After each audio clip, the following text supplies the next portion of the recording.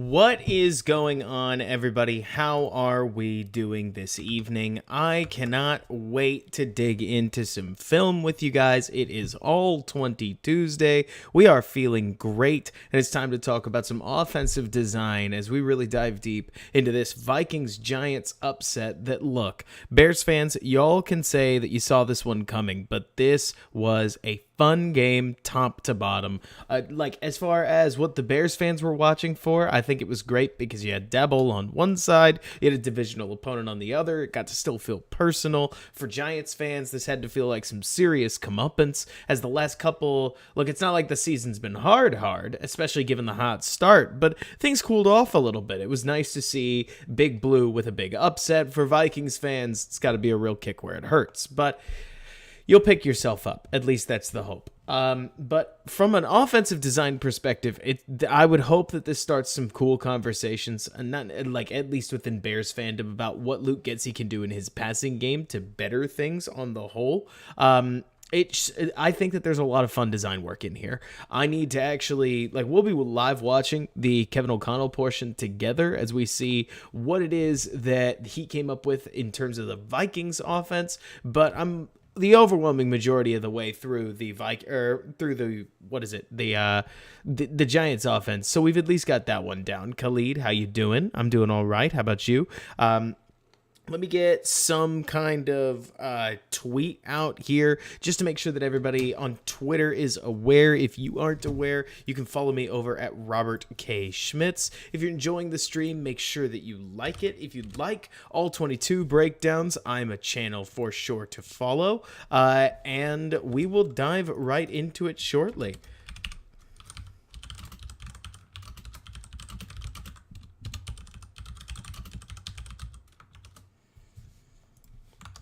Perfect.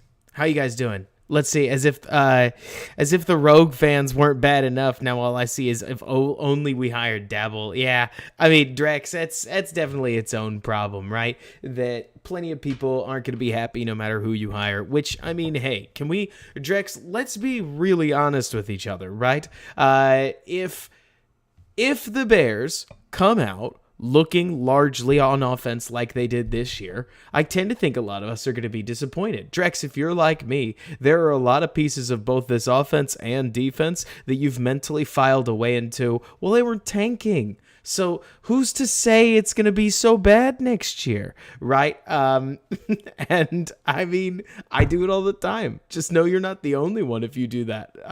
The Bears' passing sophistication needs some serious work, and we'll see some things that Daboll likes. Look, I'm not going to try to tell you throughout this game that everything that Daboll does is unilaterally great or something like that. This isn't just, it worked, look, Daboll's amazing. There's, I think, some real fun stuff to learn, but between the lines and between the seams of how Daboll set out to attack this Vikings defense and ultimately was able to do so. Christopher, what am I okay, so I appreciate film school dropouts and Christopher asking fundamentally the same question, talking about the Bears running back situation, where I got to tell you guys, it is fun watching a really good running back. Look, am I about to try to tell you that the Bears absolutely have to have one? Hey, it'd be a lot of fun if they did, but watching the way that Daboll and, frankly, Brock Purdy and the San Francisco 49ers are able to use their running backs as something of almost a screen for the quarterback, right? Where what we tell ourselves a tight end is, that safety blanket for your quarterback, the running back is much more so that. And frankly, Daboll uses his superstar running back as a wonderful, he uses him as a wonderful way to draw attention away from other pieces of routes that he's trying to work. I mean, to suggest, after watching this game, in my opinion, to suggest that the Bears and the Giants are in the same situation really isn't fair, because Andrew Thomas, superstar left tackle, and Saquon Barkley, superstar running back, do a lot to set up one-on-ones for this Giants offense. That's a lot of fun to watch.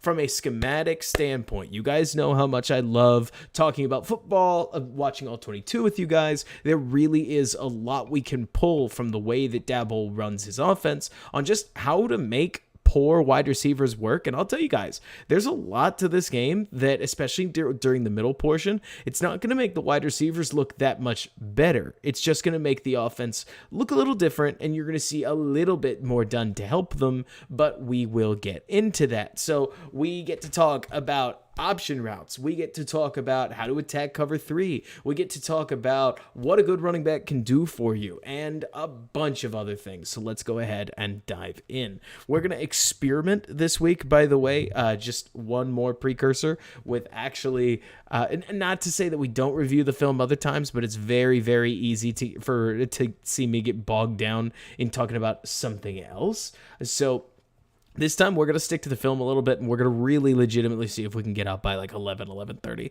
I will tell you, Drex, that Tony Pollard might be the perfect mix. I certainly think that's the case. It's not J-Mass as if Pollard is amazing in pass pro, but I'll tell you, J-Mass, I want you to watch the way that Saquon Barkley gets used within this Giants offense. In many cases,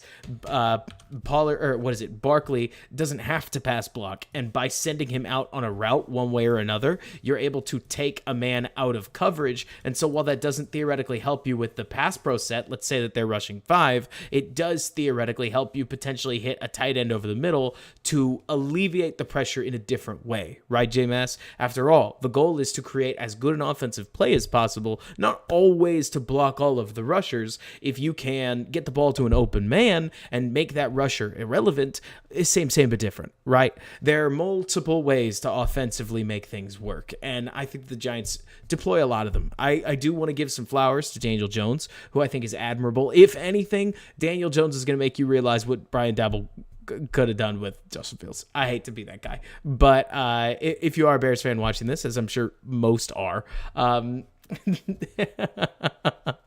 I mean, Daboll has Daniel Jones playing really good football. It's funny, Khalid, that you mentioned Daniel Jones out here looking like Eli Manning. I would really tell you with a straight face that I think Daniel Jones ends up looking, I mean, not exactly like Jalen Hurts, obviously, but like a dual threat quarterback. And I think he does a good job of it, too. I think it's going to be really interesting because when you guys watch Daboll's run game, I think there are some things that, hey, if you're comparing it directly to Chicago might do certain things better. And certainly I think when Daboll goes... Look, there are moments where Daboll goes too deep into his bag and moments when he doesn't. But let's actually start the film review and we can answer questions as we go, right? So we start with 0-7, which again, we're going to go offense and defense versus offense and defense. So 0-7. Let's see. No Giants fans saying move James. Yeah, exactly, Drex, right? Funny how that works, isn't it? Though I will say I don't think Justin Fields would be that good of a running back. Like it's not a dunk. It's more like Justin Fields is an absolutely electric runner, with the irony being that I think Fields would be a dramatically better receiver if he was going to change positions. But that's a stupid conversation, and you guys know I'm just playing around. Like if you actually made Fields a running back, I don't think he's got the footwork to navigate holes the way that you'll see Saquon does. Like, fair warning to everybody who loves running back play, Saquon Barkley is awesome. Christian McCaffrey is also awesome. It's not a comparison thing. It's more like when you watch Saquon, there are some moments you see him do things that running backs just can't, right? And so it's legitimately, I mean, it's just very fun to watch. It really is. So obviously they started off with a running play that has like a hold. Okay, so we can go over the scheme of all kinds of the running plays, but I actually want to focus more on the passing game. I think that what Daboll did with the passing game is a lot more fun. It's basic pin and pull. Like, at least what's on the front side of the run is just guard comes here. The Bears have liked to pull the guard and the center for the Bears fans, or not the guard and the center, the tackle and the guard from what I've seen, or the tackle will pinch here and these two will pull out. What they liked to do in this game, because Danielle Hunter lines up so far out wide, is that they would have the tackle go kick him out. So they'd have him down block and him come around. So you still get a very similar pin and pull feel with this receiver coming back as kind of like a sift. They don't want him blocking, and that's fine. And I'm not 100%. I think the hold is obvious. It's the one on 97 right there. As Barkley powers forward, and they're in 1st and 20. So hot start. right? Now, if us Bears fans remember, one of the things that I want you guys to watch for is how often it's, because it's really important, and I want to do a better job on this next year when we go through reviewing more Bears film.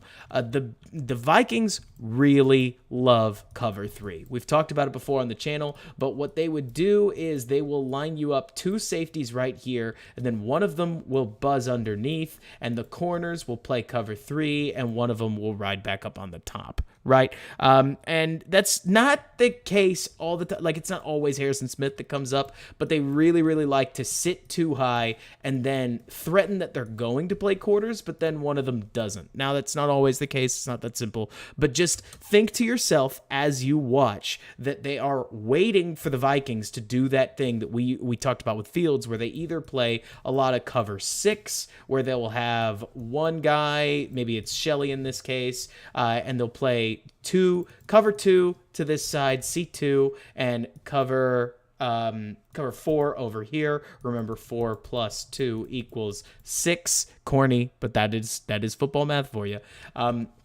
Or they will do like a bump over where they line up too high right here, and then they have Harrison Smith bump over. Yeah, anyways, now you know the gist of the defense that they're looking at. So then when Daniel Jones sees 24 roll all the way off and Harrison Smith sit right here, he's going to look at a slant right over the middle. Look, sometimes the defense is just going to leave a slant wide open for you, right?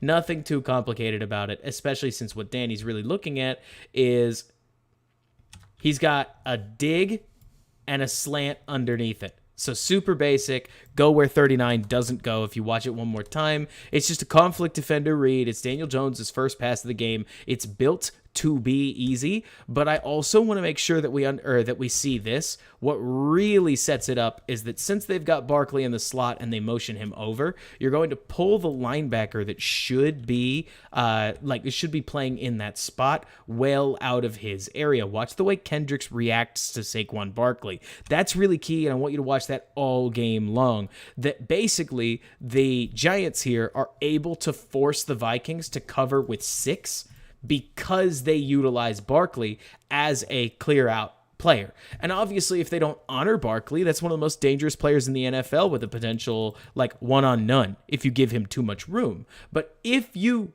don't, and I hate to tell you, Donald, they run on second and long almost never. As we see. If you don't, it's a lot more space. So instead of having to navigate a slant dig combination with a defender backing off here and Kendricks bumping over, that's more than likely what you'd see in Chicago, because Barkley would have almost assuredly been sitting here in pass pro if the Bears, threw it on 1st and 10, which is unlikely.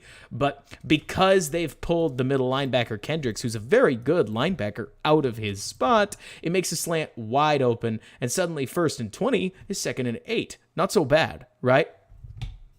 It's not the genius of Daboll. It's just a different way to block. Because instead of blocking literally, think about it as the running back is alleviating pressure on the quarterback by opening up space, creating less coverage guys. 2nd and 7, mind you. So even more friendly. And then, of course, Donald asked, how often do they run on 2nd and long? Well, for their first, 2nd, and let's call it long-ish of the game, they're not going to. They're going to throw the ball. And this was something that I think Daniel Jones did a really good job of, right? He played really, really fast. You could even say he played a little skittish in the pocket, but he made it work in his favor. See, he's going to see 85 flying around the edge right here. And as we've talked about in many times, if you look at everybody's stem, nobody's breaking. So Jones is going to get out of here. They're looking at a basic smash route, and it's out open. This is open as open could just about be right here. But Daniel Jones knows he can't hit it immediately because he's got to get away from pressure. And given a lack of options once he starts moving the ball, he just takes it for a 1st down. mobile quarterbacks are helpful in the NFL.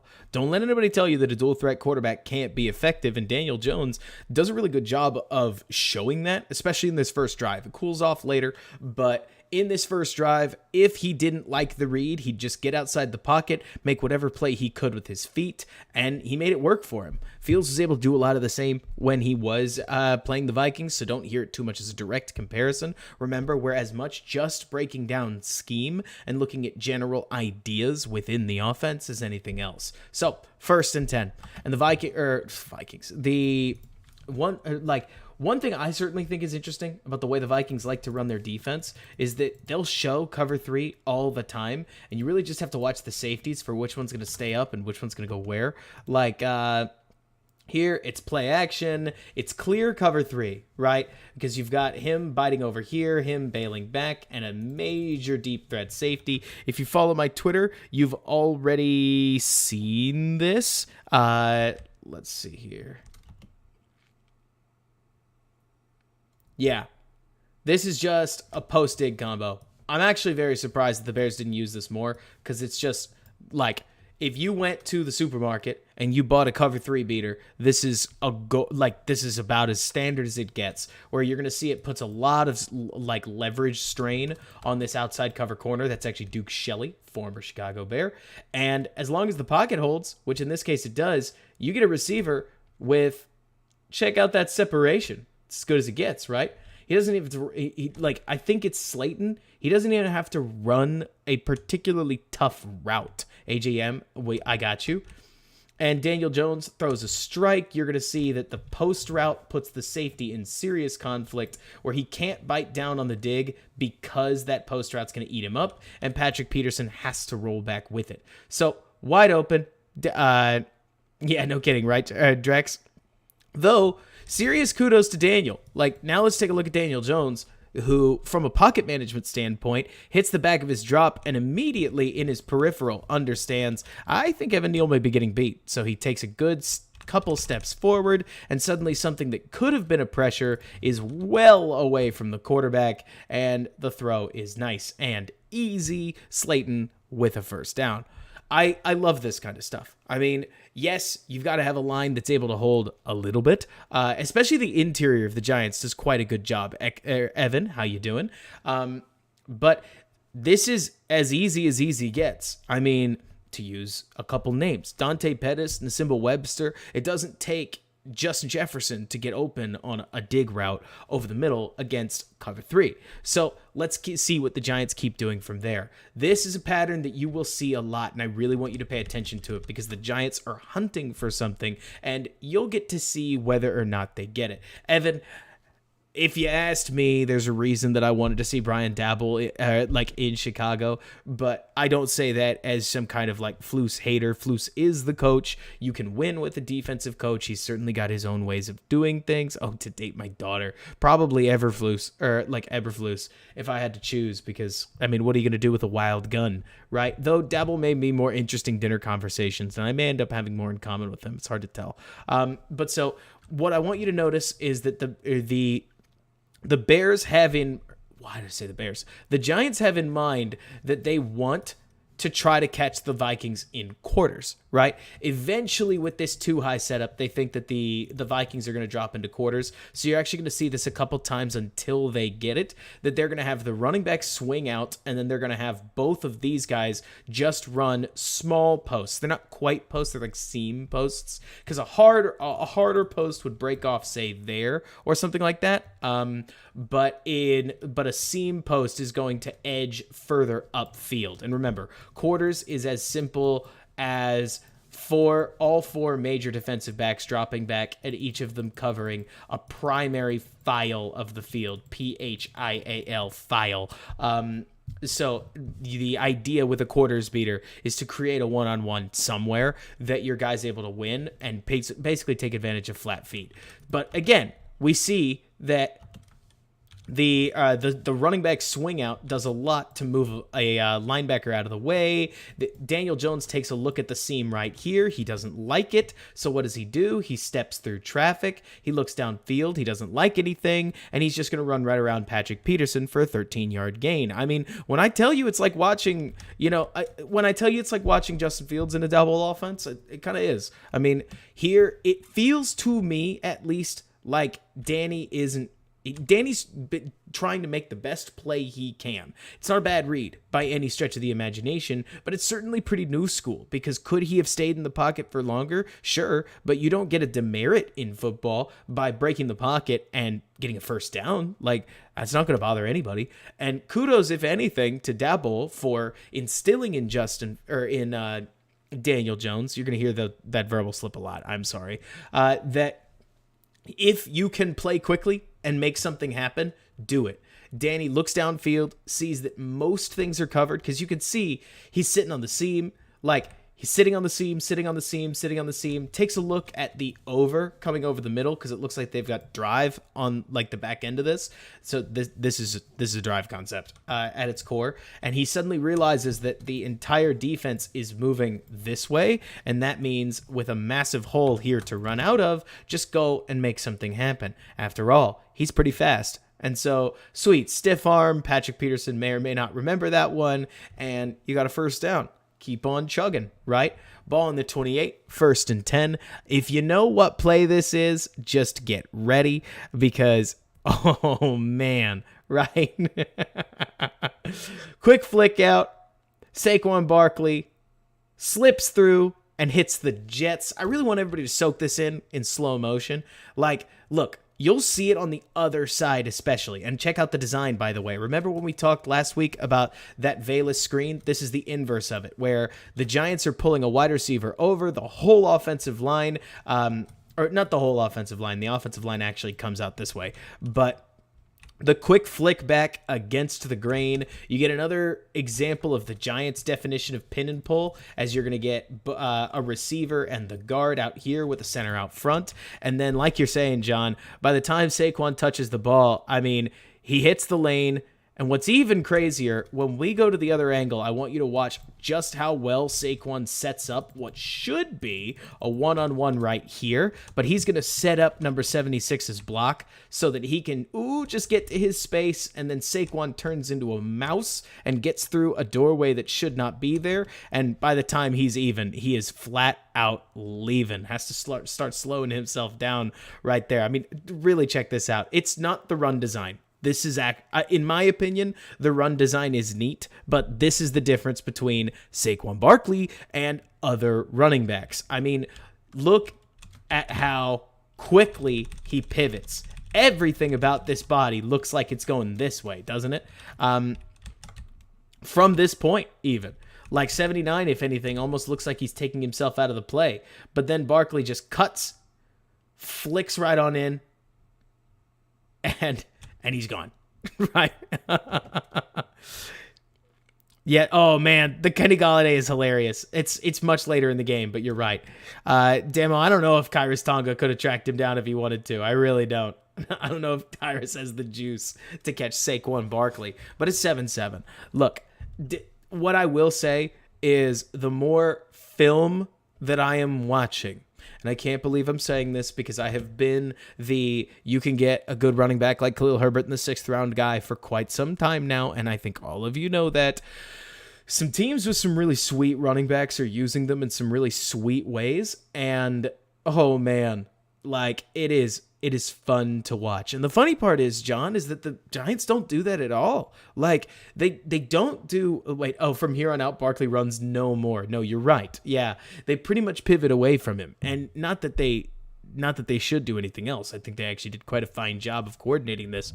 But I'll tell you, a superstar running back goes a long way when you're talking about, especially when you're talking about a young quarterback. But if you can use them in the passing game well, they can be pretty worthwhile. I mean, they can be like a running or like a wide receiver plus, right? It's the Tariq Cohen idea. But even a little better if they're a little bigger, because then they're a legitimate threat running the ball as well. Look, it's not to say that you have to have a superstar running back, but you look at the Packers, you look at the Giants, you look at the Niners, you look at a lot of the teams they're running. Okay, the Giants aren't running similar offense at all, but the Broncos don't really have an example of this, so I don't know. It's not everybody that has some kind of superstar runner, but at the same time, you look at when the Jets had Breece Hall, their offense was certainly benefiting more than otherwise. I don't know. That's a conversation that I really want to have later when we have a sense for who's going to make it to free agency, but I'll tell you what,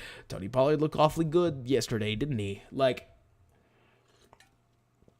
an explosive creator is awfully helpful. Because you're right, Myrtle. I mean, it's not as if I'm trying to pound the table specifically for Ezekiel Elliott, and when you sign a running back to too long a deal, and especially a big deal that goes awry, Todd Gurley and Ezekiel Elliott are not going to make any friends with their play based on just the amount that they are paid and the amount that they don't, quote-unquote, live up to that money, right? But, Myrtle, the guys who... The really good runners, or the really good running backs can do an awful lot. I mean, an awful lot. And yeah, John, well, that's the hope anyways, though I don't know if Pollard's actually going to get that much less money. J-Mass, it depends. The problem with drafting a running back is that you're spending a draft pick on a running back, which is going to sound corny, right? You're going to be like, duh. But I tend to think that the draft, in terms of positional value, it's going to be hard to find a pick that the Bears have that they can afford to spend on a running back and not somewhere else. Jacob, what would a Saquon on the Bears contract be? I don't know. We'll have to get there when we get there. Let's keep powering through some film. All right. So, oh yeah, Khalid, it's coming. So next up, the Giants totally catch a break here. I mean, you remember I've been talking about that cover 3. It's not supposed to work this well, where when the Vikings drop into their cover 3, where again, this is the bump over. I should have mentioned this earlier. The cover 3 roll that I usually talk about is one of them rolls down, another comes up. The Vikings have this play where they like to leave this guy in like a flat defender zone, and then they'll have the safeties bump over along with one of the corners so that one safety is playing the outside file, another safety is playing the inside file, and then one corner drops instead of the usual one safety, two corner alignment. And the Vikings are going to deploy that here. And when you call this, it looks like they're not even in cover 3. It looks like, honestly, cover 6, just based on the way that the safeties are sitting and what's underneath them. But it's not supposed to pick off a player, right?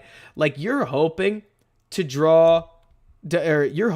create some space. You aren't necessarily hoping to charge into the other defender and to create a melee that Patrick Peterson can't run out of. So, did it work? Yeah, better than ever, right?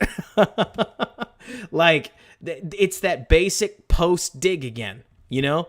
Like, spam it till it doesn't work. It's as simple as boom, boom, and you get both of these defenders on this post. You still massively out-leverage the other safety. And when we talk leverage, let's be sure we know what that means. Look at where his body is going. He's going out this way, right? So with a hard cut, or frankly even a rounded edge, how is he supposed to keep up? This defender, that is. He's not. Because, I mean, he'd have to be dramatically faster or break even sooner than that receiver. When people talk about leverage, we'll see if I can't dig into that a little bit more and not get totally lost in the weeds. That's largely what we're talking about, though it looks like the safety doesn't even come down and contest this route, so he doesn't follow in man, and truly, you get a bust. Like, you get a busted coverage. And he's just going to run almost all the way down the field with it. Now, I do want to at least pay some due to the fact that Andrew Thomas, who looks like just about nobody's going to line up to take him on this play. Man, what is it, Darius Smith? The Vikings put the wide in wide 9. Like, that's barely even on the defensive line. But kudos to the Giants interior, or honestly the whole Giants offensive line. I think for the most part they played quite a game. I thought Phillips, the Vikings defensive lineman, played a solid game in and of himself, as does Dalvin Tomlinson. Though They obviously don't pressure the passer like crazy, but kudos to the Giants because I don't think the Bears interior has been near as good as the Giants interior was, and that's a lot of the engine that makes this kind of thing go.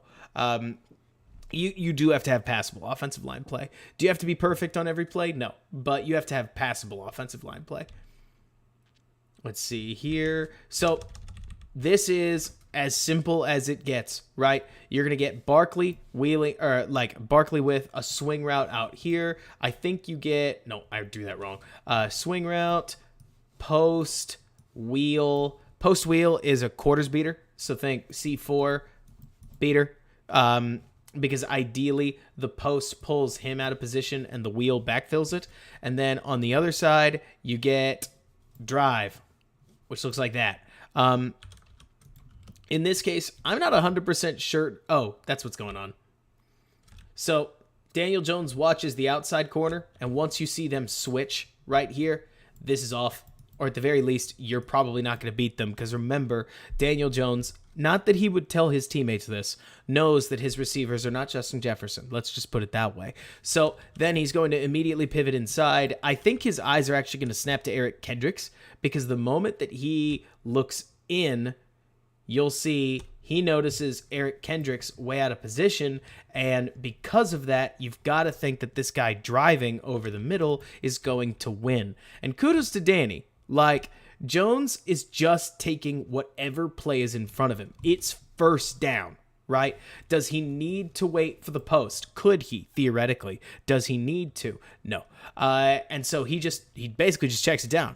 And I really see no issue with that. He even could have probably thrown it to Barkley, like if you want to talk about just giving a weapon some time and space.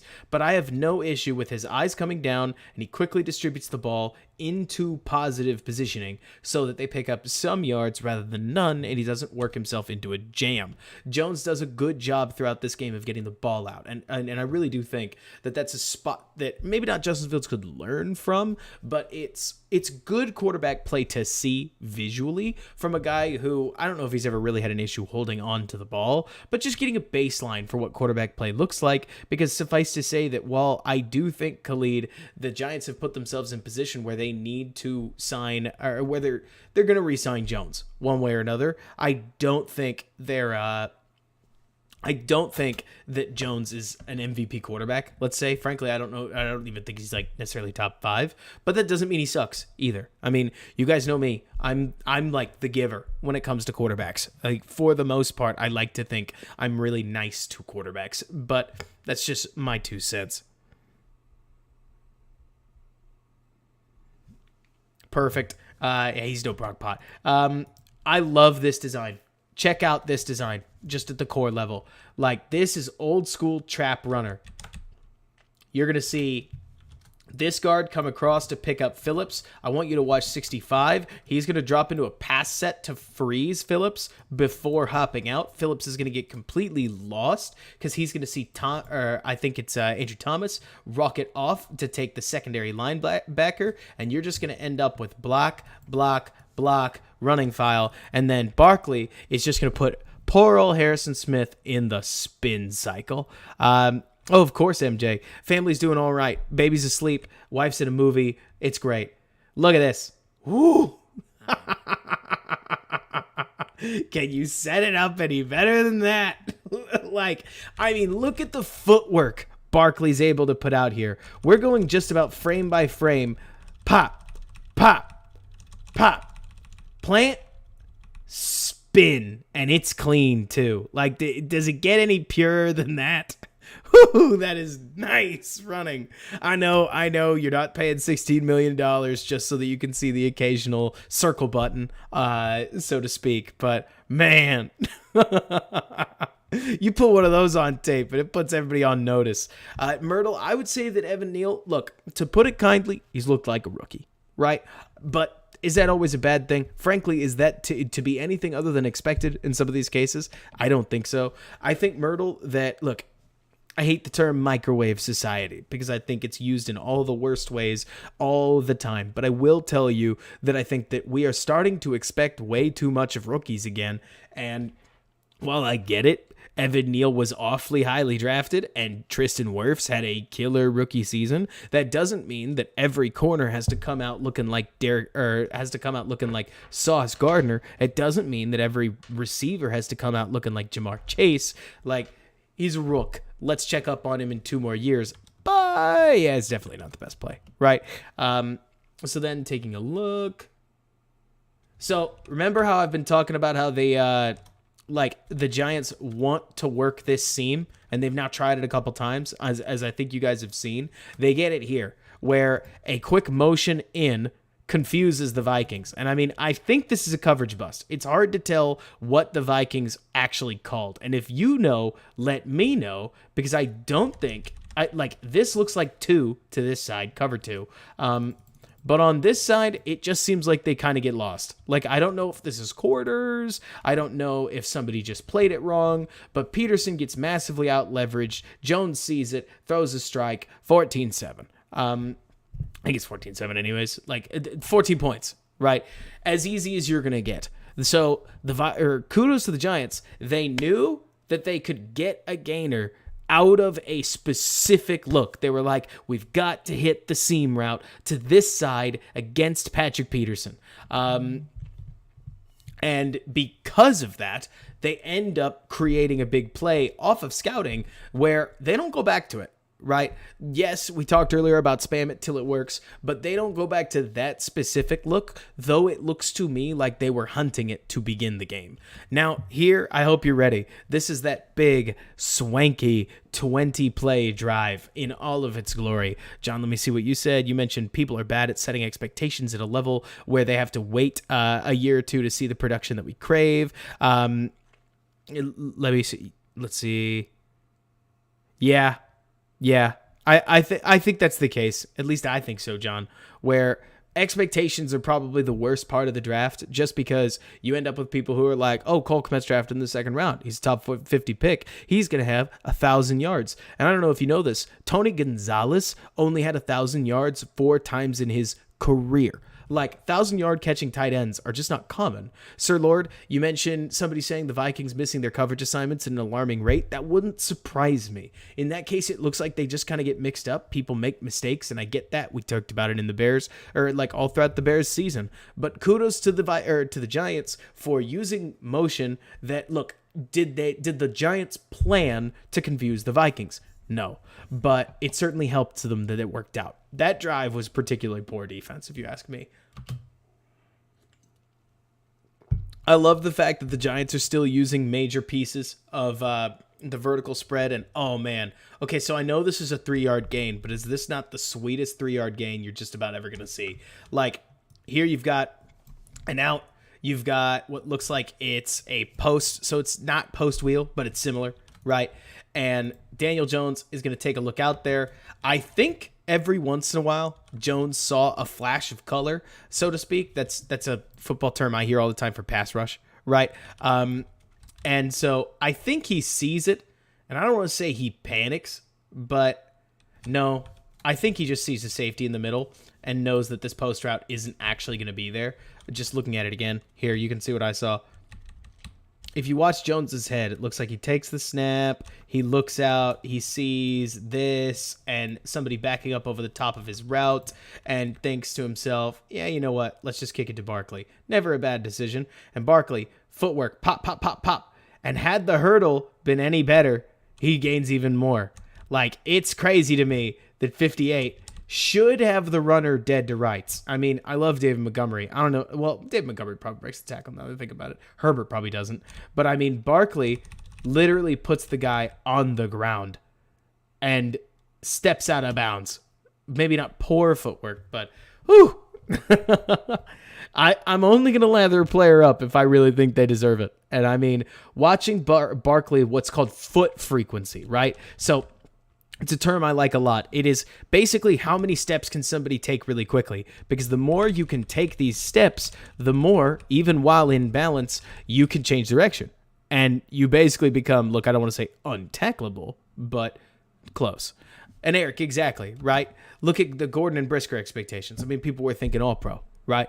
Honestly, Eric, look at the Braxton Jones expectations. There are a lot of people that when you talk like grades, they want to kick out like C minuses or lower for Braxton Jones, a 5th round rookie offensive tackle, which I understand there are plenty.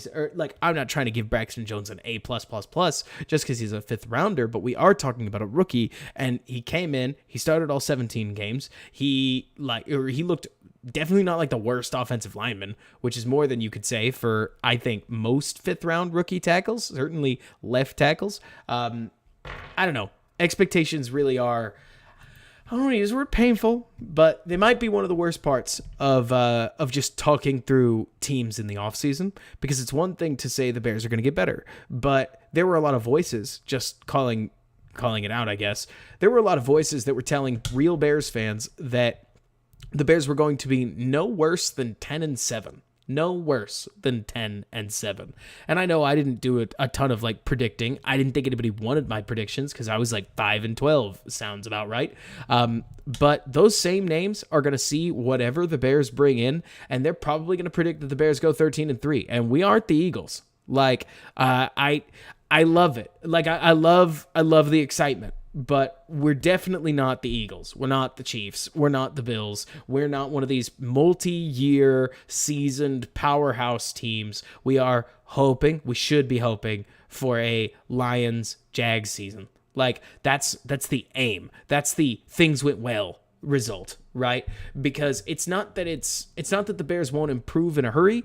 It is that the wins in the NFL are hard to come by. And so if you ask me, we're going to need to be patient with who these Bears teams are, because even if, just to use an example, even if the Bears manage, John, I know you're about to cringe a little bit, but if the Bears bring in Jalen Carter and they bring in on top of that, let's say it's, oh gosh, I can never remember the kid's name, but the Ohio State tackle that isn't Paris Johnson, maybe they bring in Cody Mock. It could be all kinds of guys, but like an offensive tackle. Maybe they bring in Zay Jones. Maybe they bring in John Michael Schmitz. Maybe they bring in somebody else. I don't know.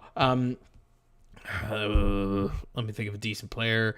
It could be Mizai Smith. It could be like, there are plenty of players that we could be looking at. Probably not PJ. I do think there's better people out there than PJ. No hate on Mustapher, right? Though it would be funny. You'd get the set bonus. DeWan Jones is exactly what I was thinking of, JMS. But like, you could get Cody Mock, you could get DeWan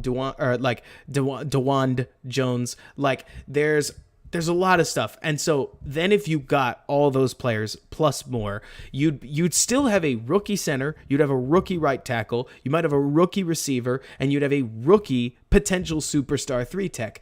And we would still need to set those expectations at their rookie levels, right? Like, that to me, I'm glad we're talking about expectations on this channel. I'm going to need you guys for when other people come in telling me I'm crazy, but it will still be a young team next year. And chances are we're going to hope that they look like a very different team in week 8 than they look in week 1, because they should get better as they go, right? That will have, the hope would be, veteran leadership from Justin Fields, who basically helps things move along. And then on the other hand, we'll have a lot of young players that can step up and fill roles that aren't going to be filled by just a bunch of veterans, right? But it's still going to take a lot of welcome to the NFL moments. Exactly, John. I think that's a good way to put it. Each rookie you start adds 1 loss. Like, roughly speaking, yeah. And so if the Bears score Daron Payne, awesome. If the Bears score, oh gosh, I can never remember the guy's name, which sucks. Marcus Davenport, sweet. If the Bears grab Draymond Jones, sit him next to Daron Payne, awesome. Probably draft Tyree Wilson, right? If the Bears trade back, they get JSN, which would be super exciting for me. I'd love that. Like, that's awesome. That's great. They're still not going to be amazing next year. They should be a lot better than 3-14 in terms of win-loss. In terms of between the, like, in terms of actually on the football field, they should look a lot more cohesive. But instead of saying, wow, I can't believe we played the Buffalo Bills so tough and then got blown out, instead of saying, wow, I can't believe Jalen Hurts played so poorly against us, I think it'll be a little bit more of a square up, right? It won't feel like we're stealing points from the Packers, or that the Bears are, surprisingly enough, in this one too. I think it'll feel a little bit more like two teams really duking it out. And then been young players making young player mistakes. Let's see. I mean, being twice as good as next year is only 6 wins. Exactly, Drex. I mean, yes. And there are a lot of people, Drex, that would immediately point to the one-score games thing. They'd say, well, on a normal year, this Bears team would have been 7 and blah. And you're maybe, but like, oh, yes, Alessandro. What, you think we aren't? You think we aren't going over film?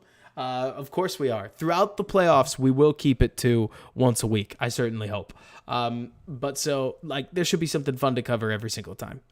Then may take media week off. But anyways, we won't. I am going to try to make sure that we are, like, kind to our wonderful new fans that come up, which is awesome. If we have any Giants or Vikings fans, welcome. I am going to try to cover things as well as possible.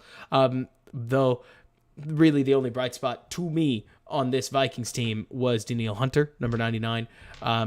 Some other players played relatively well, but Daboll did a great job of targeting everybody else. Put Patrick Peterson in particular in some really tough situations that tested his speed as he ages. Felt like, in Bears language, felt like Tracy Porter in 2012, 2013. So, look, I'm not trying to say the end is nigh. Like, Patrick Peterson looks like a very good corner. But I do think, athletically speaking, he's starting to hit the edge of his rope. I think the Vikings' offense is a lot more fun than their defense. And I don't even think Vikings fans are going to disagree with me there. But let's get back into it. So, let's see here. The Giants used so much play action to the point where it was actually pretty funny.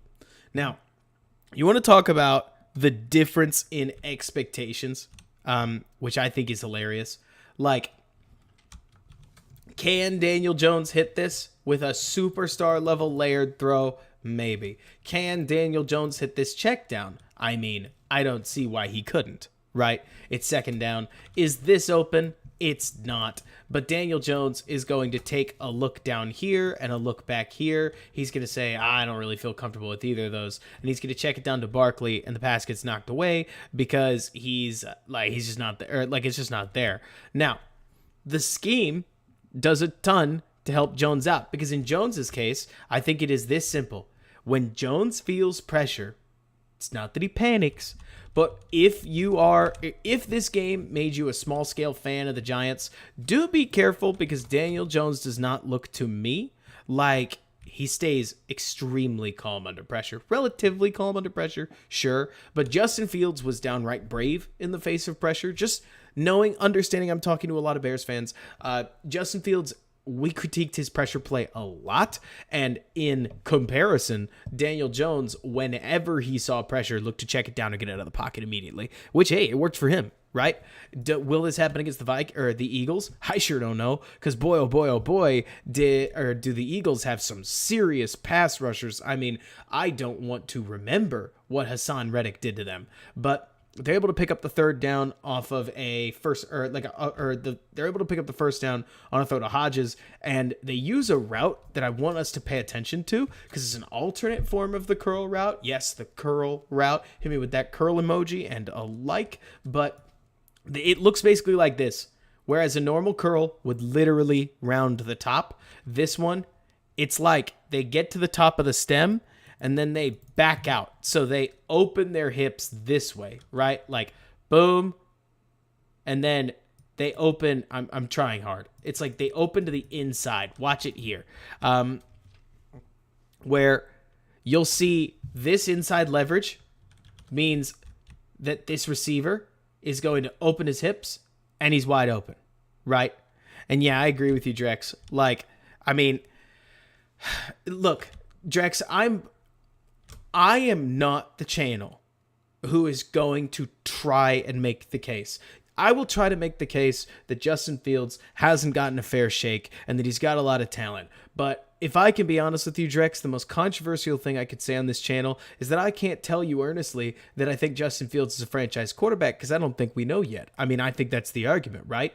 Most people come onto the channel, they're like, Justin Fields is a bust, and that's not fair. But to say that we definitely know that Fields is definitely good probably isn't fair either, and I think that's the best it's going to get, right? You aim to give him a good 2023 and cross your fingers that he shows you everything that you could possibly want to see. It's a big bet, but it's kind of the one you got to make in the third year of his career.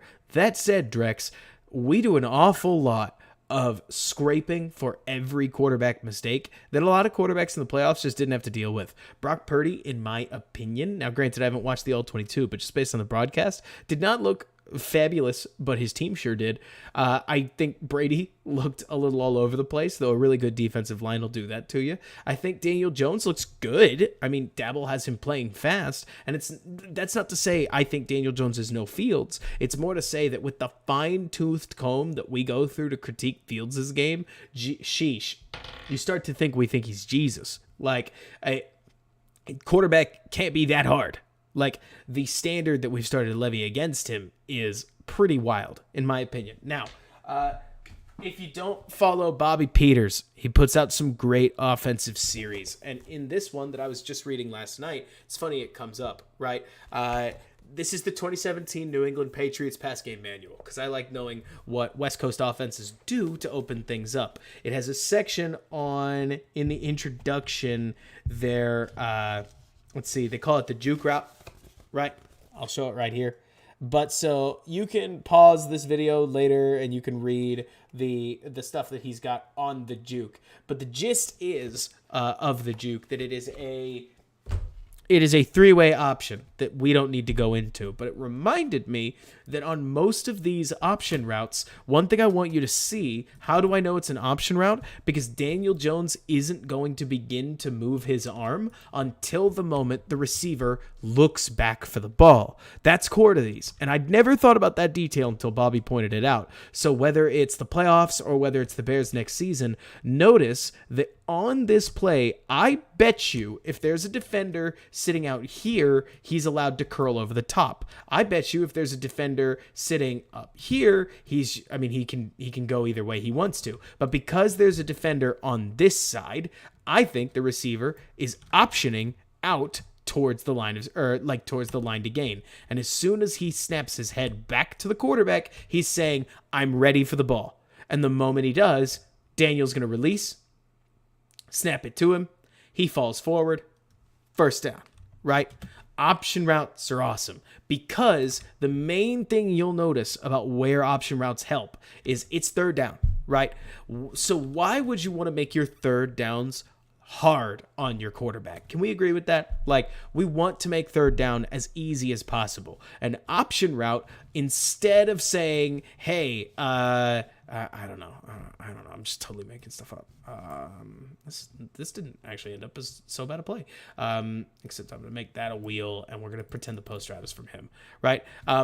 But so instead of saying that you've got your layered read 1, 2, 3, I don't know. That's not how you do it. But the point is, instead of having a quarterback go flit on a pass rushing down, an option route says, hey, stare at him, wait for him to turn around, throw him the ball.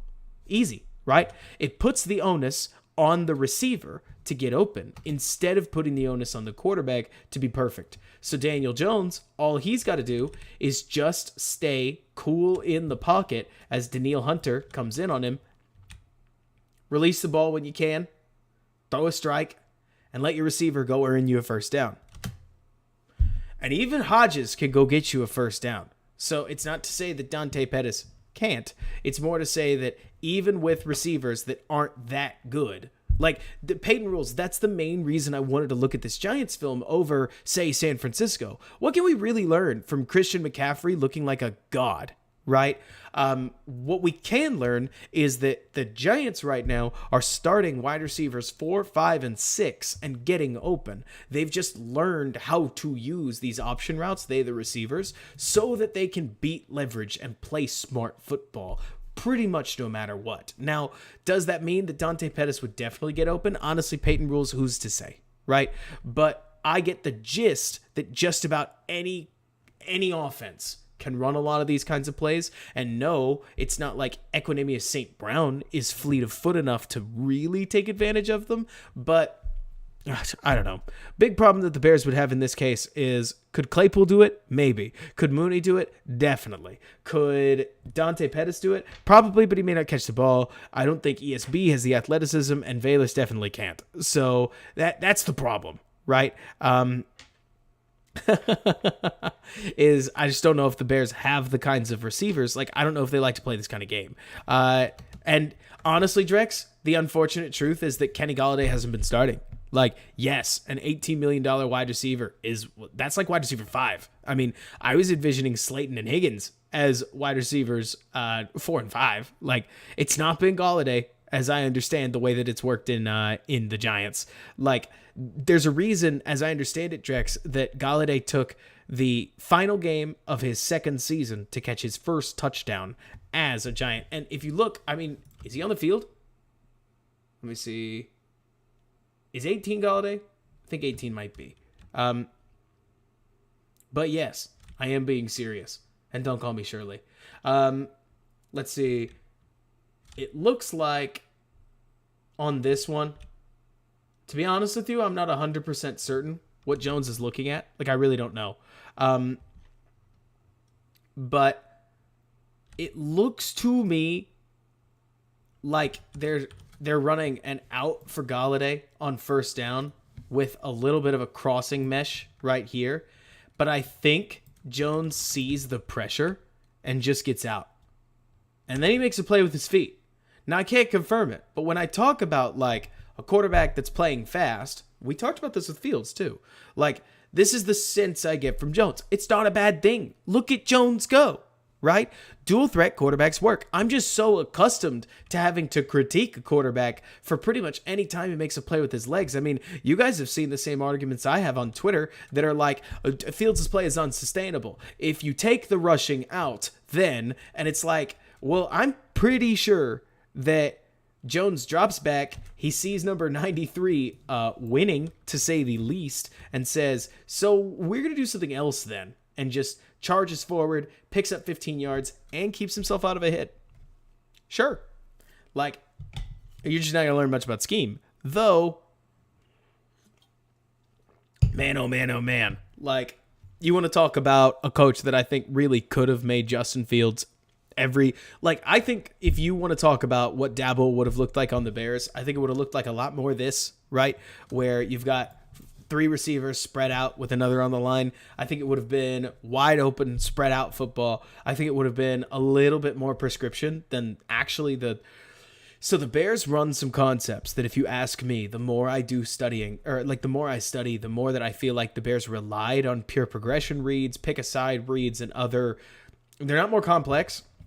But you'd be surprised at how many of these other concepts that are, quote, more modern, a lot of them come from the college game, and the college game is designed around giving the quarterback as little to think about as possible. So are they prescribed? Not necessarily. A lot of them are done pre-snap, but during the play, there's no sense in, yeah, right, he is 19. I mean, I don't think he's on the field half the time. But it's more to say that if you guys watch, you'll see that there's a ton of these plays where Daniel Jones, yeah, he's got a read. Yeah, he's got maybe 2 reads, but he's not going 1, 2, 2 to 3 to 4. And obviously that's like not how it would work, but you get what I mean, where the answer isn't always they're playing better because they read the field better. In many cases, it really is as simple as, I don't want to say better scheme, but more streamlined scheme that attacks the defense in certain ways. Now, it is funny to me that fundamentally every time that Daboll tried to call a direct quarterback running game, it didn't work. Like, here they're going to call bash. Remember, we talk about bash is back away. So that's BACKAWAY. So that is the blocking moves away, where they're going to run GT counter bash, looks like. It doesn't work. Jones takes maybe an unnecessary hit and doesn't get a ton of yardage out of it. To be honest, I think bash is sweet. I think bash is modern. I think bash is cool. I need to see bash work because in the NFL, at least, it doesn't seem to. Let's see, J2K, what would I add to Getsy's offense after watching Daboll's offense all year? Well, I haven't watched Daboll's offense all year, but I, J2K, think that the Bears desperately need to add more, honest, this is going to sound silly, But I think the Bears need to add a lot more one receiver routes. I think the Bears then need to make their one receiver routes a little bit more complex. I mean, you'll see throughout this game, J2K, so I don't want to get too distracted. We're going to get back to the film so that you can see it, but there are a ton of these plays where you can tell that they picked a receiver and they said, okay, you're going to clear space and you're going to get open, and that is the throw. There is no other read. Like, if we get to another read, I guess we'll figure it out, but that's the read right there. And or moments where they say, this is the read on this concept, and then on the backside, I guess you'd run drive like this. Like on the backside, you go 1, and then you're going to just go straight to 2. And if not, you're going to check it down, right? Where J2K, instead of, oh, well, maybe you hit this guy, or maybe you hit this guy, or maybe you hit this guy. If you can't tell, that's part of what I'm hammering. They kept it much more streamlined for Daniel Jones. They basically built an anti-nervousness offense, right? Where no matter how jumpy you could possibly get, Daniel Jones only has so many places that he's trying to go with the ball, and it streamlines things. Where in this case, he sees pressure again, right? Is number 80 here even not open? Could you throw this ball? Would we be killing Fields for not throwing this ball? Maybe, but he sees pressure on the edge and he says, I am not dealing with that. And just goes and makes a play with his legs. Like, is this a bad play? You know, depending on the Chicago Bears critic you asked, you might get a yes. But it's just Daniel Jones playing fast. It's go pick me up some yards, kid. Right?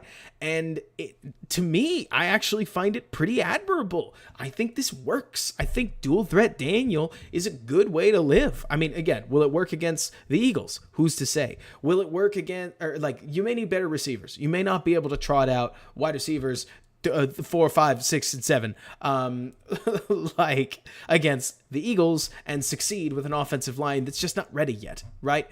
But it is truly, to me, fun watching the way that they have built this thing. Like, here, is there a better play available? Let's go back and look, and you'll see what I think Daniel's looking at. And remember, I haven't read the playbook. I don't know, right?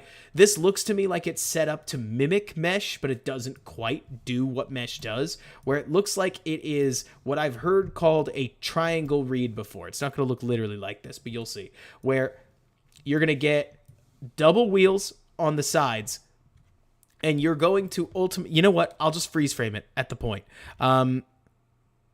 So at the primary point where theoretically Daniel Jones is still in his drop, you have 1, 2, 3, 4, 5. Can you see that this is a spacing concept? When books like What is Open talk about files. Yeah, I know that one bent. Sorry.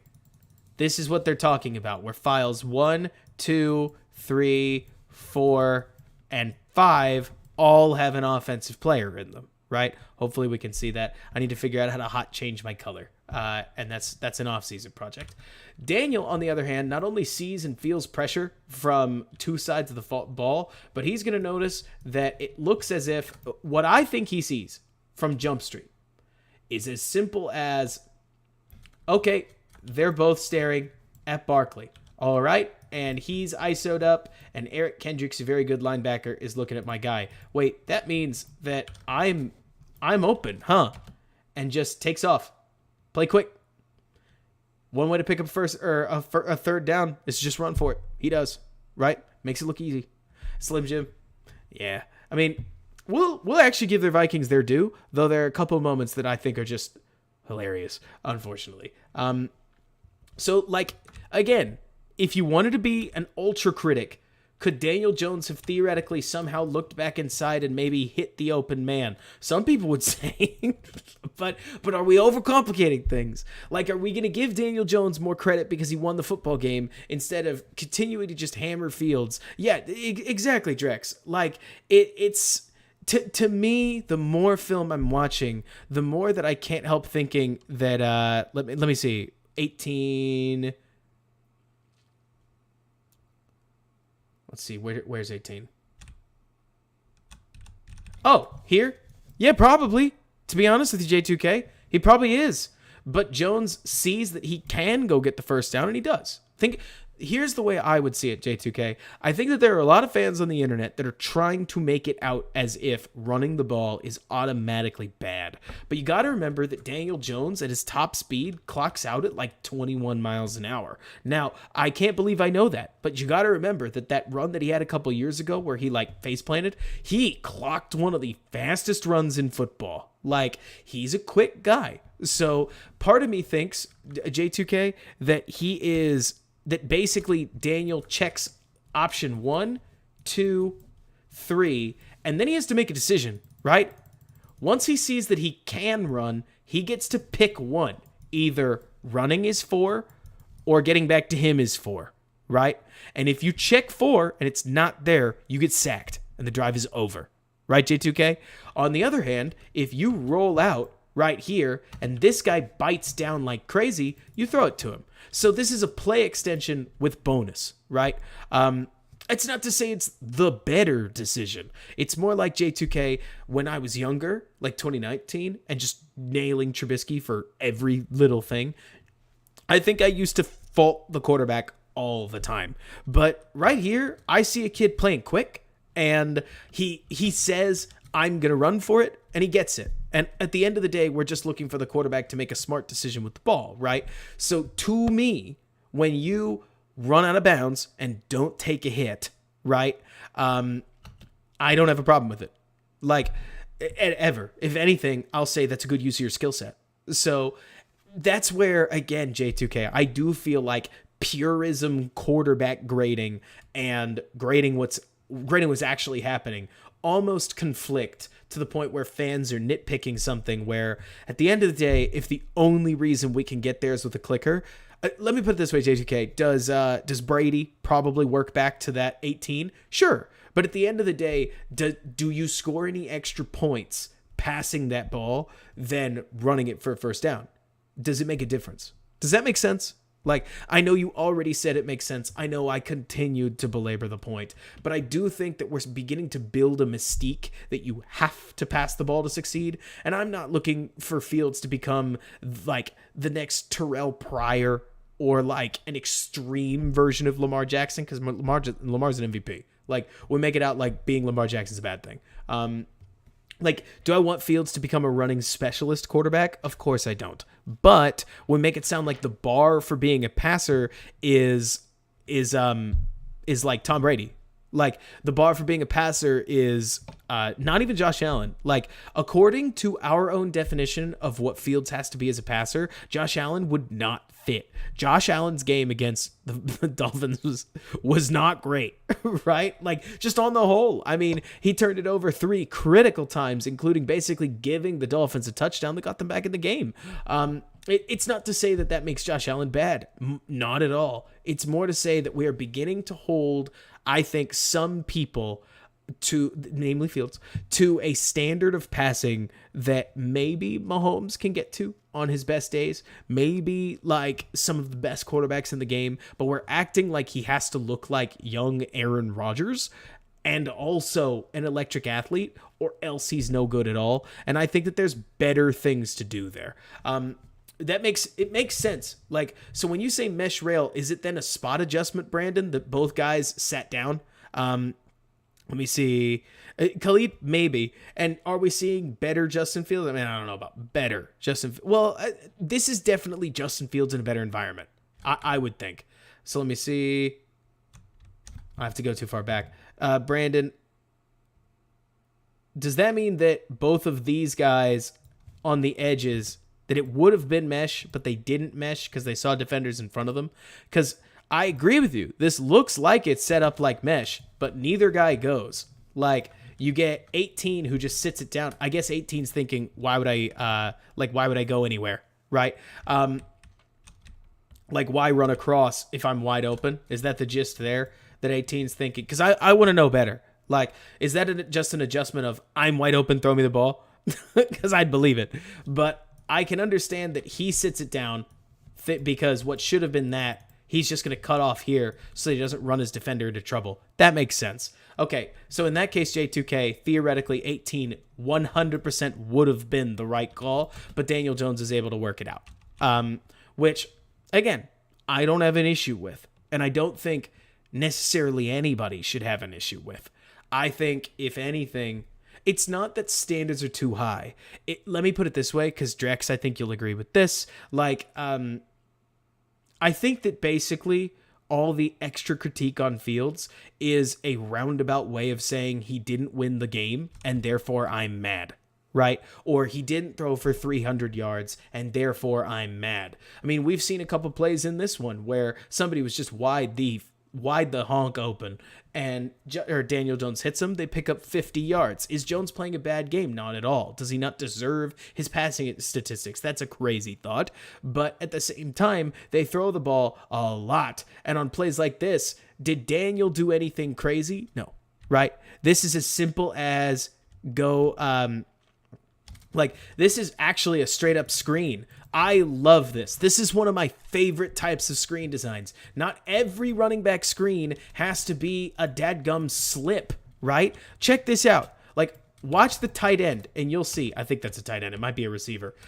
He's going to come off and immediately start blocking, and so is this receiver. It is just give Saquon Barkley an absolutely crazy amount of space and let him go. Guess what? It works. Barkley ends up one-on-one against 24, runs him over for a first down. Saquon's fun to watch. If you're still in here, film school dropout, I mean, yeah. Is this a play that nobody else could make? Depends on your viewpoint, because it doesn't feel to me like Khalil Herbert can catch the ball this cleanly. I mean, he catches the ball thrown somewhat behind him. We might be killing Fields for this throw, and it doesn't even break his stride. Quick slide, smashes through a defender, picks up a first down, 1st and 10. Right? Easy offense.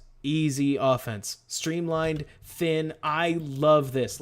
Continuing to kick the running back, in this case it's Breida, out is so nice. They get him in motion here. Let me see. Does he come from the other side of the formation? Yes, he does. So he's going to motion out this way. You get kind of a fast 3 effect. And I just love these triangle reads because they force the Vikings to commit a defender down and continue to free up space. So Jones is going to then take a look. He's not going to like anything that he sees. And check this out. I mean, it's a sack. It's not like there's an answer for everything all the time, right? And in particular, he's looking at this seam. The seam doesn't quite get there. The defender does a pretty good job with it, honestly. That's not open.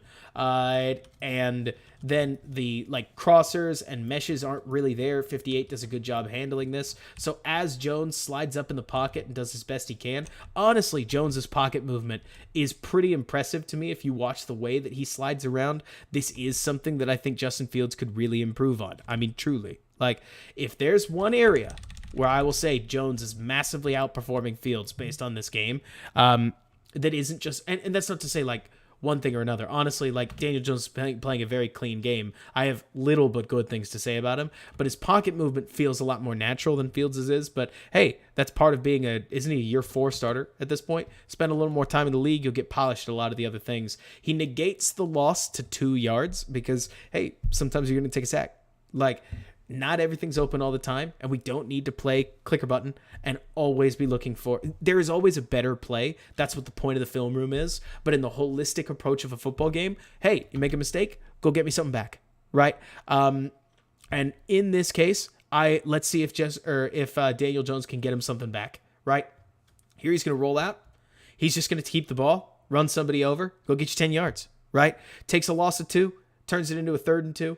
And this is as simple as it looks like it's Breida on, honestly, they do, what is this? It looks like a curl, looks like a seam, looks like an out, or it's curl flat with a seam route.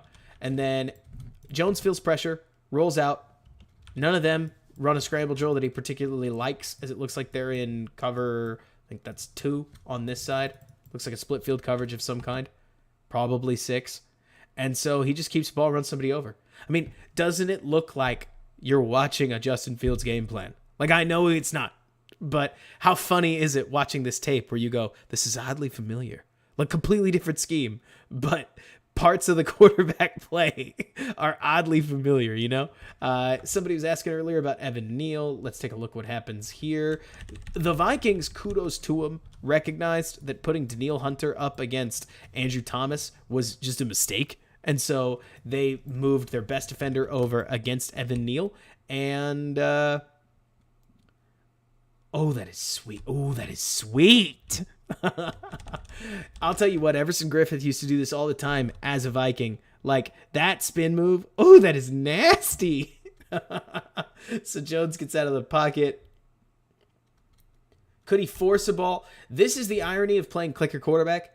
Is he open? I mean, sure looks visually like it, but NFL defenders are so quick. I don't blame Jones for not throwing that one bit, as it wouldn't surprise me if Shelley breaks on it, picks it off. You never want that kind of pick to happen. Looking at you, Trevor Lawrence. Heck of a game.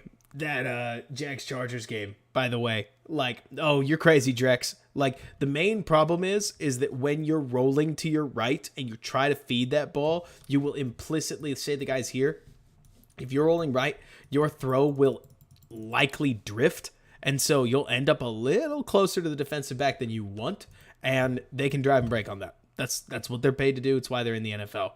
Here, this is a third. I forgot about this. This is like 3rd and 2. And when I look at the quarterback run game in the NFL, I really think the future of it is in quarterback option, where you're going to see. I want you to check this out. This is sweet design. So they're going to pull a wide receiver over the front. So this has a jet element to it. It's got multiple arc blockers. And then at this point, you've got simple read option. He's the conflict defender, right? So 80 comes across. You get the whole defense moving this way, thinking 3rd and 2, short yardage. Can he hand it off? Of course he can, right?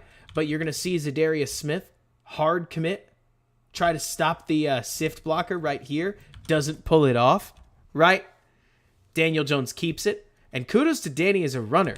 Like, you get 2 blockers out front. 18 does a good job. He arcs around. And as you see this safety creeps up a little too far, Danny plants his foot, gets around him, and that's truly as easy a 3rd down conversion from a quarterback run game perspective as you're just about going to get. Option football is, in my opinion, way better for these quarterback run games than pure called quarterback power. It's 100% just my opinion. A little of it's guided by Justin Fields, but while you can get a bunch of extra blockers out there, starting the play off with beating a defender and taking him out of the play is, to me, the easiest way to get numbers. Alessandro, I don't know. And unfortunately, I'm not going to go back and look for a paper plane. So then you get true quarterback power, and it doesn't work, right? It asks in some cases upwards of 6-7 guys to make blocks that they can't always make. Here you're going to see 96 trying to block 95. That's not Tonga, is it? No, it's Smith, right? It's 55. May not even be Smith. But either way, he takes a huge hit, which nobody's a fan of, and a 2nd and 12. But if these are the plays that I remember, I want to pay attention to these, because this one is an out, but I think this is another option. Like, okay, I can't be certain. Could this be just a pure out route? Maybe, right? But it's just clear out, throw an out. Easy, right? That arrow was just terribly drawn. Goodness, Robert, go to art school. But like, pop, feet, get out. A fifth string receiver in the NFL can still probably get you this. And he does, right? Pop, out leverage him. Once he breaks, Danny throws it. Is this thrown with anticipation? You tell me. I don't think so. Like, he sees the break and he throws it. Now, Danny might, just being honest, have a faster release than Justin Fields. In fact, he probably does. So there's some of this that may not work exactly the same. But he out leverages 39 in a big way, takes the free space on 2nd and 12 when almost assuredly the Bears would be running the ball. Like, I hate to belabor the point, but this is why we throw on 2nd and 12, because we're able to set up a more manageable 3rd down through the air.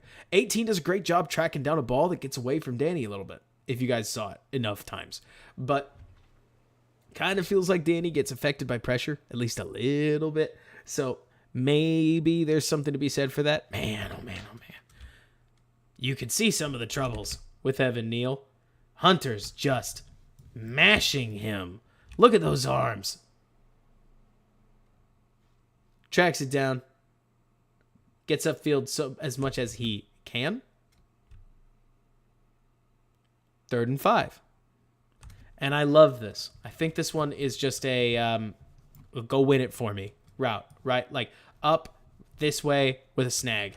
I've seen some people call it a whip, but it's back to the inside instead of the outside. Call it whatever you want. But like snap in, dart. I'd love to see more of these. J2K, if you're in here, or anybody who likes offense, look at how much simpler it is for Danny that you're throwing to him no matter what. No read, right? No read. This is trust your guy. And it is that simple. Where 83 is going to... God.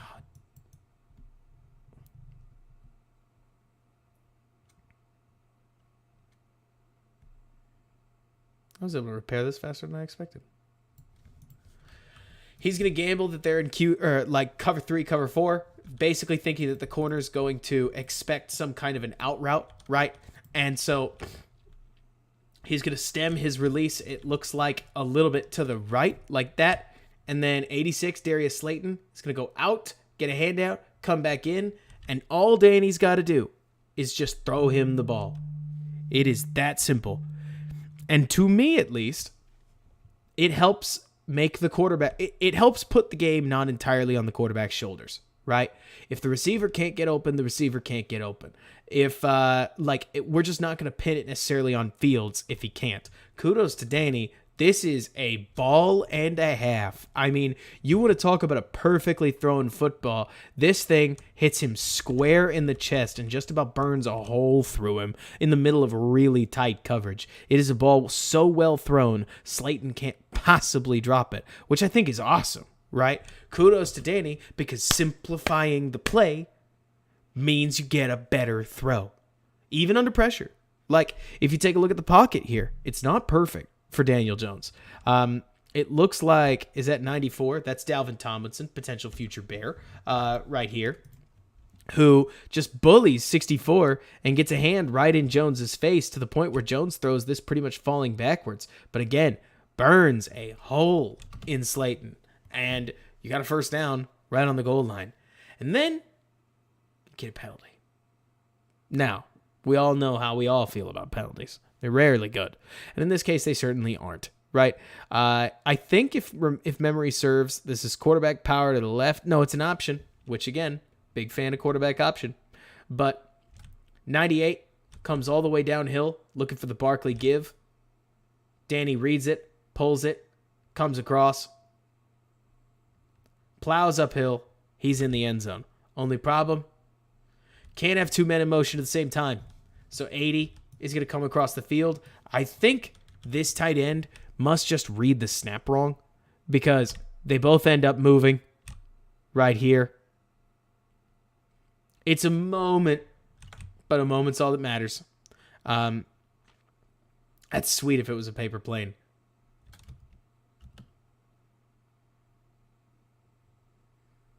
Nice play by Daniel Jones. Again, isn't it hilarious watching Daboll make a dual threat quarterback so effective? Like, a lot of this stuff's just open, which you got to admire. But, and I love this. It's awesome. I keep forgetting this play's in here. It's more cool than effective, but you got to love the effort in Statue of Libertying, right? Whoosh. Handoff goes to Breida. Decently well blocked, but nothing crazy. Picks up like 3 yards. Pony personnel, Reinhardt? Yeah, love it. Haplo, I'm not going to blame, I don't blame you at all watching what Barkley does for this passing offense is a whole lot of fun. Will he hold up forever? I don't know. To me, that's the big problem, is that when you're coming off of a hardcore ACL issue as a running back, I'm always going to worry. I think Pollard is the easier spend, but I don't know if he gets out of Dallas. It's going to depend on what happens over there. But at the same time, they got to eventually extend CeeDee Lamb. Like, we'll see. But you definitely watch some of these running backs, and you definitely find yourself thinking, dang, you get it. Like, I think Herbert is awesome. I love Khalil Herbert. I can completely understand why he would be pigeonholed as a not a feature back, like as a spell back, and that you would want somebody more like Barkley as your feature. So now, when we talk about how everything's open, I want you to notice how a lot of it comes down to trust. Here, I haven't even looked at whatever's on the backside. It looks like, that's a terrible drawing. We're going to do that again. It looks like it's some kind of just long crosser. I don't know. I haven't paid attention. Because what Daniel Jones sees, which I'm all about, is he sees a great opportunity for an option route. Either that or it's an out. Again, always hard to tell. Because we don't know we don't know what it actually is. But it's play action.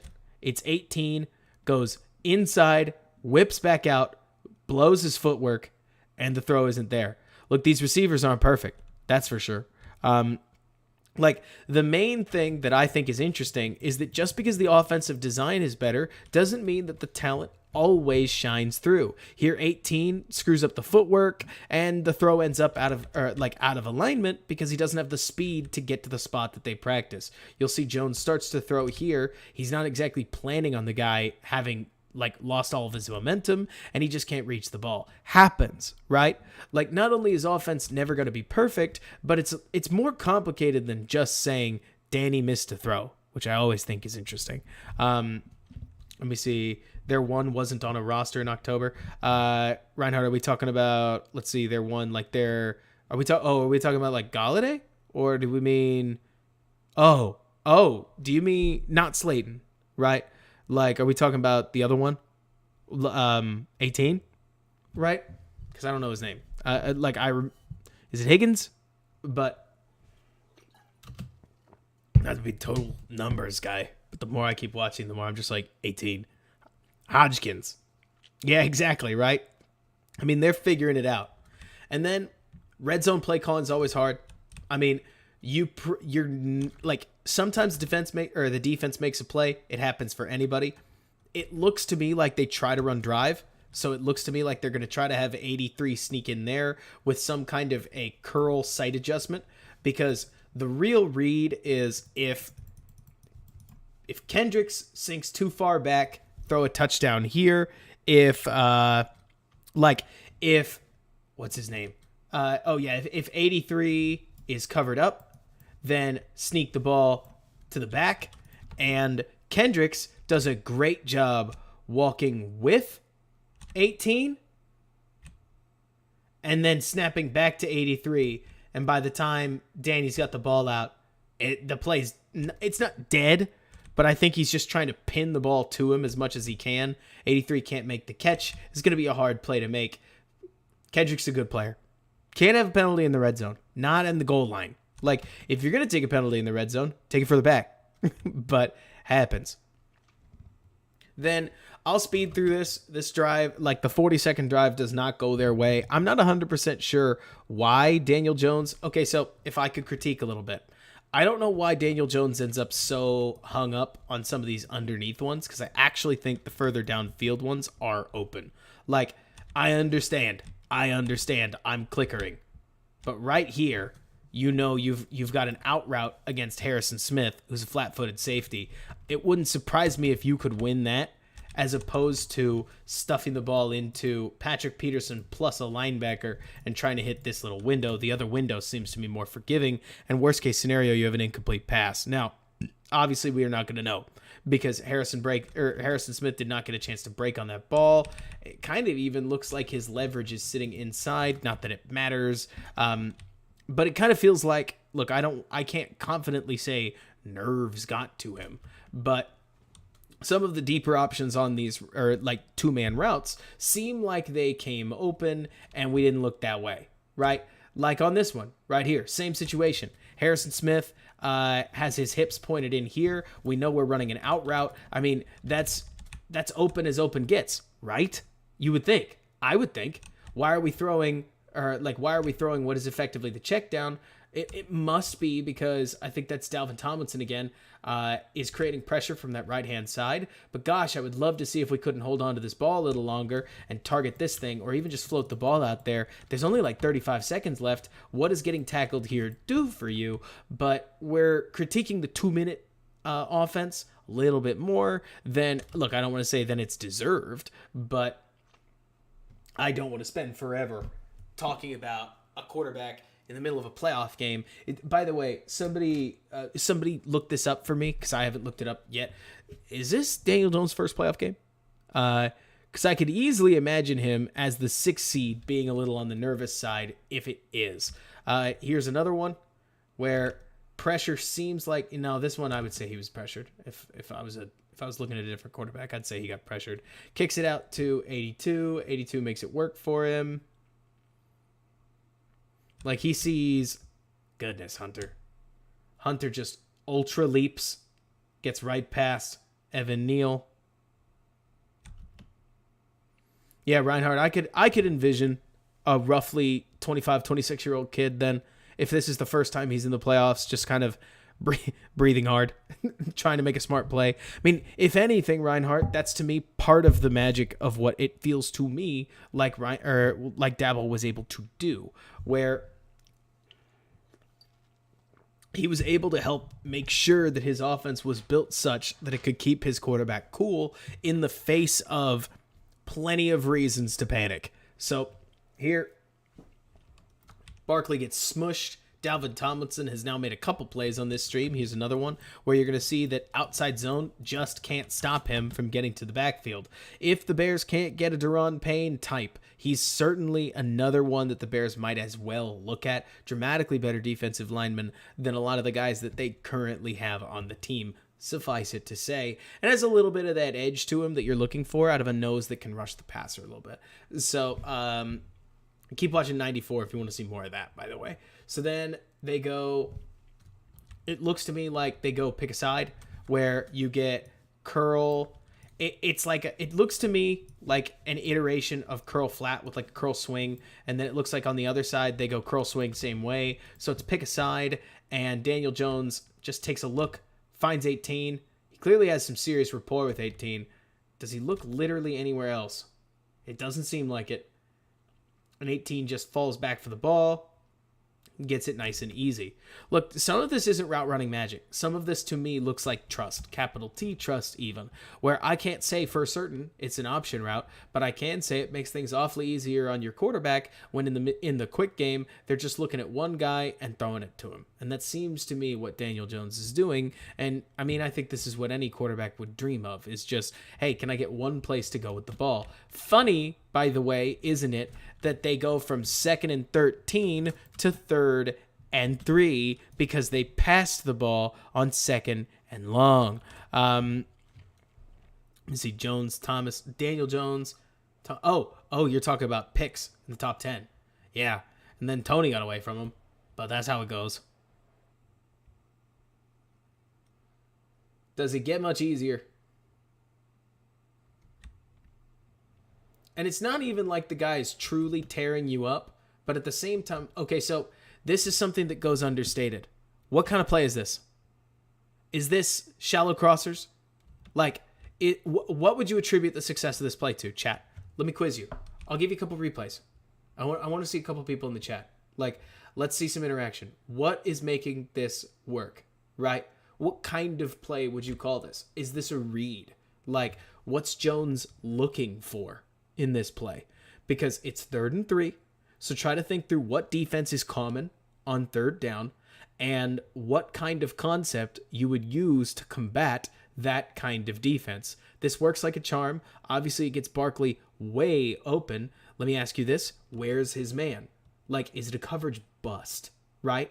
I'll give you a couple more seconds. I haven't seen anybody guess necessarily. And Reinhardt, while I agree with you that it's all verts, I'd also point out that while it is all verts, it looks to me, Ryan, like this has a pick action to it.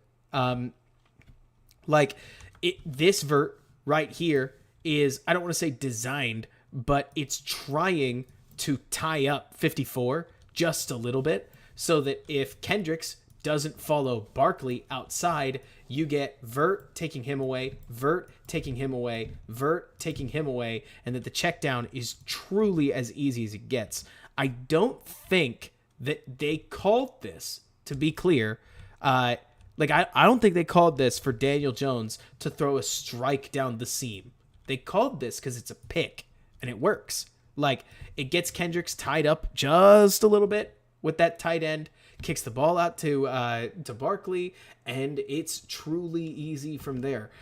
The Bears can do more pick plays than just the one where they have, I'll back it up. The Bears can run a lot more pick plays than only this one. Like, there are more pick plays than that in football.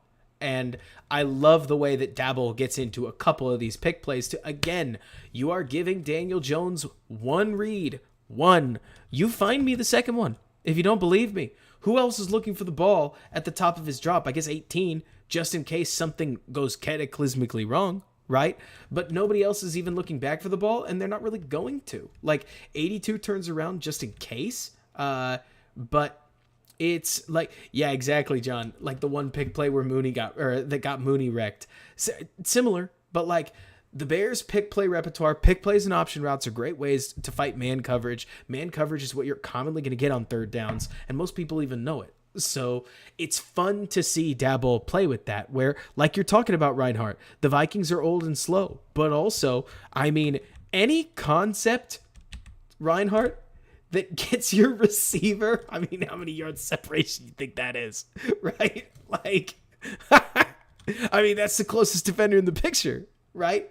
That is, it's not that it has to be complicated scheme. You don't need a PhD for some of this stuff. It's just, how can we creatively get into something that works all the time? Picks work all the time. How can we creatively get into a pick? In that case, using something like you're talking about, Reinhardt, that mirrors four verts, but is basically, what if four verts was exclusively designed to free the check down up as much as possible? That's the play you get, and it totally works. Like, converts a key third down in the middle of the playoffs. Now, let me see. First down. I think this one kind of goes to, yeah, that's nice and easy. That's nice and easy, isn't it? Like, goodness gracious. There are so many of these where, like, then you end up where you've got what looks to me like a variation of smash. It's not exactly the same thing, right? So would a purist quarterback say that you should try to stuff this ball on the outside shoulder because you've got this corner falling back? Well, you could. So just want to call that out, that in many cases on smash, you're throwing the ball either way. And in this case, you would throw to the underneath. But Daniel Jones feels a little bit of pressure, seems like, from that right-hand side. Squeaks on out of the pocket, looks to extend the play. And kudos to 18. Check this out.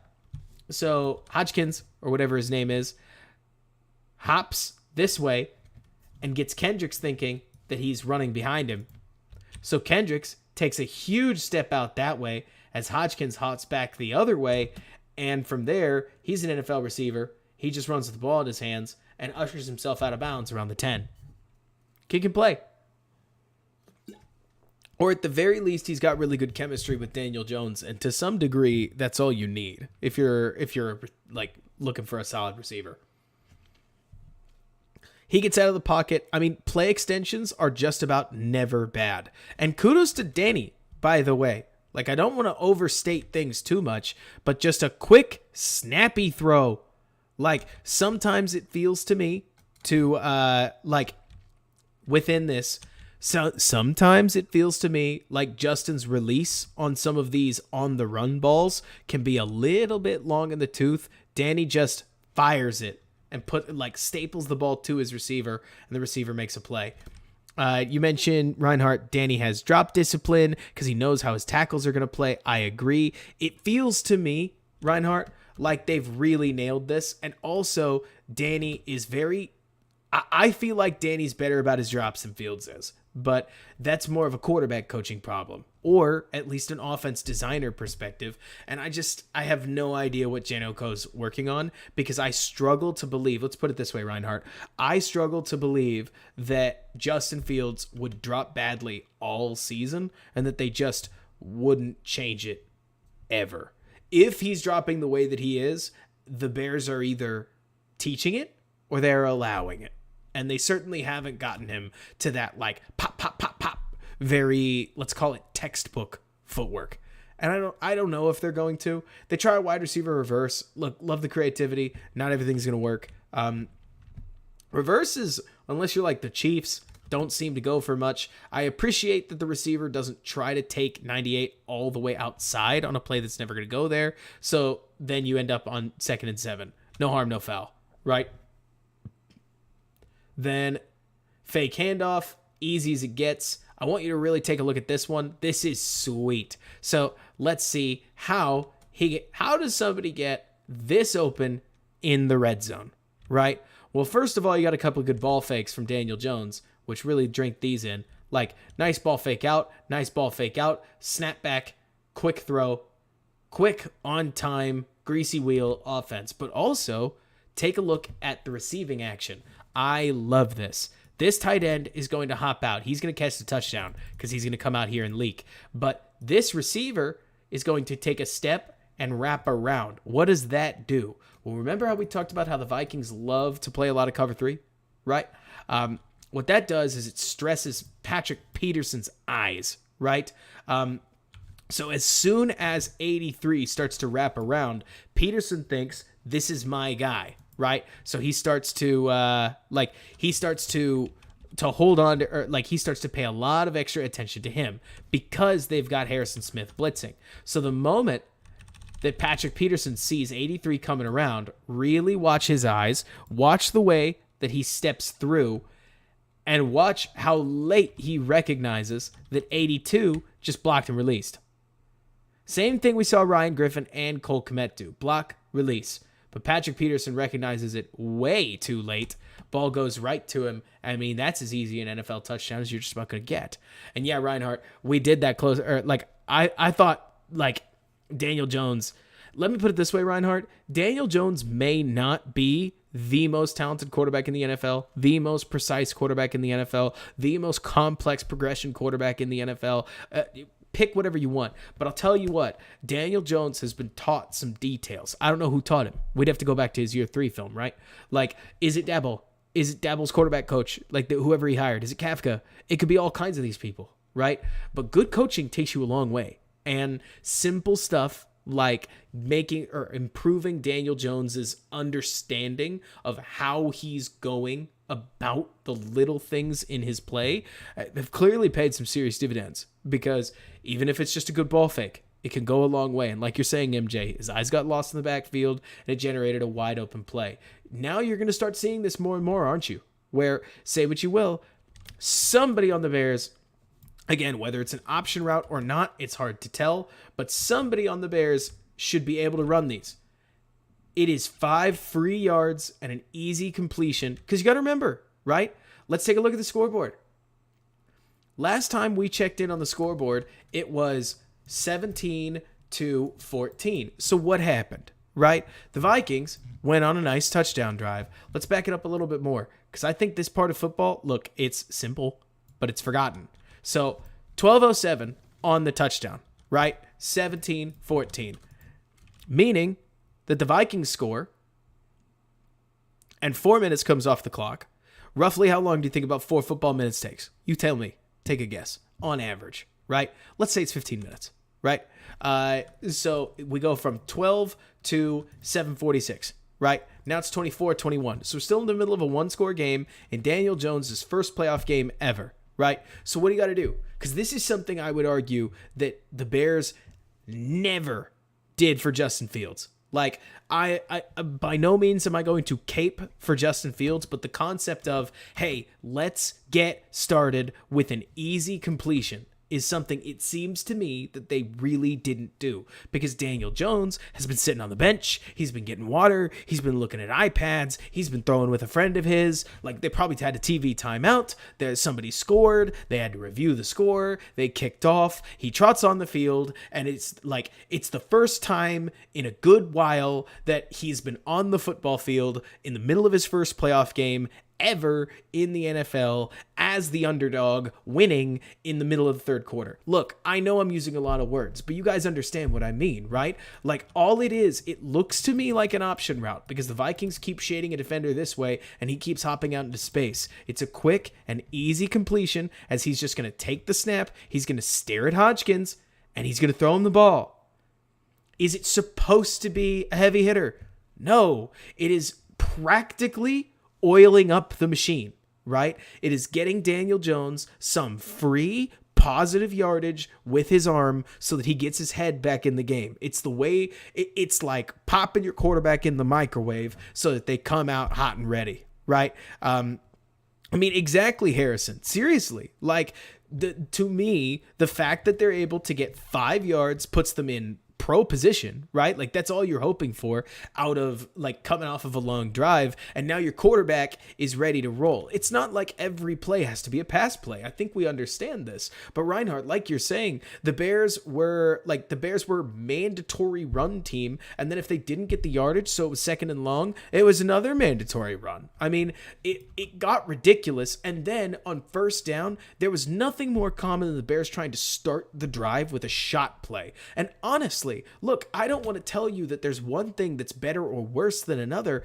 but I'll tell you that some of these, let's call the screens, and some of these, let's call one of these short passes that Justin Fields sucks at because he's got to, like, catch the ball and rip. There's something about the way that the Bears would try to start drives with a 35-yard throw down the seam, or like a 22-yard throw on a corner route, that, to me, the more that I watch an offense like this, frustrates me, because it feels like Daboll is doing a good job of treating Daniel Jones like he's a nervous person, whereas Justin Fields basically was, look, I don't want to say he's like treated like a video game. It's not that simple, but it's more like they would try to get Fields rolling with a zone read, like something where he'd run the ball, but I don't think that makes throwing more comfortable. I actually think it tends to push a quarterback more towards feeling like what I do is I run the ball. And it kind of creates the beast, right? Like, it's a self-fulfilling prophecy in another way. And Reinhardt, like you mentioned, this is what Nate Tice was talking about. Offset tight ends, or like offset, when you say offset tight, makes it so the defense has to declare their defense. Like, do you mean this, like this kind of offense, or offset tight? But let's see. Everyone in the Bears offense wears the offense they put, or everyone in the Bears offense wears the offense they put out. They're just, or there isn't just one reason. Exactly. Okay, I got you. Here, I think Breida kind of reads it wrong. It's 100% my opinion. I love the ball fake, like quick pitch out, snappy back handoff. I think Breida panics, thinking that Hunter's going to make the play, but I actually think he could have made it around the edge, but that's me with the clicker. Mistakes happen all the time, and at least he stumbles forward and gains us some positive yardage. And yeah, exactly, Reinhardt. You get an offset, or like you get a tight end offset formation, and it can just do you some nice things, like help indicate things. Here, I'll go back to it, and we can talk about it. Last play, right here, where you're going to see both tight ends, meaning that the defense has to declare a little bit more of what's going on, so that then you see the fact that I think it's Hodgkins over here just has an overwhelming amount of space. And again, the standard option route is that you can curl here or you can curl here, and sometimes they even have like a postable, but the defense has to really give it to you because, again, you're locking onto one read. But it just feels to me. Now, granted, some of what we're talking about here isn't just Dabollisms. Like, if it's not clear, part of it is because the Vikings are, as Reinhardt's been saying, a little on the old and slow side. Like, there's only so much you can do against the Vikings that won't work. Hate to be that guy.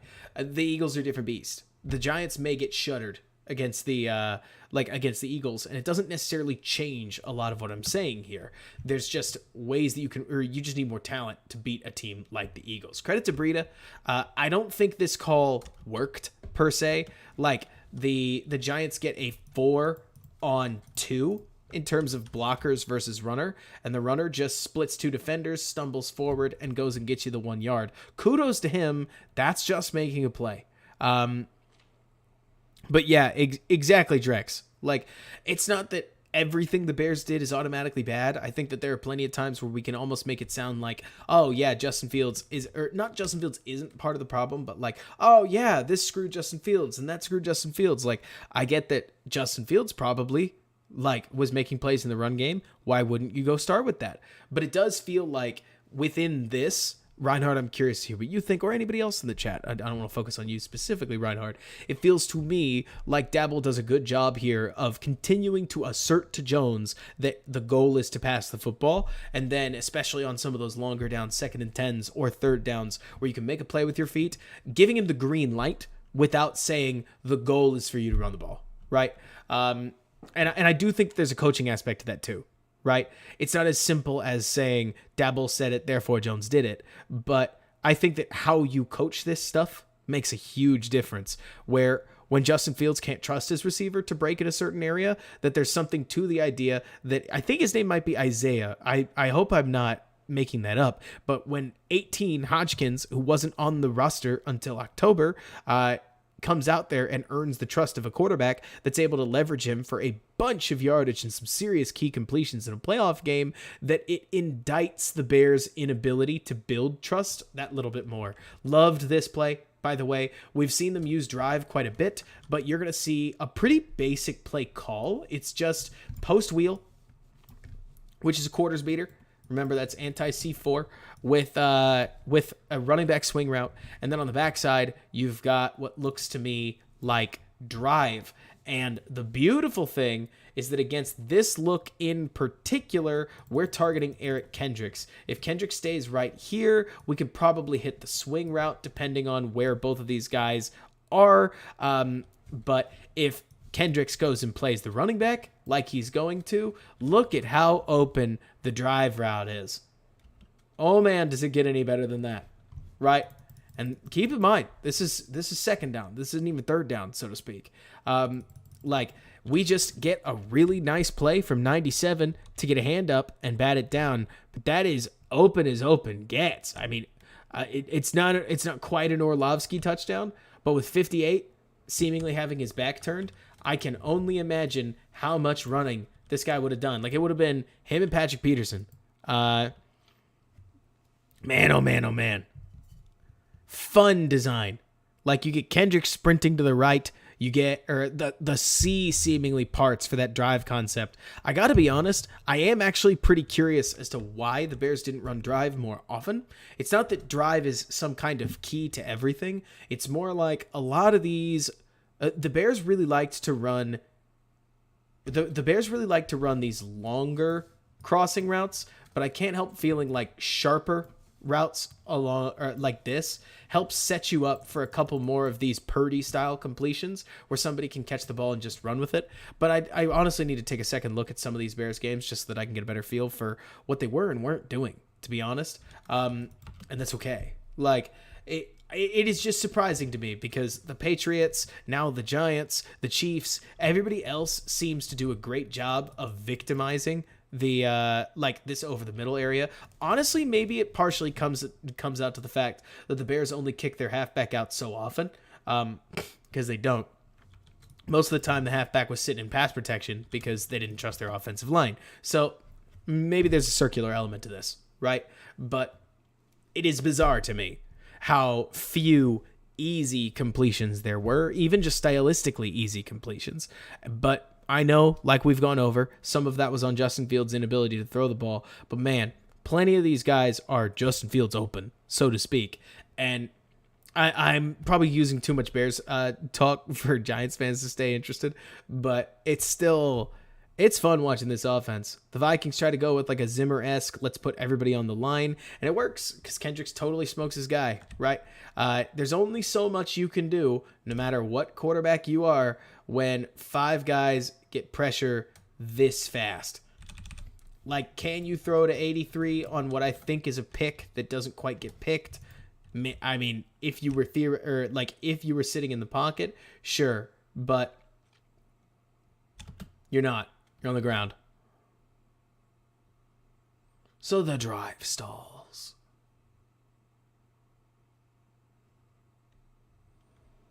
And then we get to a big time drive, 24-24. Vikings have tied it up. Got to make some plays. And it starts out not so great, right? They try to go with what looks to me, I don't know if it's drive specifically, but it looks like, honestly, it looks like kind of a spot dig kind of thing with the running back headed to the flat. But nobody's really there. Like, covered.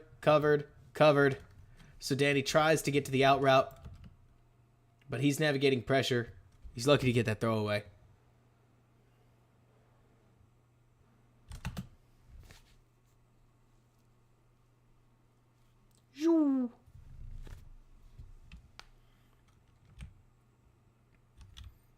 Who applied the pressure? Second watch of this game is being that much kinder to Dalvin Tomlinson. Tell you what. He's made some plays when he's in the game. 2nd and 10.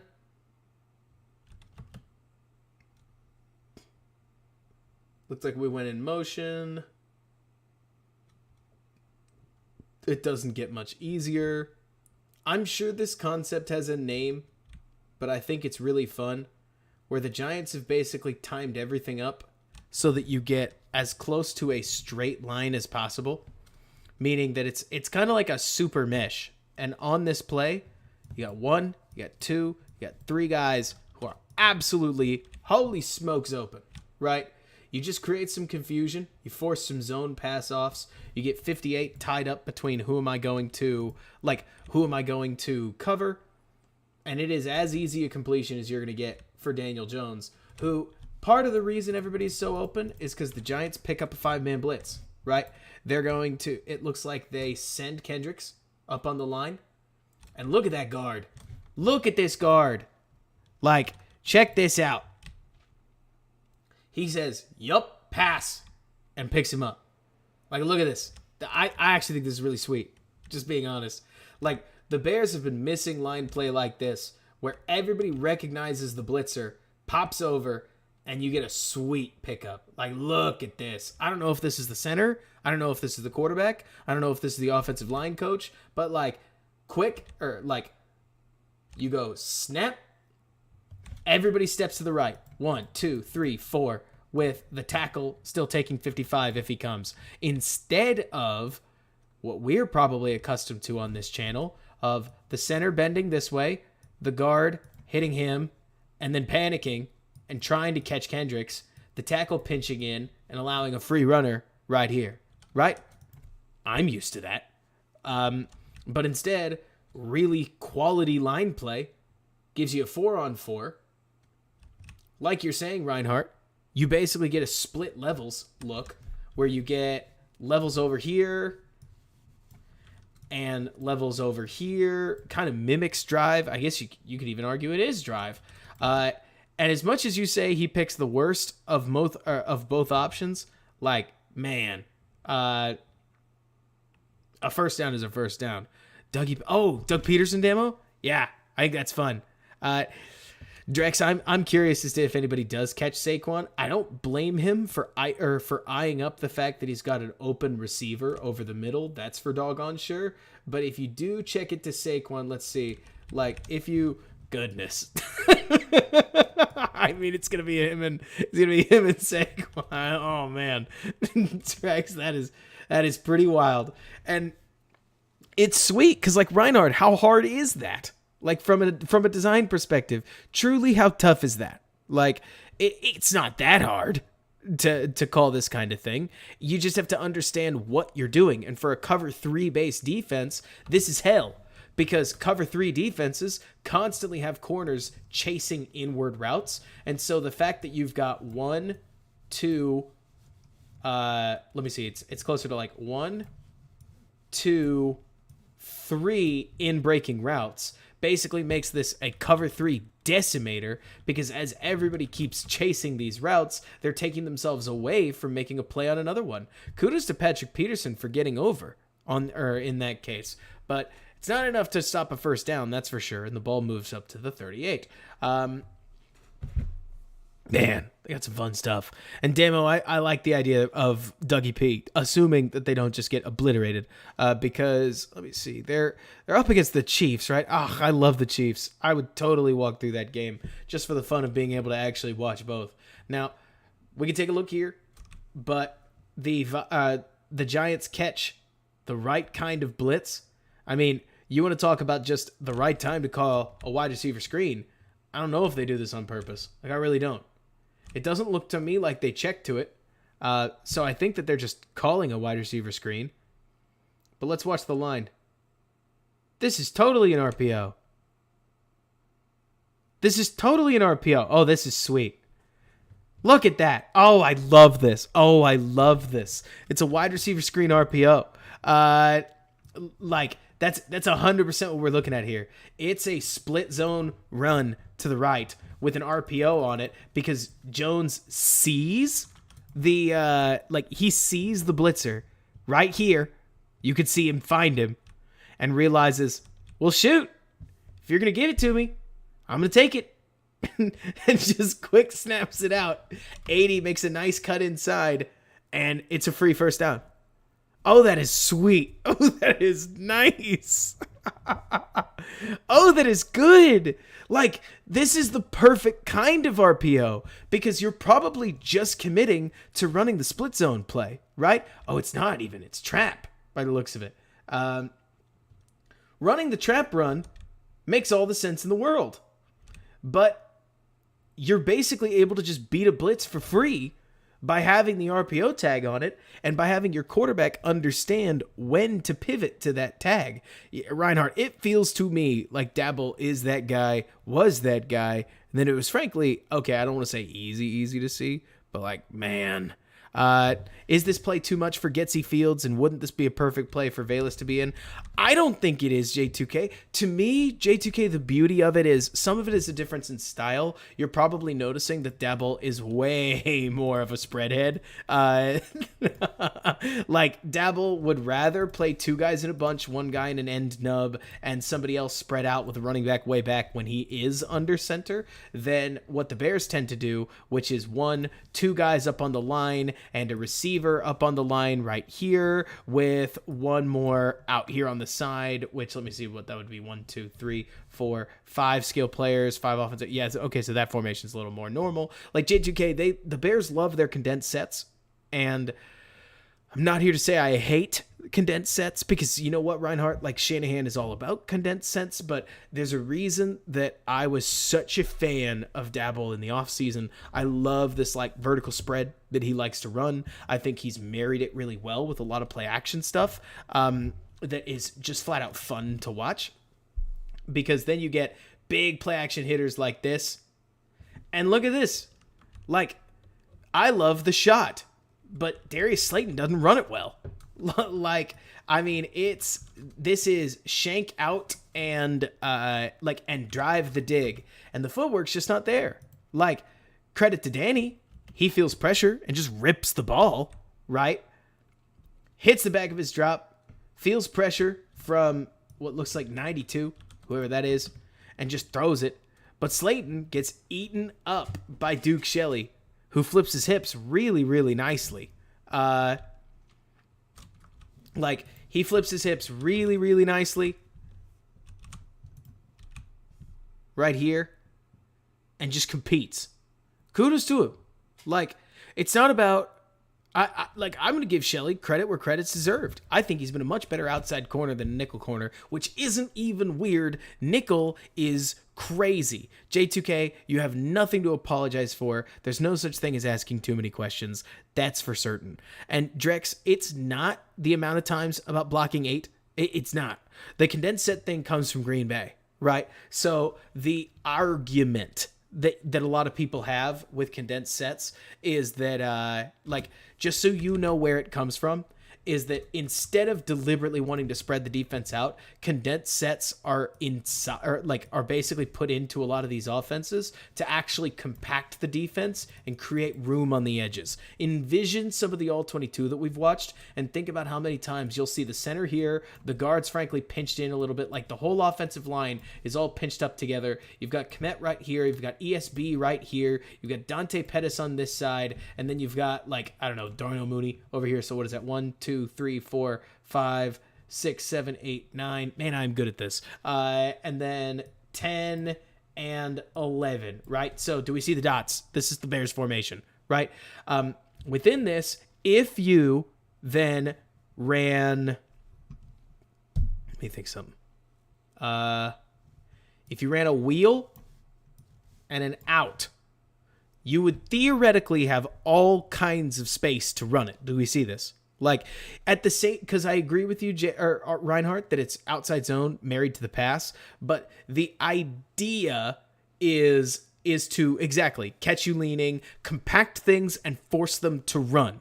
Right? It's a different kind of, it's a different way to try to do the same thing as the spread, where the spread is defend absolutely literally everything, but also MJ, like you're saying, condensed sets, the whole core of condensed sets is forcing communication, creating mismatches in coverage because the safety picks up the guy in the front and it turns out it's Kmet, so then you've got Kmet on a safety or something like that. Like, condensed sets are not evil, they're just really weird when you make it a run first offense, which, look, there are a lot of people that would tell you everything's a run first offense, but as much as I know you mentioned, John, that you hate condensed sets and you are talking to a spread head, so I'm only going to go to bat for them so much. There's a reason that quarterbacks like Aaron Rodgers have had so much success even in condensed sets offenses, because it is like the goal is to once you build those condensed sets. So again, we're talking tight end back here, receiver right here, another receiver right here. It's Shanahan. Like, exactly, Reinhardt. The goal is to make every single pass and every single run look fundamentally the same, so that when you run outside zone to the left, you've got all kinds of blockers here for you. When you run outside zone to the right, then you are like, you can do it out of the same exact formation. You can create all those points where your handoff leads to your play action. And the problem with the Bears is that when you run this and nobody's scared of your run game, you can just smoke the quarterback. And a lot of times that happened to Chicago. I would argue that the biggest problem Chicago had is that when the Bears ran, an 8-man play action pass play, like 8-man protection, play action pass, they still couldn't block it. Like, the Bears' biggest issue is that when they dropped back into full scale play action, trying to create a pocket, they couldn't handle it. Now, that's just specifying what the biggest problem was, I would say, because the fact that everything had to be a rollout was ridiculous. Like, there are only so many rollouts in the game. Like, not the game of the game Madden, the game of football. Like, there's only so much you could do. And within the Bears offense, when you couldn't trust your offensive line to create a decent pocket for you off of run action, play action, you were just sunk. Like, there's not a lot you can do there. No matter how much you want to run like a big scissor or something like that, you just don't have the time. And so, yes, there were some plays that Fields absolutely needed to be made, needed to make. But at the same time, when you're not doing the whole marry the run to the pass thing, you get right back into the Nagy problem of they're running it when they're under center and they're passing when they're the shotgun, right? And you're not looking for balance. Balance is kind of a silly concept, but you need the plays to look the same or the illusion doesn't work with a condensed set. Like you're talking about, Reinhardt, talk about one of the best trades ever, right? In terms of picking up Christian McCaffrey. That may not even be, well, okay, maybe I may refer to it as the best in-season trade ever. I don't know if I've ever seen a team trade for a piece and so literally, so game by game impact a team as trading for Christian McCaffrey has been for Kyle Shanahan's 49ers, where they are stacked out. And I mean, he's the perfect example of what a system like this is looking for in a running back. J2K, you are preaching to the choir. Like, I feel like when you run empty, when you run these spread sets, you force the defense to declare that little bit more exactly what they're doing. Do we remember the rant that I went on when we got the Bears running true empty protection, and suddenly it was this very Vikings defense that stretched out, showed they were in a very obvious cover 2 drop, and Fields hit Cole Kmet for maybe the easiest 11-yard gain of the year. I mean, when Fields got to simplify and play quarterback knowing what was coming, I thought he was a dramatically different quarterback than when he got into his own frenzy, right? Like, when Fields was in rhythm and calm, I thought he looked really good. When Fields got thrown off his game, he kind of fell apart. And hey, the goal would be keep him on his game. It usually took quite a bit to unravel him, even for only a moment. But to me, it was frustrating seeing how often you felt like you could feel his frustration, though that's definitely something that we want to see a young quarterback grow out of. Back to this. But I hope everybody doesn't mind getting sidetracked on like, at J2K, don't feel anything about it. It's not you, because I saw you apologize earlier. Like, I hope everybody doesn't mind talking about the very, like, nitty gritty of what scheme works one way. And you're probably right, Drex, but I'm hoping that I can create some more content, not quite this deep, because I don't think a lot of people are looking for it to be that deep. But I picked up, like, a ton of hits on that pre-snap reads video I did about Trubisky years ago, and I think that there's something to be made about, like, why condensed sets, why the spread, and basically creating some video content on, like, why different offenses work the way that they do, because it's a really interesting discussion on what you go about looking for. To use an example, the Patriots, there's a route they go back to. They call it the juke. Are you going to be surprised? Because everybody's going to remember it, where you have a slot wide receiver. I bet you know their names. And they have a 3-way option where they can either run a crosser, they can run a stop, or they can run a snag. And think about how often you've seen Brady, just in your mind's eye, inside of the New England offense, like, take the snap, find Julian Edelman, hit Julian Edelman. How's he always open?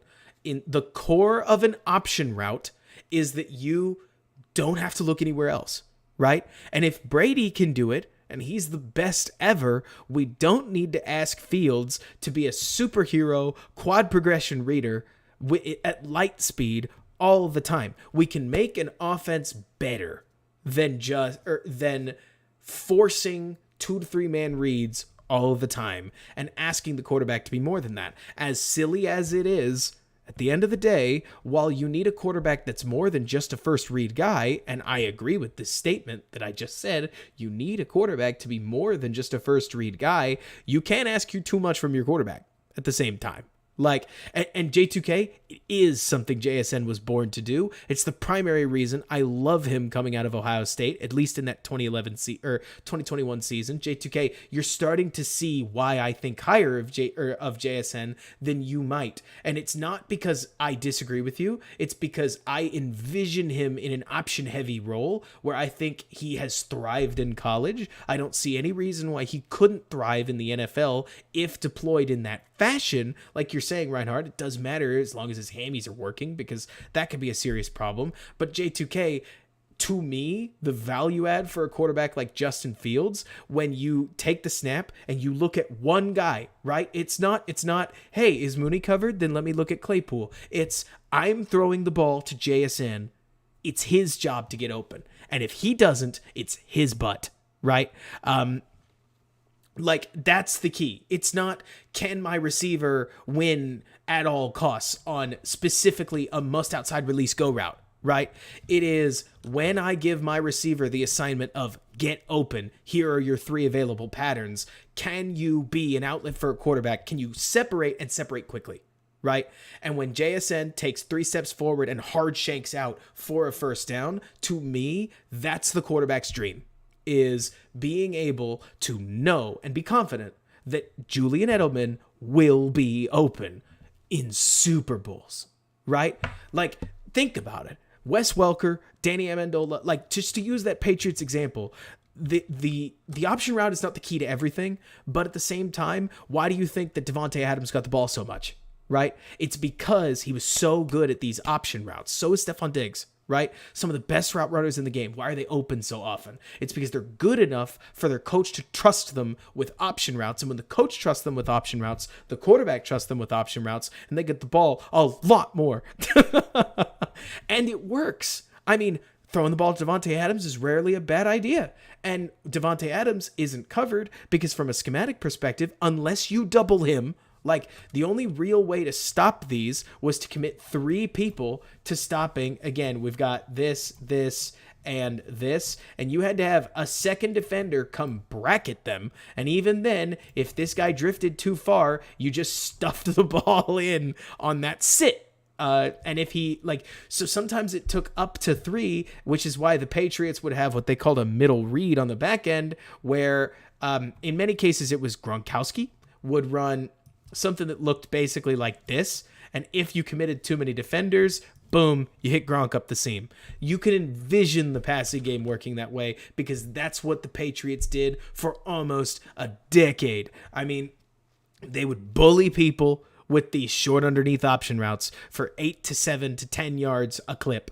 And then when you finally started to, you bet Reinhardt, catch you soon. When you finally started to catch on and overcommit, they would smoke you, usually with Gronkowski, but with somebody else, like up the seam or take advantage of the space that you were vacating to play away from those.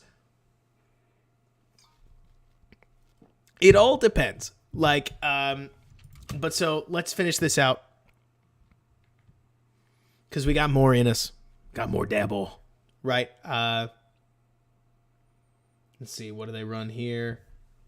This is a super surprising throw. Honestly, it wouldn't surprise me, Cody. I think that there are a lot of people who are a little low on Quentin Johnston. I want to see a little more of his 2022 film before I really make a decision one way or another. This guy I was watching, his name is Xavier something. Xavier McKinney comes to mind. I don't think that's right. It's Xavier Hutchinson, receiver out of Iowa State. I liked his game. I'm not saying he's better than blank because it's not like I know everybody yet, J2K, so don't take that too seriously. But there are plenty of players that can run option routes. But like you're saying, if Quentin Johnston can be that guy and can separate quickly, because here's the core, right? And J2K, I'm very interested to hear what you think. Jordan's not in the chat, and I'm thankful for that for this specific moment. I watched Josh Downs. Game against, I can't remember who, and all I could think about is that Josh Downs will take 7 steps before finally making his break. And while I'm sure somebody told him that that's sweet route running, it looks to me like he takes way too long to come out of his breaks. What do you think? Because what I'm mainly seeing that I want to understand better in Josh, because I need to watch another game. I literally watched one. I thought it didn't think it looked good, to be honest. It's not that I hate Josh Downs, that I see plenty of people mocking him in the low first or like high second round. And he looks to me definitely like a twitchy route runner, definitely competitive. But at least what I see when I'm watching Josh Downs is a guy who's going to get his quarterback sacked because he takes way too long to get in and out of the break. I mean, if there's something that in 2011 at least I can really point to and say that's the difference, that's why he's good with Jackson Smith-Jigba. If you want to understand what I'm seeing, J2K, because I'm curious. I mean, I know you're all over the draft. I know that I have seen Jackson Smith-Jigba, when he goes to break, he separates quickly, right? He does almost all of his work on these, like on run plays, on plays away from him to set his corner up so that when he beats his man, he beats him quickly. And to me, I think that's really core. And I get that, Cody, that you're thinking that you can take the twitchiness and you can basically teach him to be a better receiver. I can understand that. The minute you say that, I go, okay, I get what you're saying. Because, I mean, a good receiver is a good receiver, even if you got to refine him a little bit. But I know that main thing that I love with with JSN, to me, J2K, it's a mental edge. It's not polished. Like, you can teach a lot of guys to better their receiving game, but not everybody understands the different ways to contort, to twist your body, to break with your ankles, to sink your hips. The way that I feel like JSN is able to use his head and shoulders to fake people out of their space, even when they should have him out leveraged. I mean, I've seen JSN, to use an example, win on in routes with a linebacker sitting right here because he gave such a hard fake up the field that the linebacker believed him, went up the field, and then JSN ran across and was wide open right there. I mean, to me, it's that feeling that when you watch JSN, he's going to come out of his route exactly on time, and he's going to be open an absurd majority of the time. At least in college, it looks like that I think is really interesting. Like, when I sound like I'm agog with him, J2K, that's what I'm looking at. And like you're saying, Spectre, you can teach technique, but you can't teach athleticism. Let's see, Downs, it's his speed and jukes that make him so good in space. He does have those hesitation moves, trying to get open. I worry about him more in the block game. I get that. Like, his blocking definitely looked like your standard small receiver, which is not me saying it's a good thing, that's for sure. And so within that, like, again, I don't want to sound like I'm coming down on Downs, because athleticism is athleticism, and that's sweet. It's more to say that when I look at Downs, okay, let me put it this way, J2K, the name that comes to mind is Sky Moore, right? Not literally, but that there are a whole lot of people that want to see Twitch. They love twitchy route running, and they would look at somebody like Sky Moore and say, Sky Moore rules! And hey, I mean, the guy went in the top 60 picks. Like, to the Chiefs, no less. He's obviously a very good player, right? And I'm not trying to kill Sky Moore. It's more like, J2K, sometimes I think that there are, because like you're saying, Donald, what I'm really trying to come at, Donald, when I talk about this is not, I think Sky Moore sucks. It's more to say Sky Moore was another great example of somebody who clearly used his feet athletically, right? But that doesn't always mean he used them well. Like, I sometimes wondered if Sky Moore's routes were more showy than they were good. Does that track? Do you get what I'm saying, J2K? Where a good route runner, in many cases, to use an example, Allen Robinson, won't always blow you away, because sometimes it's what they don't do that got them open. Sometimes it's the fact that they didn't throw a shoulder shake this time, and they always throw a shoulder shake. That means that when Anthony Miller sprints literally straight across the field, or something like that, that he ends up open because this linebacker is waiting for the wiggle that he doesn't give him.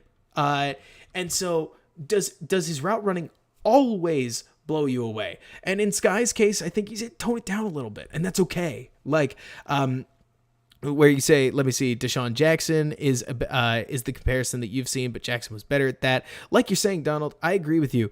Like, wide receiver is a chess game. It's setting it up one way to do it another way another time. It's subtlety. I think it is anyways. What I love about JSN, okay, so J2K, I'll be honest, there's nothing I love more than a brainy player. I love a safety with great zone eyes. I love a linebacker that understands how coverage works. I love a wide receiver, in this case, that understands what open is. And while Quentin Johnston is a better athlete, and while Jordan Addison is a better athlete, maybe even Josh Downs is a better athlete, I am very convinced that Jackson Smith-Jigba, assuming he's healthy, understands how to win as a wide receiver. And if you needed me to prove it to you, I'd point out the fact that whether it was that Michigan game we watched or Utah is an even better example, Jackson Smith-Jigba caught 300 and some, more than 300 yards in a single game because he was beating his guys so badly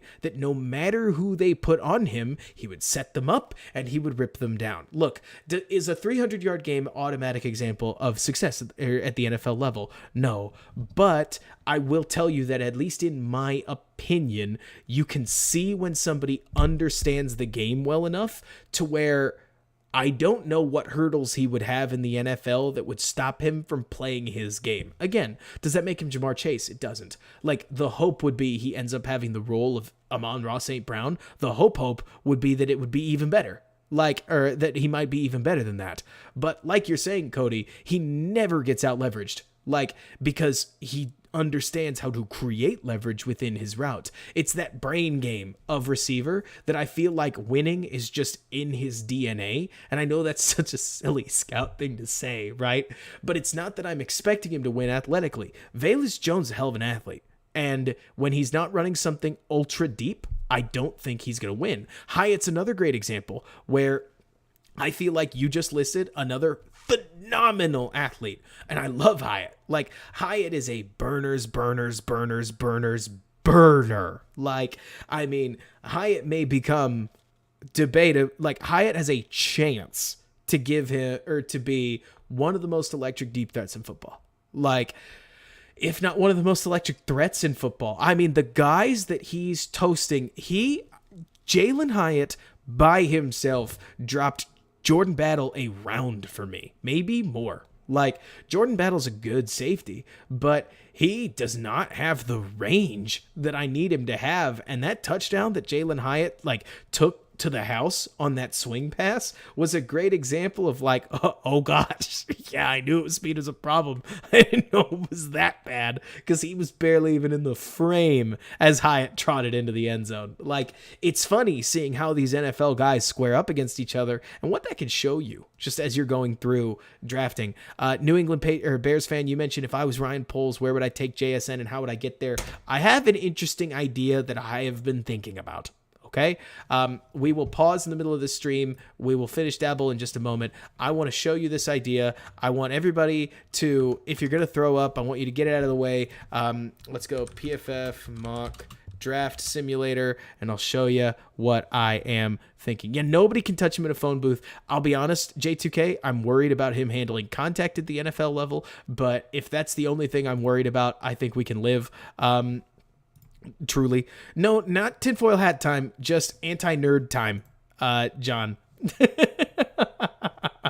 Because I think that what I'm about to suggest in terms of how to get Jackson Smith-Jigba is not, it may not make me a ton of friends, but we'll see. Should I ask for more? Like, I hate this. I got to be honest with you. Like, looking at the Jimmy Johnson chart. Okay, so let me pull that up. Jimmy Johnson. You could see how often I've done it. It's in my search history. Like, one of the things that I hate. How you doing, Talking Giants? Like, what I hate. What I hate about the Jimmy Johnson chart, because I don't know what's going to happen with the Bears, is that going down from 3,000 to 1,800. Oh. By the way, if Bobby, if that's you, the whole rest of the stream, I feel like we filtered through a ton of what is making Daboll really, really good. And we're going to finish out on it, but we're going to get sidetracked here for a minute, and that's all right. But so anyways, that's the thing, John. It's not that I'm actually anti-Jimmy Johnson chart. It's that in the Bears case, the drop from 1 to 4, right, is 3,000. You know what? Hang on. Let me pull up. If I have a notepad, I have something I can write on that's just a nice white surface, which is all I'm looking for, right? Nice. But so let's see here. Oh, that's too big. There we go. So look, math time, right? Number 1, according to Jimmy Johnson, is 3,000, right? Number 4 is 1,800, right? So that's obviously a difference of 1,200. So you got to make that up in picks. Well, here's the problem. If you take a look at most charts about what teams get when they trade up into the top 10, top 5, most of these like trade comparisons, like Washington and St. Louis back in the day, they give roughly, let's give a roughly right here, anywhere between a 9% and a 35% return. So what gets crazy is that, let's go calculator, 1,200 times 1.25 is 1,500. 1,500 in the wide world of the draft is like, that's a future first. That's 35. The future first, generally speaking, is about 420 points. 35 is about 550. Adding those together, you get 970, and we are still 530 points short for the Colts, according to standard charting. And I feel like, to be honest with you guys, a first, a second, and a future first is a lot. Like, we can throw in a future second, and we will get down to, let's see, a future second is going to come down to 80. That's 190. Great. Now we're not 530 short. Now we're 340 short, right? Holy smokes, how much are the Colts going to have to pay? Like, that's the crazy part about this, right? Is according to charting, the Bears having the number 1, not number 2, not number 3, not number 4, number 1, could potentially net them a haul so unrealistic that I can barely endorse it at this point. Like, do you get what I'm trying to say? Where, like, I want to be realistic every time I'm on this stream. Even tinfoil hat, I will make fun of myself. I'll talk about Bears pilling you guys. Like, I'll do all of that because at the end of the day, I want to make sure we're all clear that I'm not saying the Bears are going to get 3 future firsts. But how do the Colts, and they're at 4, pay enough to get up to there? I don't know. Like, I'll throw something together here. Just understand that I'm not trying to, like, if Poles trades with the Colts and he gets a future first round pick and he gets a second round pick, I mean, I'm good. Like, that's sweet. That's really, really great. And I am all about it. If he gets more than that, crown him. Not literally, you get it, but I mean, I feel like this is sweet. You know, like the situation the Bears are in is sweet. And you're right, Josh. Like, the opportunity cost of not having a quarterback forces this. This is where it comes from, right? It's not to say, Josh, that it can't happen. It's to say we are beginning to make me uncomfortable with the riches the Bears may happen, right? And I agree with you, John. That's true. You know what, Josh or John? Let's go back to it. Let me give you a player that I doubt you've been thinking about that could very well be part of the deal here. As Kenny Moore wants new money, and we're gonna throw in. Let's see. I struggle to believe that they would trade their first, their second, and their third. But you know what? If they want to give me a third instead of a first, second, third, let's offer it. They took it. So we just bagged 4, 35, 79, a round one first, and a sweet nickel corner that knows Eberflus personally. It's probably not who you were thinking of. That's fine. But it's possible. Like, could they trade DeForest Buckner? Maybe. But DeForest Buckner is definitely more of a foundational piece, let's call it. Whereas Kenny Moore could easily be somebody that the Colts are looking to get rid of, and the Bears may try to get back, especially since the Bears are so money flush. Let me see more age. I do want to know how old he is. He's 27. He's 28 in August, so theoretically he's got a couple good seasons left. But like you're saying, Josh, it's within the realm of possibility. It's just sillying. That's fine. I love sillying. So we'll resume the draft. Miles Murphy went number 3, which is hilarious. I don't know if this would happen.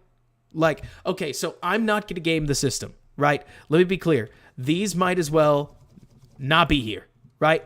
Like, oh gosh, let me do this instead. Like, I'm going to try and not use the ranking board because you can play this like a game, but I don't know if... So you guys haven't been on a draft yet with me as we do this, but I'll tell you that it is, to me, an important rule to not restart. You get one shot at this, right? You get one shot at the draft. You get one shot at the mock draft. Like, I don't get to just restart it because I want to. Does that make sense? So in this case, I think the Bears would draft Jalen Carter. I would pick Will Anderson. We're going to pick Will Anderson.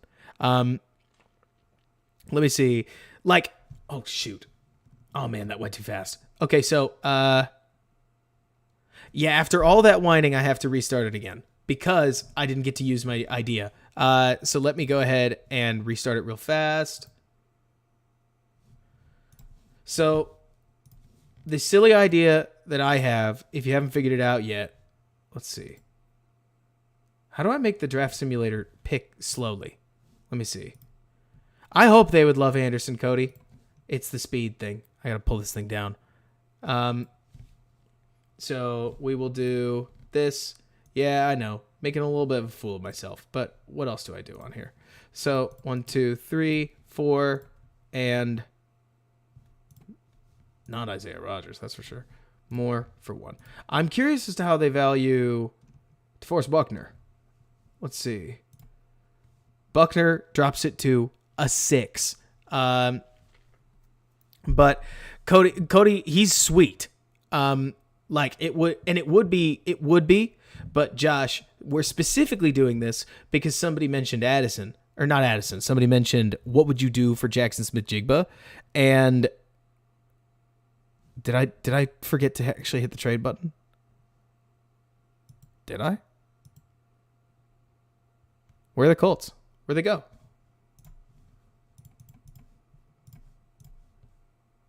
There's no way they're not interested. I don't want to hear it. We have to restart it because somehow I screwed up the system. Gosh, Robert, you're the worst mock drafter. You're the worst. See, everybody wants to trade with the Bears. Everybody wants to trade with the Bears. Pop, pop, pop, pop, pop. Kenny Moore. Do it. They accepted it. Duh. So now, let's see. Then we get some dramatic stuff. We get Bryce Young. We get CJ Stroud. Arizona is going to draft Will Anderson. There we go. I think this makes more sense. In this case, I think the Bears take Jalen Carter almost assuredly, right? So would I look at trade back options? I would definitely think about it. Look, if it was me, Robert,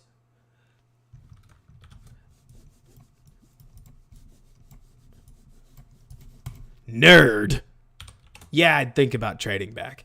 I am not so in love with Carter.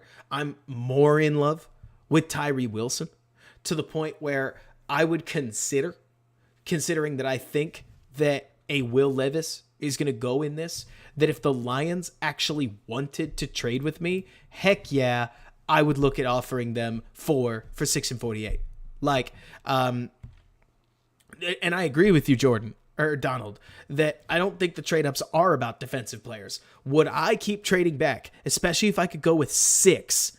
Yes. But for the sake of realism, I don't think that the Bears are going to do that. Like, I think the Bears in this case would stand pat, take Carter. I would like to see them surprise me, because surprises are fun, even when they go crazy. But like within this, I think they would take Carter. So I think I'm going to. And I've heard some of that, J2K. Like, we'll see. Carter, to me, watches Cody. I got to see more than. Like, I watched him play. I don't know who it was, but Tyler Davis and Breesy popped a lot more to me than Murphy, though Murphy definitely has the frame for it. It's not a question. And Rudy, I agree with you. Going back to 6 would be sweet. If we could get this trade, I would do it. I'm going to take Carter just to prove out an idea that I think is fun. Okay? So you draft Jalen Carter. The draft keeps on going. Bears fans everywhere go, yeah. And then Tyree Wilson goes 5. I'm glad he did, because that actually sounds really realistic to me. Tyree Wilson is crazy athletic. I think what he will do in the NFL is a lot of fun. It's a lot of fun to think about.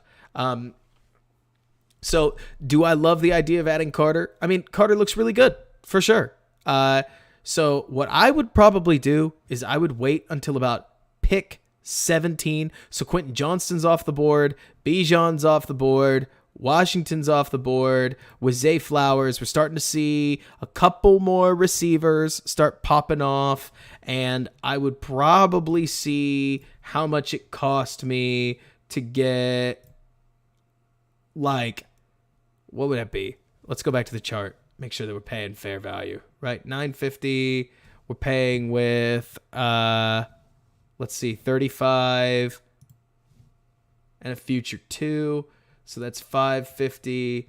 The future 2 would be 190. So we're looking at like 700. So we're actually not there yet. It might be both 2s. And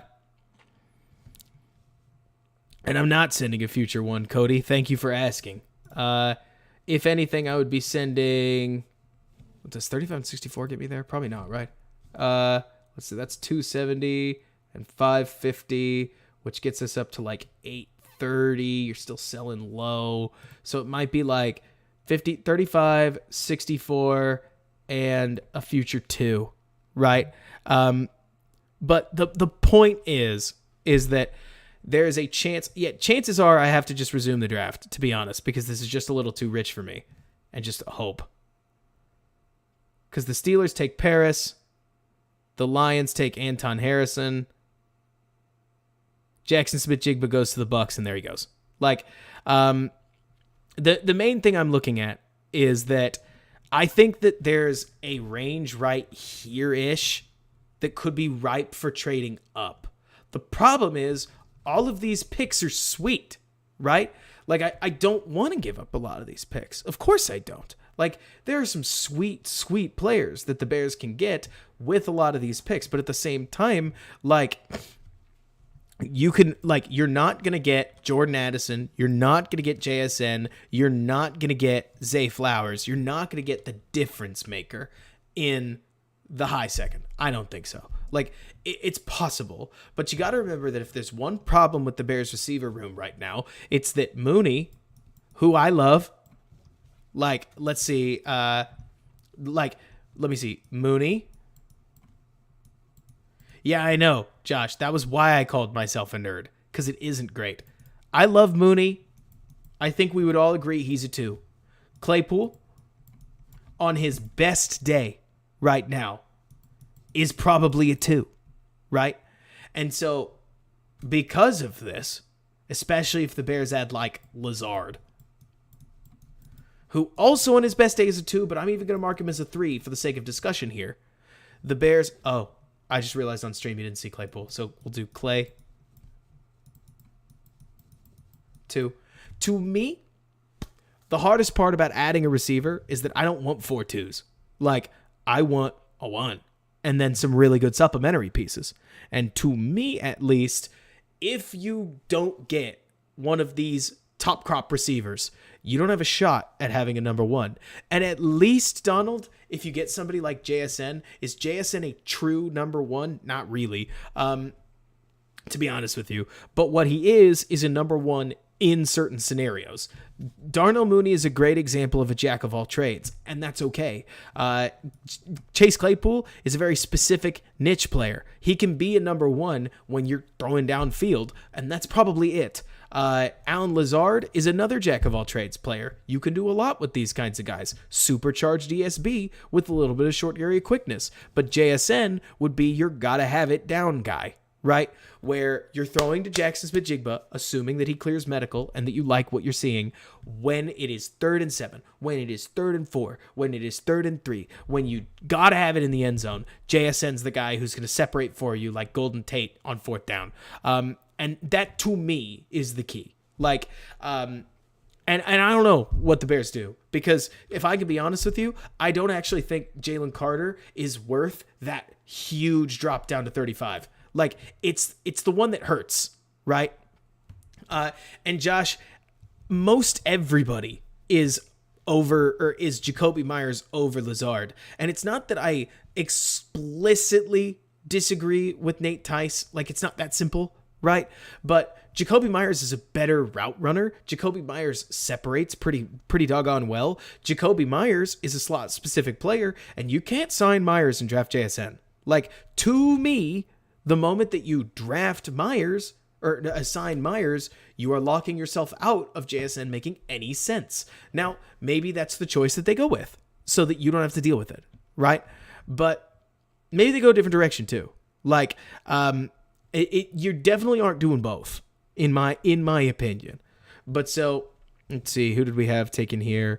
Siaka Ika, like, and Cody, that's not to say that, or I think it's Josh, it's not to say that you can't sign Myers. You definitely could sign Myers. To me, the magic of Lazard, when you hear me promote Lazard, it is that Lazard can play X receiver, kind of.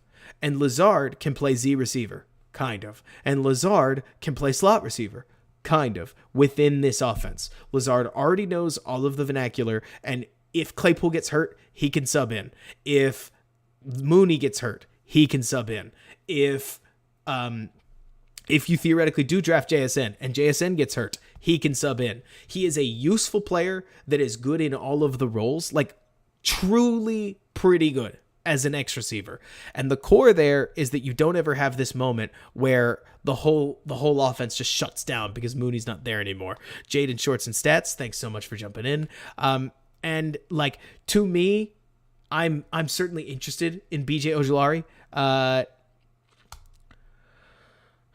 Given my choices, I'm probably going to draft Cody Mock. I'm very, very, very between two fences on Mock versus Wright right here. Oh, let me scroll down a little more. My monitor actually goes a little lower than you guys are seeing.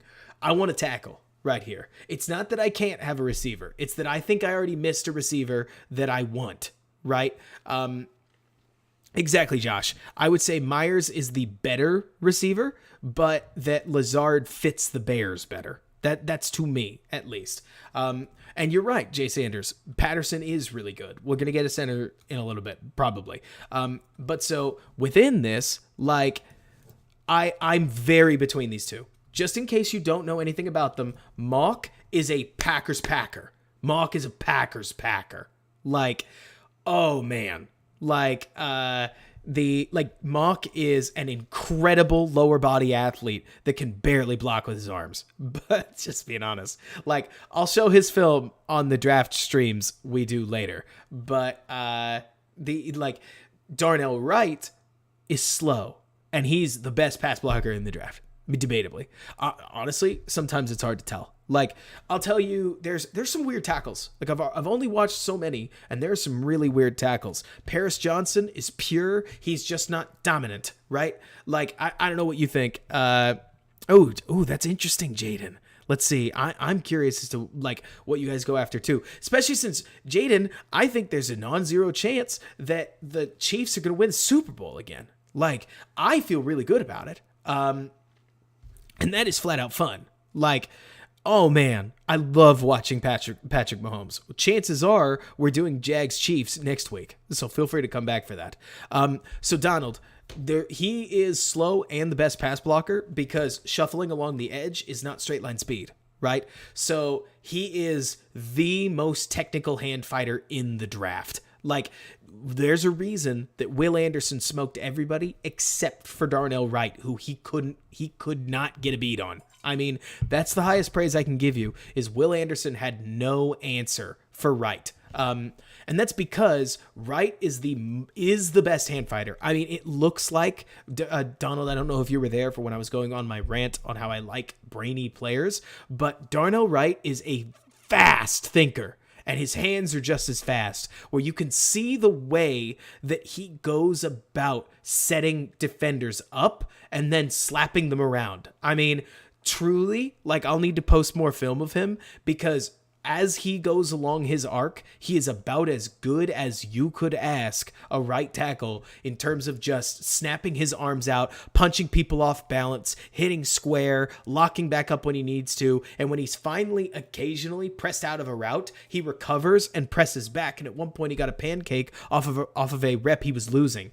On the other hand, Cody Mock can move. I mean, he was a nominee for the Walter Payton Award in the FCS as a tackle. That's best offensive player. So he didn't win it, but he was a nominee, which is really something. Like, he is crazy athletic. He needs to learn to hug a Kusai. There's a lot of things that he can do. Anton Harrison, Josh, I actually don't know much about. I'm going to go ahead and write that down. Let me see here. Let's go. Anton Harrison. because right now I'm focusing on Senior Bowl guys, and specifically as I slowly run out of time, I'm focusing on Senior Bowl safeties, receivers, tight ends, running backs, linebackers, and corners, like the skill positions, because you can only watch one at the Senior Bowl. But so, like you're saying, Donald, I hear you when you don't have the feet. In Wright's case, he has the feet on his arc, but he's not going to be an outside zone blocker. That's the problem, Donald. I love him as a pass blocker. Like, this is the same. You're looking at the same guy. You're looking at the same guy here, Donald, who was talking about how Tyler Smith was going to be a first rounder for a year. Not a year, like 3 months. Because he's just amazing. Like, the traits that I think Darnell Wright shows you are going to push him into the first round. I struggle to think he won't. Mock, though, feels right about where he should be at 43. I'm going to take him. I am trying to prioritize realism a little bit. Like, to me, Mock, and I need to see his 2022 film to be sure, because a lot of that, the back channels just don't have a lot of the 2022 film posted. But Mock in particular seems like he's got the athleticism to reach the edges the way that the Bears want their tackles to be playing. He seems like he should be roughly there in the second round. I feel comfortable with the pick. It's a position of value. We're going to take Cody Mock, though I think Darnell Wright is an interesting name to watch, even if you just love the draft. Like, he's a fun player to watch. So then BJ Ojulari goes. We get Andre Carter after that. I'm interested to see Carl Brooks. I do think that there are some of these things. So look, when I'm watching players, and if you're a draft guy, let's talk about it.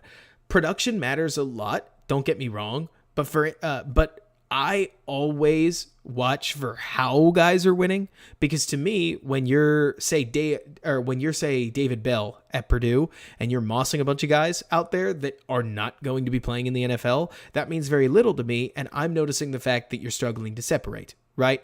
In Darnell Wright's case, he doesn't just win with strength. He doesn't just win with quickness. He doesn't just win with one thing, right? He's not a gimmick player. He's a very, very, very complex and well-refined. I hate JL Skinner. That's a conversation for another time.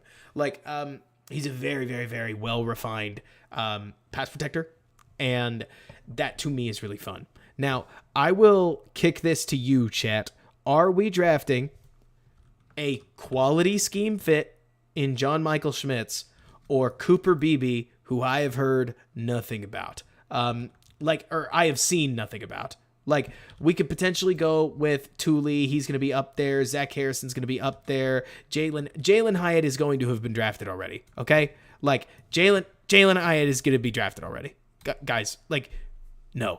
I mean, because J2K, I completely see what you're saying about, like, there are some of these guys where it's like, Hyatt hasn't been taken yet. Screw the board. Like, fight me. You know what I mean? There are some of these guys, J2K, that you and I both know, as well as a lot of people in this chat, that they will have already gone.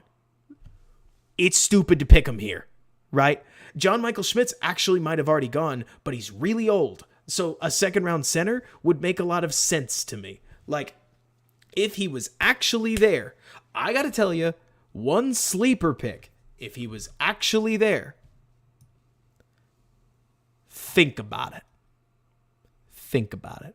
Because if Jahmyr Gibbs actually got to pick 55 and the Bears didn't sign a superstar free agent running back, I mean, practically even if they did, like, oh, he's good. And he's a receiving back too. Like, Jahmyr Gibbs has potential to be better than Bijan Robinson, I think. I mean, the load that he carried at Alabama, and I mean the schematic load, not just, like, carries. To be honest, I don't really care about whether you were a bell cow back in school or not. But, like, the receiving load that he carries was awesome. And Donald, I agree with you about we run the ball, but the problem that I have, so we mentioned this earlier in the stream, and I'll repeat it just this once in case anybody's there. Donald, I don't actually know how much to take schematically from what the Bears are. Ideologically, we know they like condensed sets. We can pull a lot from the Packers, sure. But are they going to keep running at the highest rate in the league on 2nd and 10 when they're not maybe trying to lose, like, or when they have more faith in the offensive line, right? Like, I actually don't know. That's the problem. You know what I'm saying? Like, it's not that I'm saying I know I'm right. That's the issue, that I don't know. Like, I definitely don't want to think that the Bears are actually going to try to build an identity off of running the ball on 2nd and 10 every single chance they get. But at the same time, if they are, that's such a bummer. Like, we'll be complaining for a while. Like, it's not that I need them to turn into Daboll. It's not like they implemented this scheme just to scrap it and turn into a vertical spread attack or bring in Andy Reid's style of offense. They're not doing that. But there's a lot more passing that happens in LaFleur's passing attack than the Bears offense has led on. That's for sure. And I can't help but wonder if part of that's because they know the offensive line wasn't good, so they skewed the play calling to match. Like, I don't know, right? But I actually think that Jahmyr Gibbs would be a really strong pick here, to be honest. Let's see. John, you mentioned you hope the Bears understand that Fields needs to improve in passing, goes hand in hand with calling more pass plays. I agree. I think that there's both more pass plays and better passing plays. Donald, I love it. Like, man. Okay, so a lot of this depends on free agency. Right? Yeah, no kidding, Alessandro. How about that? Like, as soon as you get to something titled All-22uesday, we got to the mock draft, and boom, we've popped. Cody, I've watched some Gibbs. Gibbs can play. Gibbs debatably carried the Alabama offense. Like, it definitely wasn't the receivers. And while Bryce Young's really good, like, Gibbs was that superstar running back at the collegiate level. Like, he can make guys miss. Like, not quite Saquon Barkley, right? But dangerous. And Josh, you're right. Like, I tend to think that John Michael Schmitz is a great fit.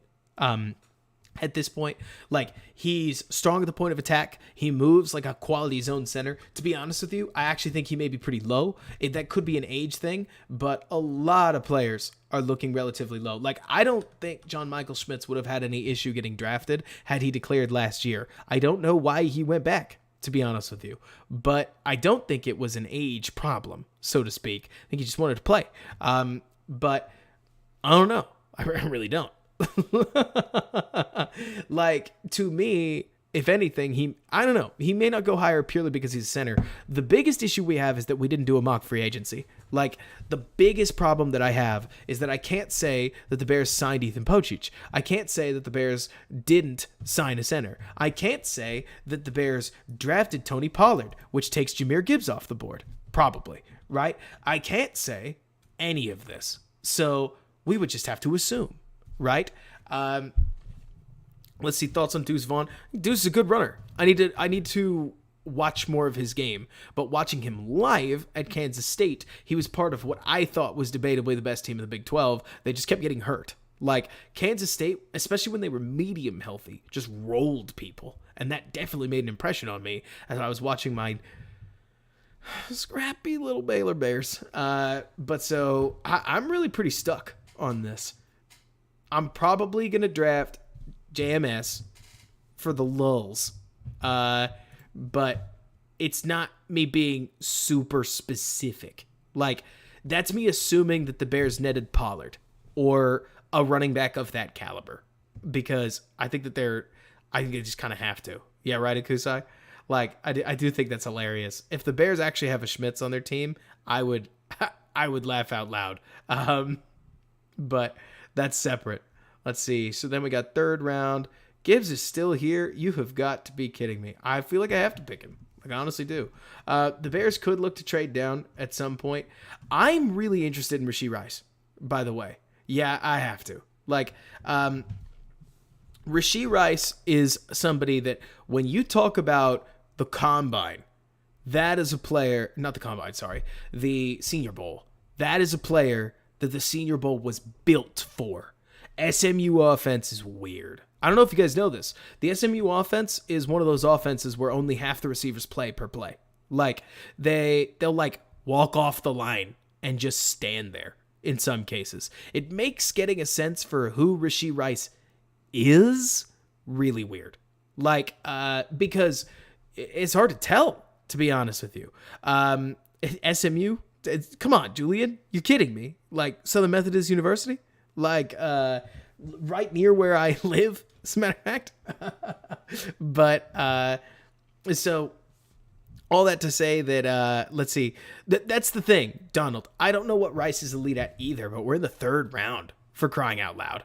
Like, if anything, I think Rice is going to be a 2nd rounder, maybe a 1st rounder. But that's me looking at his athleticism and assuming he'll do well. He could be anywhere. Like, getting some practice film on him is awesome. I love DeMarvion Overshown. I think Overshown's just a strange one. He's a hell of an athlete. Tell you what, like, he even plays some edge, for crying out loud. He's just a strange player. Like, or not that strange. It's not that weird, right? But he has better coverage instincts than he looks like. He's quick. He's an athlete's athlete. Like, if anything, I'm almost a little curious as to what his knocks are. I thought his Alabama game in particular was quite good. And it's not that I've watched a ton of linebacker tape, but I feel like you guys have figured out that I'm almost an avowed linebacker hater. Like, based on the way that I talk about linebackers sometimes. It's a hard position in the NFL. Linebackers get victimized left and right. I want to see a linebacker come to the table that can give you something. Give your defense an edge. Just don't be a microscopable player, right? Let's see, is he similar to that guy in the Panthers? Like the one, I know, Donald, I'm not supposed to hate linebackers, but it to me, Donald, it feels like, the biggest problem that I have as a Bears fan is that the hallmark positions of Chicago. Okay, so look, I don't believe in superstition, but since you guys come to this stream to watch me get distracted, right, I will tell you that it is hilarious to me that there seem to be positions on each team in football that when a player puts that jersey on that plays that position, they just get better. Like, are you telling me that Jack Sanborn would have been this good in a in a Tampa Bay Buccaneers jersey, right? No way. But he puts on a Bears uniform. Muscles get a little bit bigger, like legs get a little bit thicker, tackling gets a little bit better, right? when Khalil Herbert puts on that Bears jersey, he just gets that little bit faster. His contact balance gets that little bit better. And John, yeah, you're exactly right. Like, yeah, you're right, Cody. Tampa's had great linebackers. What am I talking about? But like Steelers, you put on a receiver jersey as a Steelers fan, you're going places. Like, you put on, what are the Packers? It's almost wide receiver. Like, I don't know, Alessandro. Sometimes I don't know. It feels like it's history. You know what I mean? Like, it's corny, but it feels like we've seen this for a while all over the place. Yeah, Agent Mole, the Packers probably are quarterback, and I don't love that.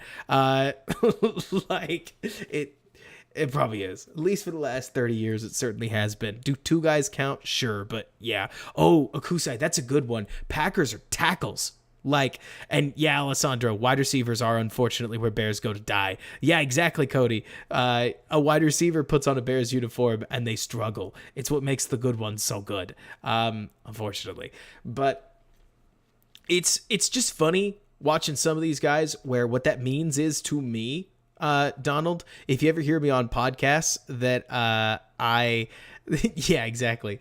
Donald, if you ever hear me on podcasts talking about how I want the Bears to underspend at linebacker, it's because somewhere at my core, I believe that maybe another franchise couldn't find a UDFA linebacker that's going to play like an all-star, but I know the Bears can. And God forbid the Bears get a star running back, because the last one that we took high, if memory serves, like not David Montgomery, the last one we took in the second round was really good. Do we remember who it was? Like, the last running back, nope, not Benson. Not all the way to the Benson. Not all the way to Benson. Like, the last running back that the Bears took in the second round, if you can remember who it was, small school, was basically the best the best offensive player in football for a hot minute based on his yards per scrimmage. And yeah, it was Forte. Like, Forte was an ahead of his time. Like, if I'm remembering him correctly, because I was young at the time, okay, so I'm totally riffing, but it felt like Forte was every bit the player that who is his name? I keep wanting to say Arians. It's not Arians. A name. Played for the Texans. Like, remind me what his name was. Phenomenal runner. Like, it got a ton of attention. Foster. It's Arian Foster. You're exactly right. I felt like Forte was every bit the player Arian Foster was. He just didn't have the hype behind him, which was bizarre because Forte was basically the line of scrimmage or the yards from scrimmage machine, where he would eat up like 50% of the yards, the scrimmage yards in the Bears offense at one point. Yeah, I know, John. Like, I mean, receiving back, runner, like he caught anything and everything. Like, Agent Mo, you're probably right. Like, Forte was crazy. The Bears didn't win enough. Now I'm distracted talking about Bears running backs, but the last time the Bears invested heavily at running back, don't bring up Cedric Benson. Their superstar wasn't just a superstar. He was really, really, really, really, really good. So God forbid you take an already good running back in somebody like Tony Pollard and you put him in a Bears jersey. I mean, you put Saquon in a Bears jersey. I'm just saying, I'm biased. He's going to look so good. I mean, imagine. All right, I hate to be the guy who just like oogles and ahs, but like Quan Barkley Bears jersey. Let's see if somebody's already done it for us. Probably not, right? No way. Yeah, we don't have one. That's fine. But like, imagine Saquon, but he's wearing that navy and orange, right? Like, I'm not even trying to say that I want it, but like, you look at somebody who's stacked out like that, and the like the speed he can bring, and imagine him in those colors, and it's just like, you know. I know, Josh. Like you said, I'm a hyper nerd, or at least I understand the take of the hyper nerds, Josh. But I'll tell you what, Josh, if there's one thing that's been hard for me lately, it has been watching some of these offenses that center around their running back play and just how successful those running backs are. I have not been an invest high in running backs guy ever, but a lot of these offenses are getting a ton of mileage out of their running backs, and I think the Bears want an explosive creator at running back. Is it going to be Saquon Barkley? Guys, probably not, right? Is it going to be Tony Pollard? It'd be sweet, but like, I hope so. Dallas probably shouldn't let him go, but with exactly like you're saying, Jay Sanders, I imagine the Giants aren't going to let Saquon leave. And Josh, the main problem I see is that from what I have seen, as much as I love underspending at running back, you are hard pressed to find the UDFAs that are flat out amazing than it is to find productive UDFAs, productive low rounders. You can find a Tariq Cohen. Of course you can. You can find a Khalil Herbert. Of course you can. Will you find an every down back in the sixth? You might, but betting on one is hard. That's the biggest issue here, right?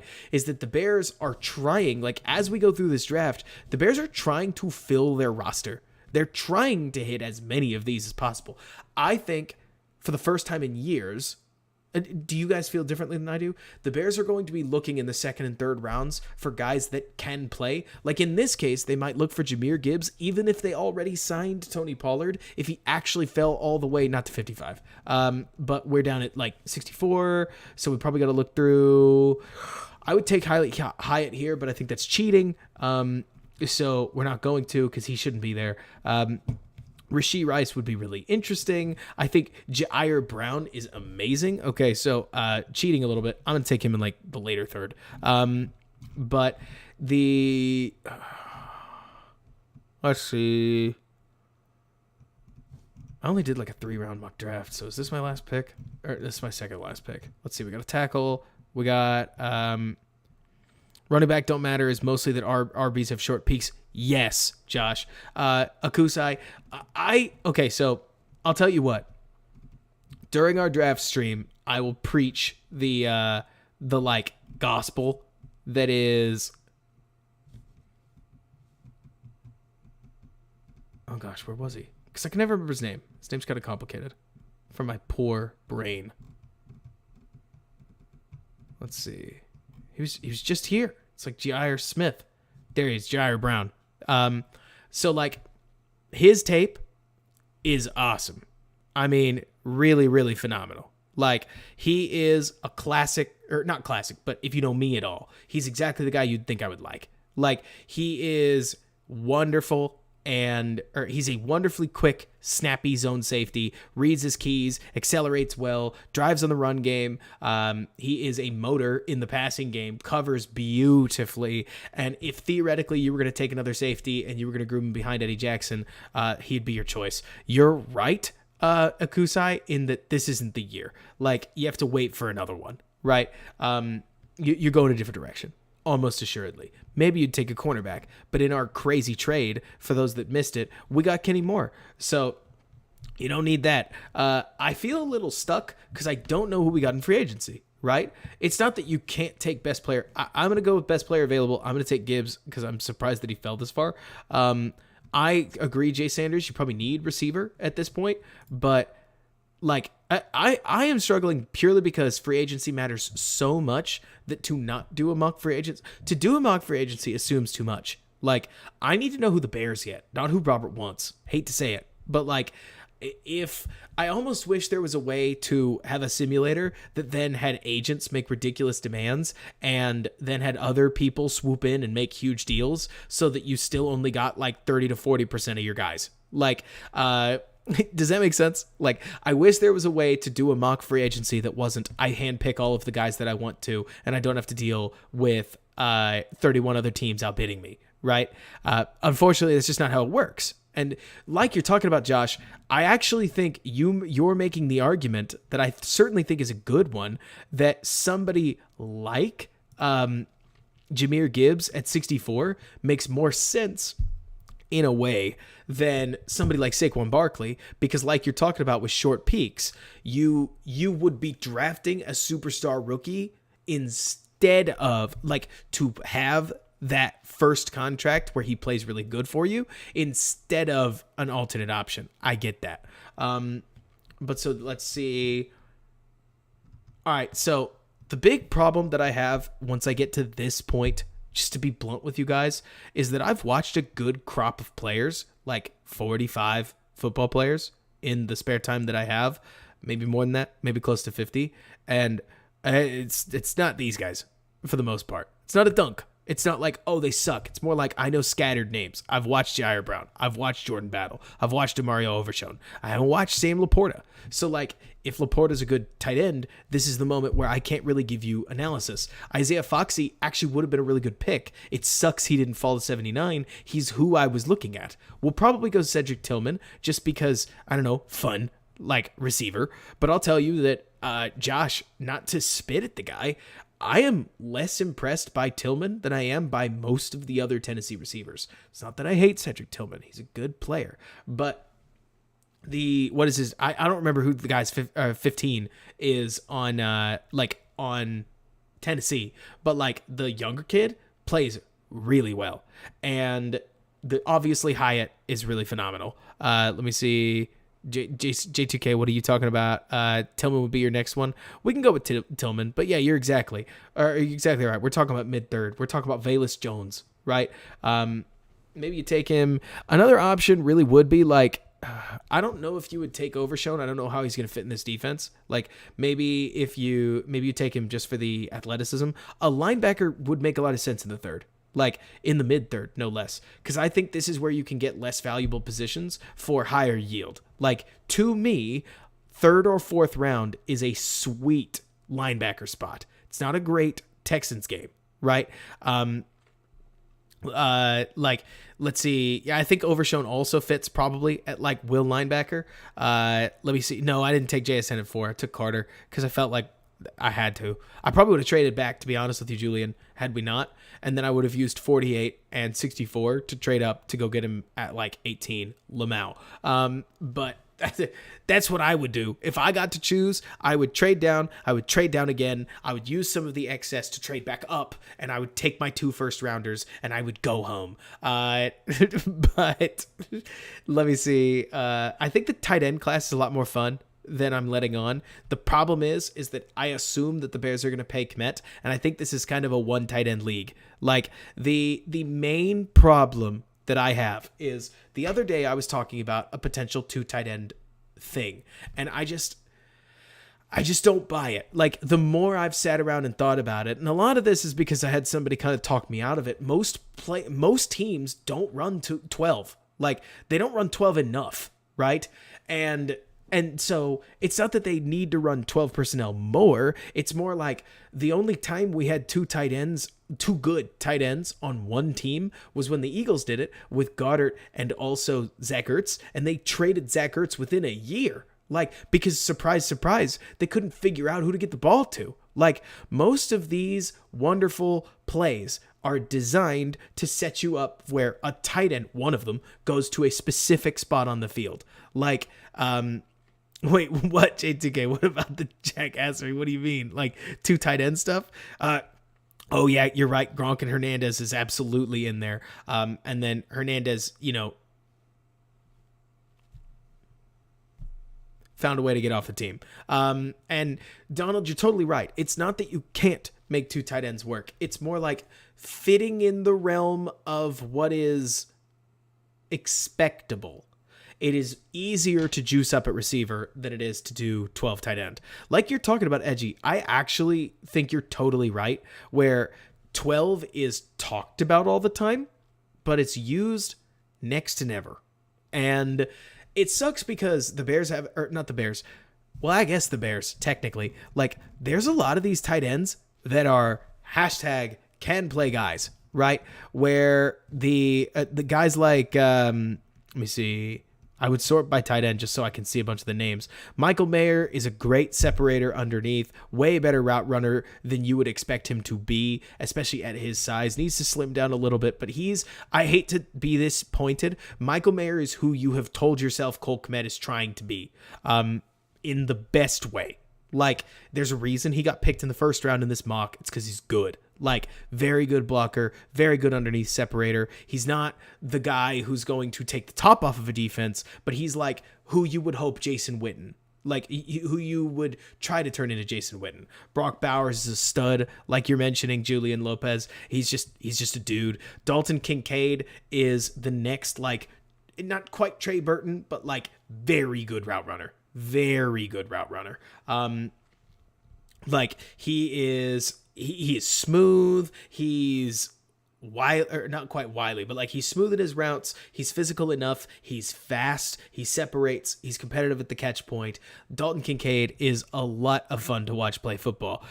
You obviously have heard me talk about not Darnell Wright. We talked about him earlier, about Darnell Washington. He's definitely a different breed of tight end, but he's a bully all the same. I think that there are a lot of these edge defenders that are like good. And so that's the main thing that I'm looking.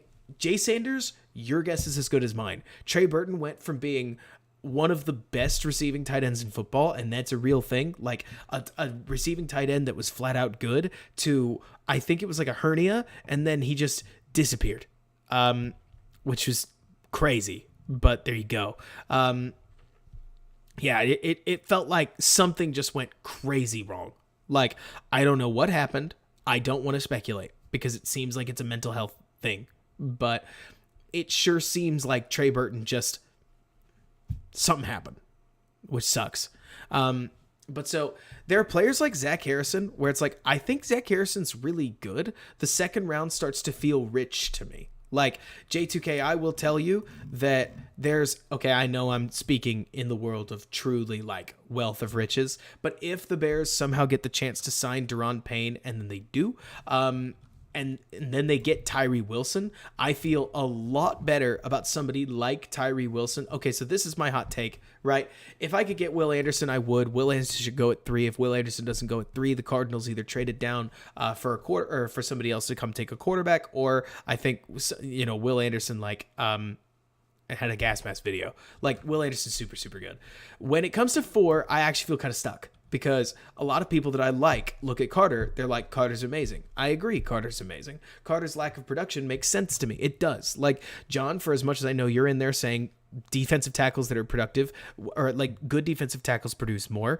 Georgia guys don't. Georgia guys play a very specific scheme where they're not rushing 4 up all the time, almost ever, as a matter of fact. They play a lot more contained. They run a lot more games up front. Yes, it sounds like an excuse, and it is, to be clear. It's an excuse.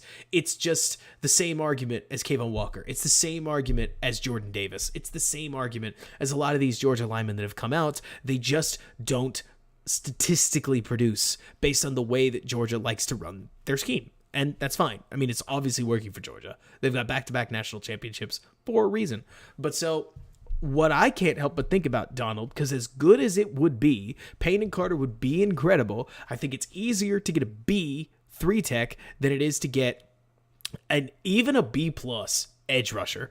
Tyree Wilson, to me, to use an example, is ridiculous. Like, he is what Flus would envision as the idealized defensive end. And I don't know if he's going to go at 5, because I wouldn't be surprised if a quarterback goes higher than him, just calling it like I see it. But I'm stuck, because the problem that I have is that Siaka Ika is not a perfect example. I'll probably use like J2K. Who would you pick if you're following my train of thought? Maybe like Mazai Smith, right? Where Mazai Smith is a better 3 tech than I think. There we go. Then Zach Harrison is an edge rusher.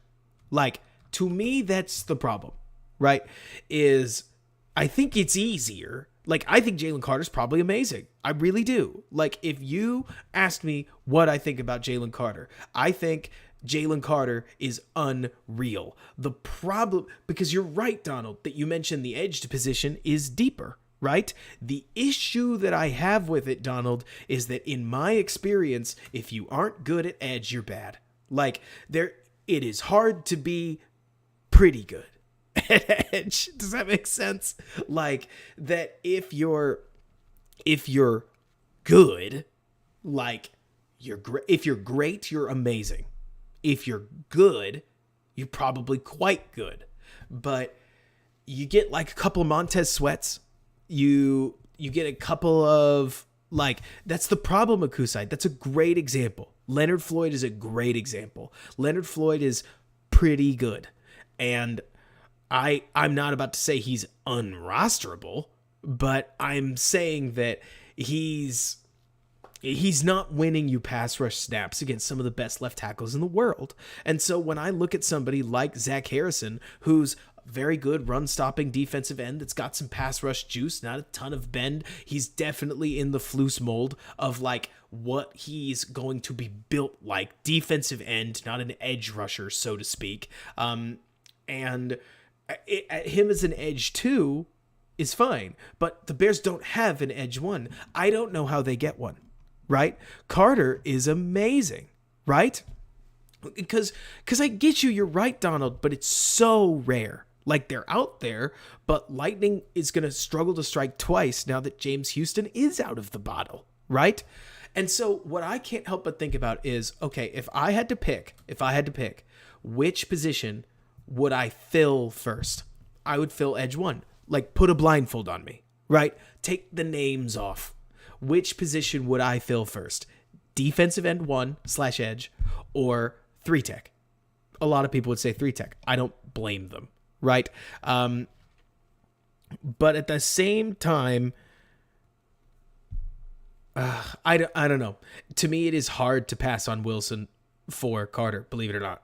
Like, I think Carter's amazing. I think Carter plus Payne would be something else. Like, because I agree with you, Jay Sanders, but I think you could take care of 3 tech in free agency. Like, I think you're right, John, that you want to fill wide receiver 1 or edge run with a top 10 pick. I hate saying it because I don't like him enough. Miles Murphy would be an okay edge 1.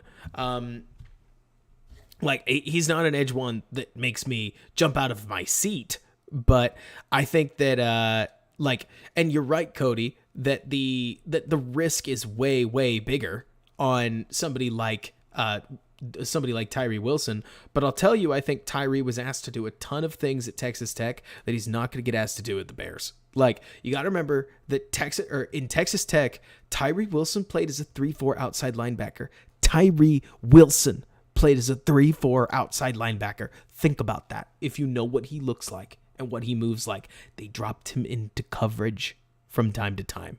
Like, to me, Tyree Wilson playing in a 3-point stance with that kind of length is insane. And are you talking about? It's not DeMontre, but I know who you're talking about. It's the Broncos kid, right? Like, or Donald. That's what you're talking about. Like, painting Carter on the edge. Exactly. The main thing that I think I'm thinking about is Jay Sanders.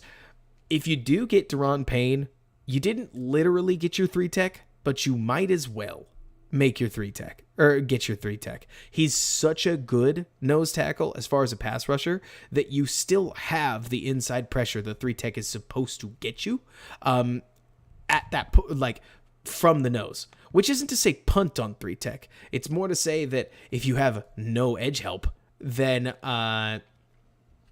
like you're not stuck, but you're in a jam, right?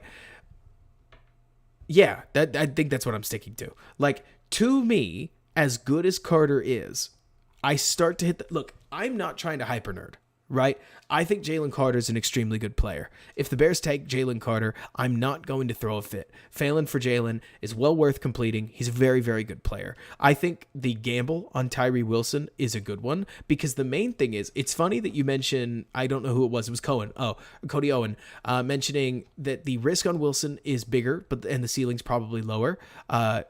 Oh man, really? I think the ceiling is actually higher because of his length. I think some of the things that he can do for you, he being Tyree Wilson, are borderline out of this world. I mean, like, you just don't make human beings like Tyree Wilson. I mean, he must have a 7-foot wingspan. Like, you want to talk about defending the edge, you want to talk about long-arming somebody and reaching around and forcing a fumble. Like, I think the ceiling is probably lower just because, okay, here's my hot take. This is a hot take. I think a really good interior defender is more valuable than a good edge rusher. Like, John, this is something I'll challenge you on. That I think that it's easy to talk about, I think it's easy to fall into the trap of assuming that because data analytics tells us that edge is most important because edge rusher rushes the passer and anything that affects the passing game is therefore key and needs to be defended, that it's easy for us to tell ourselves that edge is without a doubt more important than defensive tackle or a 3-tech. I think interior run defenders that are also pass rushers might as well be both, and that they are beyond valuable. I just think that, like, a good tight end, there's only like 3, right? That you get like Chris Jones, you had Akeem Hicks in his moment, you get Quinnen Williams, you get Aaron Donald, and that's like it. I mean, it's not as if it's Dexter Lawrence is another great example, Julian, where it's like a superstar interior defender is really, really important, in my opinion. The problem is, because Josh, the other thing about it is that an edge defender, in theory, this is going to sound so stupid because somebody could say the same thing about an interior defender. I'm going to get there. When a run hits, okay, so we go back to film because I need an example. When a run hits the front side A gap right here, this defender has a chance to make a play. This one does not, right? When a run hits this side, obviously this defender has a chance to make a play. So does this one. When a run hits the front side edge, this defender still has a chance to make a play. This one does not. To me, the biggest scare about an edge is that it is easier to isolate a specific edge and take them out of a game, right? It's not that I hate edge rushers either. It's that it is easier.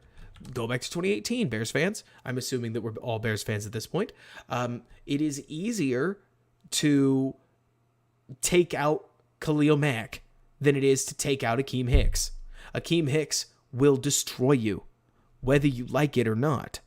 Khalil Mack might. You kind of have to let him. Nick Bosa, he's got the support he needs to be a star. I mean, Arik Armstead is no one to sneeze at. Neither are some of the other players that they've got in San Fran, which is amazing. But if he is all that they have, then like he's just not going to do much. Like, because you can double or triple chip an edge rusher. You can't double or triple chip a defensive tackle. Like, it's you could double block them, and many do. It's more to say that like they get double blocked often enough that that's not unusual for them. Edge rushers occasionally act like when they take the edge and a running back comes out that there is no defeating that, and that's not really, I think, I don't know. It is an interesting argument to me, Josh, and I don't know if I have, like, I think I feel like the film leads me back to an interior defender that also rushes the passer is one of the most valuable things on a defense in football, but I'm not a doofus, and I know that you need your edge rushers to supply some pass pressure, because if you're not, you're the Bears, and you have none. Even interior pressure is not as helpful when you only have interior pressure. You need the guys who are going to fence the edge in. Donald, I'm curious to see what, if you want to send something to me on Twitter, like a link or something, I'm curious to see what they've got to say, like they being Barlissimo.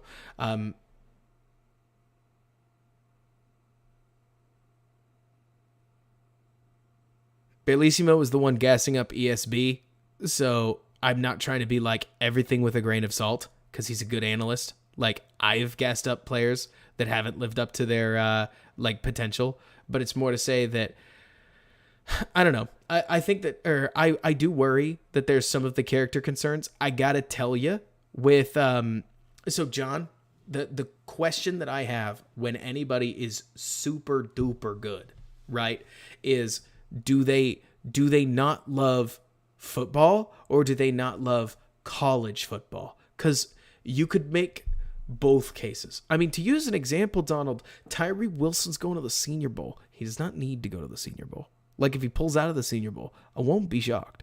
But Tyree Wilson, as currently stated, is going to the Senior Bowl. I bet that guy loves to play football, and he's going to get a lot better as he does. With Jalen Carter, I legitimately beg the question on, is he easing off the throttle because he knows he's going to get drafted soon and he doesn't want to get hurt? I mean, that's a life-changing injury. Like, the Jalen Smith story is something that if I was that good at football, I would be worried about it. And if I wasn't that good at football, but I was somebody's agent who was, I would be worried about it, right? Like, I'm not scared of Jalen Carter getting hurt, but at the same time, if he gets hurt, that, like, everything sucks. You know, like, everything sucks. Like you're saying, Jay Sanders. Yeah, it feels to me like there's a lot of that. I agree with you, Cody, where it's like Myles Garrett didn't love football. Thibodeau didn't love football. Like, it's not that I'm trying to point and say that the didn't love football thing is never a fair concern. It's more that I think the rules break, personally, Donald, when you're in the top 10 and when you know you're in the top 10. Like, especially the guys who have known they were in the top 10, I think that they just kind of get put in a position to have to treat football differently than others do.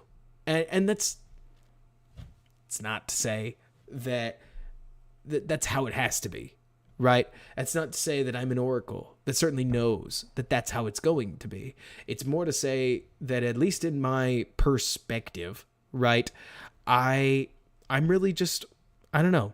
I'm interested. And like you're mentioning, J2K, I think that that's there as insofar as we can see it. I'm curious to see what happens with Carter. I would imagine that if he's got an immature attitude, that'll drive some teams away. But like you're saying, Jay Sanders, I don't think I can make that claim, right? Like, to me, for as much as Jay Sanders, to back you, for as much as plenty of times I can come across like a know-it-all, because I'm trying to share my opinion on some pretty complex topics, that's for sure.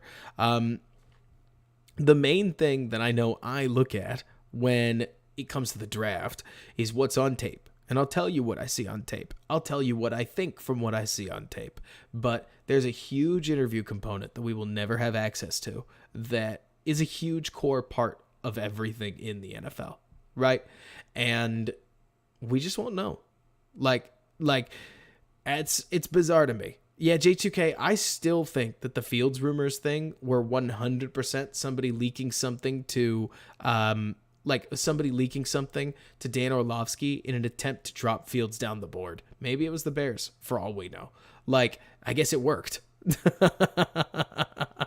But that absolutely, from the moment it got leaked, felt like a fabrication, at least to me. Like, maybe not, maybe that's ridiculous, but it felt to me like something that wasn't corroborated at all. But like you're saying, we haven't heard anybody or anything corroborated with Carter. John, I couldn't tell you something that I know for sure Carter improved on from last year to this year, but I got to tell you, I'm not the guy to ask either. There are some people where I got to tell you, I don't know how they watch so much tape. Like, to be honest, like, I think I watch a good lot of tape. I spend hours on it. Sometimes I wonder if people watch tape faster than I do. Like, I really do. Not that I do it like this. It doesn't take me 6 hours to go through one set of tape. But at the same time, like, I want to know what the play call was. I want to know how functionally everybody on the field reacted to it. I want to get down to the deep differences. I want to rewind and go frame by frame by frame at this point. Like, that's not to say other people don't. It's more to say that when somebody tells me that they watched all 24 Jalen Carter games from last year to this year, I'm like, oh my God. When? When did you do that? Like, what do you do for a living? Like, it's not a critique. Like, Dane Brugler watching all the film, I get it. I'm there. But, gosh, some of the drafts, like J2K, when do you get the time? When do you get the time? Like, truly, I find it amazing that there are some people that can just guzzle down, like, so much tape. I mean, at this point, before the Senior Bowl, most of these guys get one game. If they really intrigue me, they get more than one because I want to watch them. But it's all I can do. It's a bunch of medium first impressions, like lukewarm first impressions, where I would tell you what I think about DeMarvion Overshown. It's from the Alabama game in 2022. And if you at any point want to ask how many games have you watched about a player, I will be forthcoming about it because I don't profess to be the only guy that knows. I just, if I do know something about a player, you guys can trust me that I'll share it. And I'll source exactly where I saw it, when I saw it, what I'm worried or not worried about. Right? Agreed? Deal? And I'll tell you what, Jay Sanders, if you don't mind a diva receiver and they want a ball and you get it to them, let's see. Oh, no, Akusai. They're definitely waiting for us. Let's see. We'll go with DeMarvion Overshown, but but most of that is so that I can then reset the draft simulator because I do want to see if I can pull off the crazy Rob idea. So we'll go this faster-ish. We're going to go 2 rounds because it's all I want to deal with. We are going to start. We are going to trade with the Colts. The Colts didn't want to trade with us. Screw them. Let's go. Oh, give me that. Perfect. All right, so we're going to go with 6, 18, R1, R2. Can I get 48 instead? Yeah, let's yeah, I know the Colts are begging, Donald, but they didn't apparently want to trade with us. So, you know what? Fight me. Like, it has to be the Colts. I have to do the Colts. The Colts are the only one that this makes sense with because I feel like they're the obvious trade partner till they aren't. Like until the moment that not the Colts trade with the Bears, I refuse to believe that the Colts aren't going to trade with the Bears. Let's see. Yeah, the Lions do make it too easy. Like, all I do if it's the Lions is I just trade down and I pick JSN. It's easy. Let's see. Start draft. Let's see who wants to trade with us. Fight me, Colts. The PFF mock draft simulator did not take into account Chris Ballard's latest comments. Let's see. Let's offer before the draft starts. Sure. Pop, pop, pop, pop.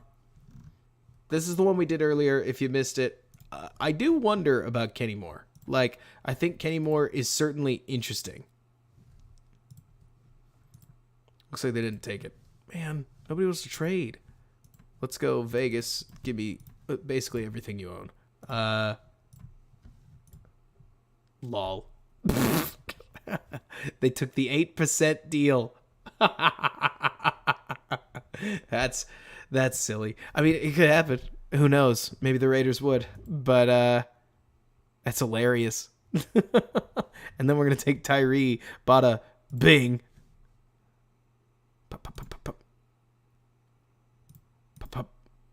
Oh, did we get there? He hasn't gone yet, has he? Let's see. We'll go 38, 64. And let's see. Yeah, QJ to the Lions is totally woof. Like super, super woof. Let's go with future R2. Does that get us enough? Let's see. 38 and 64. 19 is 875. 38 is 520. 64 is 270. Gets us to like 7. Oh, shoot. 875 is not that far off. So that's like 790. So we only need like 95 left. Let's see. Where can I get like 95? The hundreds? You know what? I'd give up a future third. Take it. Take my 2024 third. And I'm just doing accurate value because the idea of the Bears getting a steal on a trade up is hilarious. And it's not going to happen. Did I seriously? Oh, I'm a doofus. But they would have taken the trade and we would have drafted Jackson Smith-Jigba and I would have won and Robert would have had a draft party. Okay? Okay, we get it. Like, I hit the wrong button. It sucks. But, yeah, I know, Agent Mole. Like, I hit we get it. Everybody's there. We all laughed. Everybody said, wow, way to go. You got JSN. And we made the point. We already went through the draft the one time that it mattered.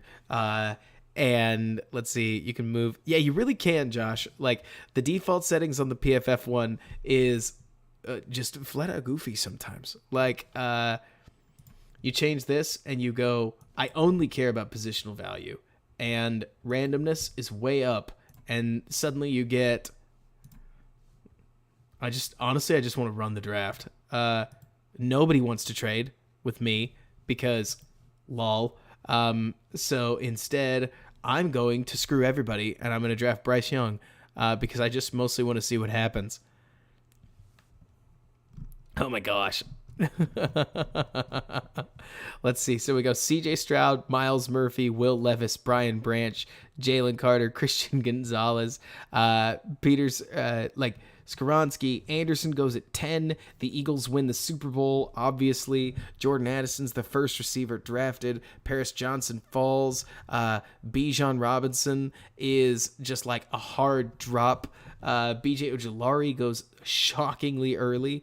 Let's see. Probably, like, JSN goes at pick 25. Like, that's hilarious. This whole thing is hilarious. Imagine when we draft back and that's how it rolls. Yeah, no kidding, right? Everybody just goes, whoa. Well, that's what's so funny is the stuff that's crazy today, Donald, is the stuff that 3 days before the draft, we just come to accept. Remember that time when everybody accepted that Mac Jones was getting drafted at 3? Remember that time when everybody just understood that Kayvon Walker was going to go from maybe 10th to 1st overall? Like, I mean, it's not we know it now, but everything's going to get reported forever. Or not forever, but everybody's just going to get reported like crazy. And then we're going to just see things differently.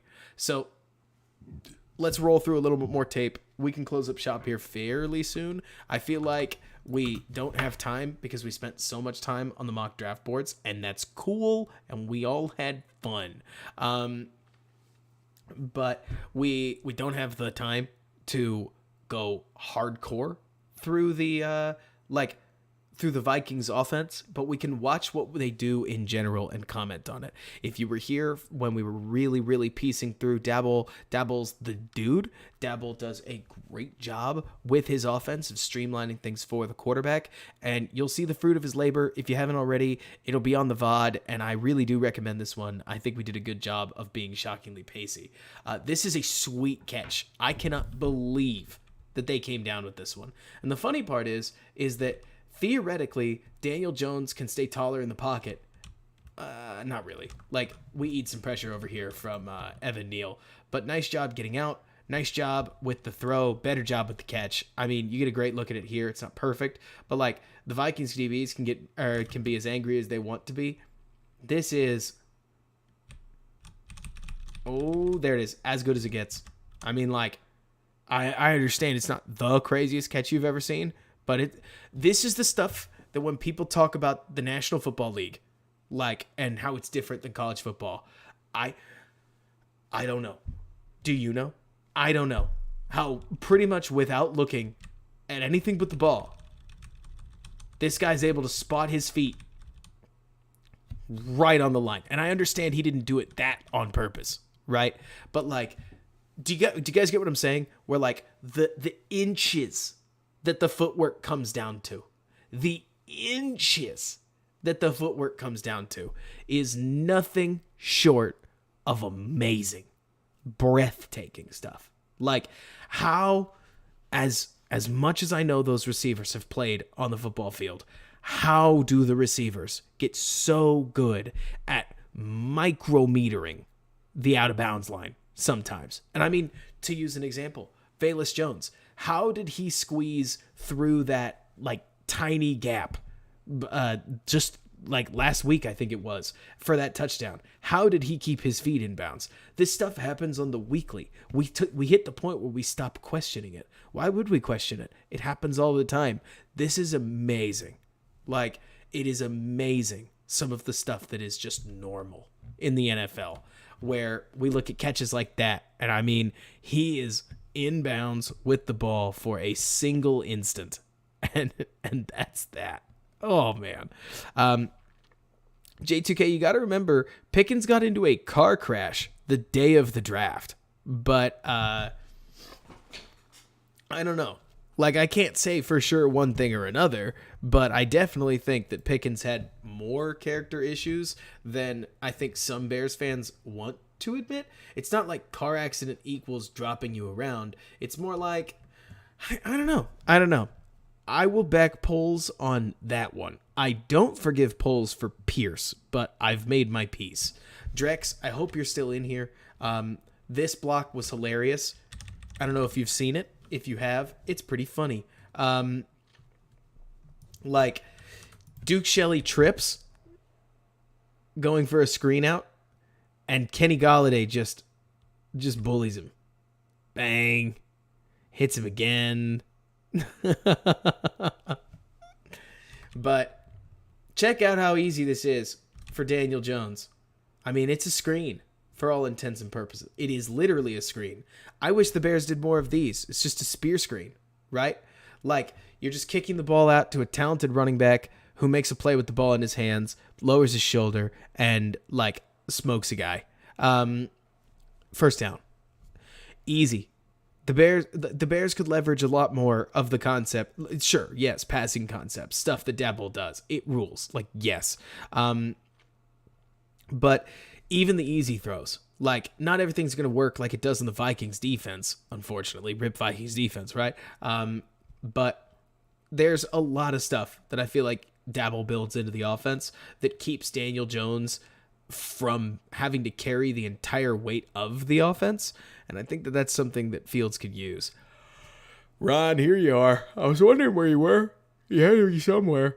But yeah, J2K, it's like, to me, I can't help thinking that Poles, massively undervalued wide receiver. I think he's been trying to make up for it since, and I hope we get one more. My true worry is that Ryan Poles will see that he traded a first-round pick for Chase Claypool, and that's kind of the whole investment. I hope it's not. But it's a big ask to ask a GM to basically admit that the trade is a total failure already, because to ignore Chase Claypool and to let him surprise you is going to take stones. That's it. It's not that it's impossible. It's not that there's not even incentive to do it. There is incentive to do it. I think that I just think that you can, like, that, yeah, there is incentive to do it. I just think that there are a lot of GMs out there, I'm looking at you, Ryan Pace, that, like, will never say die on the guys that they picked. Though you're right, Josh. At the end of the presser, he basically said out loud for the rest of the league, the Bears need a wide receiver, like a wide receiver one, and they don't think they have one. This was a sweet catch. You want to talk about rescuing a throw? That was awfully nice. Let me see. Let me see. Cody, you mentioned, I think they might have thought highly of Brisker as a prospect. I think you're probably right, and I want to see Flus help me understand. So, know that I don't hate Brisker. Brisker's rookie. Like, he's got plenty of room, and safeties can turn it around awfully fast, right? I would like to see Brisker display better instincts in coverage and catch man coverage, which are most of the ways that they deploy him. Giants are going to go QB sneak. Love a good QB sneak. Don't love it when your quarterback gets his back bent in half, but hey, it happens. It's not Johnny Knox, so we're good. I think Brisker in run support is getting better, though he had a couple plays where he didn't take great angles. I also think safety play is vicious. I need to get that stated before anything else. Josh, I think you're right too. That I think that at the end of the day, they thought Pierce was coming to 71. Like, Josh, I don't know if you've been listening to what I usually say on podcasts, but I think that's what they thought, was that Pierce at 71 was a borderline lock to them, and they didn't get there at all. In fact, he didn't get to, I don't think he got to 52, if memory serves. Like, he got drafted almost immediately after the Bears took, what's his name? Brisker. Because I think they thought for sure that Pierce was going to fall for whatever reason. And I think they misunderstood that wide receivers right now get overdrafted. They get overpaid. Like, wide receiver is the new edge. Not literally, but wide receiver is a position of major value, and that means you just got to adjust your calculation on when Chris Olave is going to go. Remember when people thought Chris Olave could fall to the second round? Remember when? Like, it's definitely interesting to see what happens. We'll see what happens. Then does Barkley get in? Yes.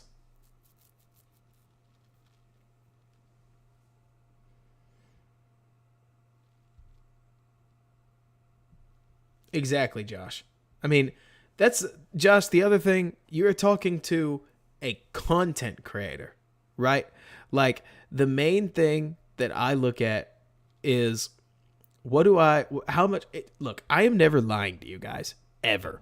But I may be sugarcoating things, depending on how long I think that player or person is going to be involved. Like, Ryan Pace.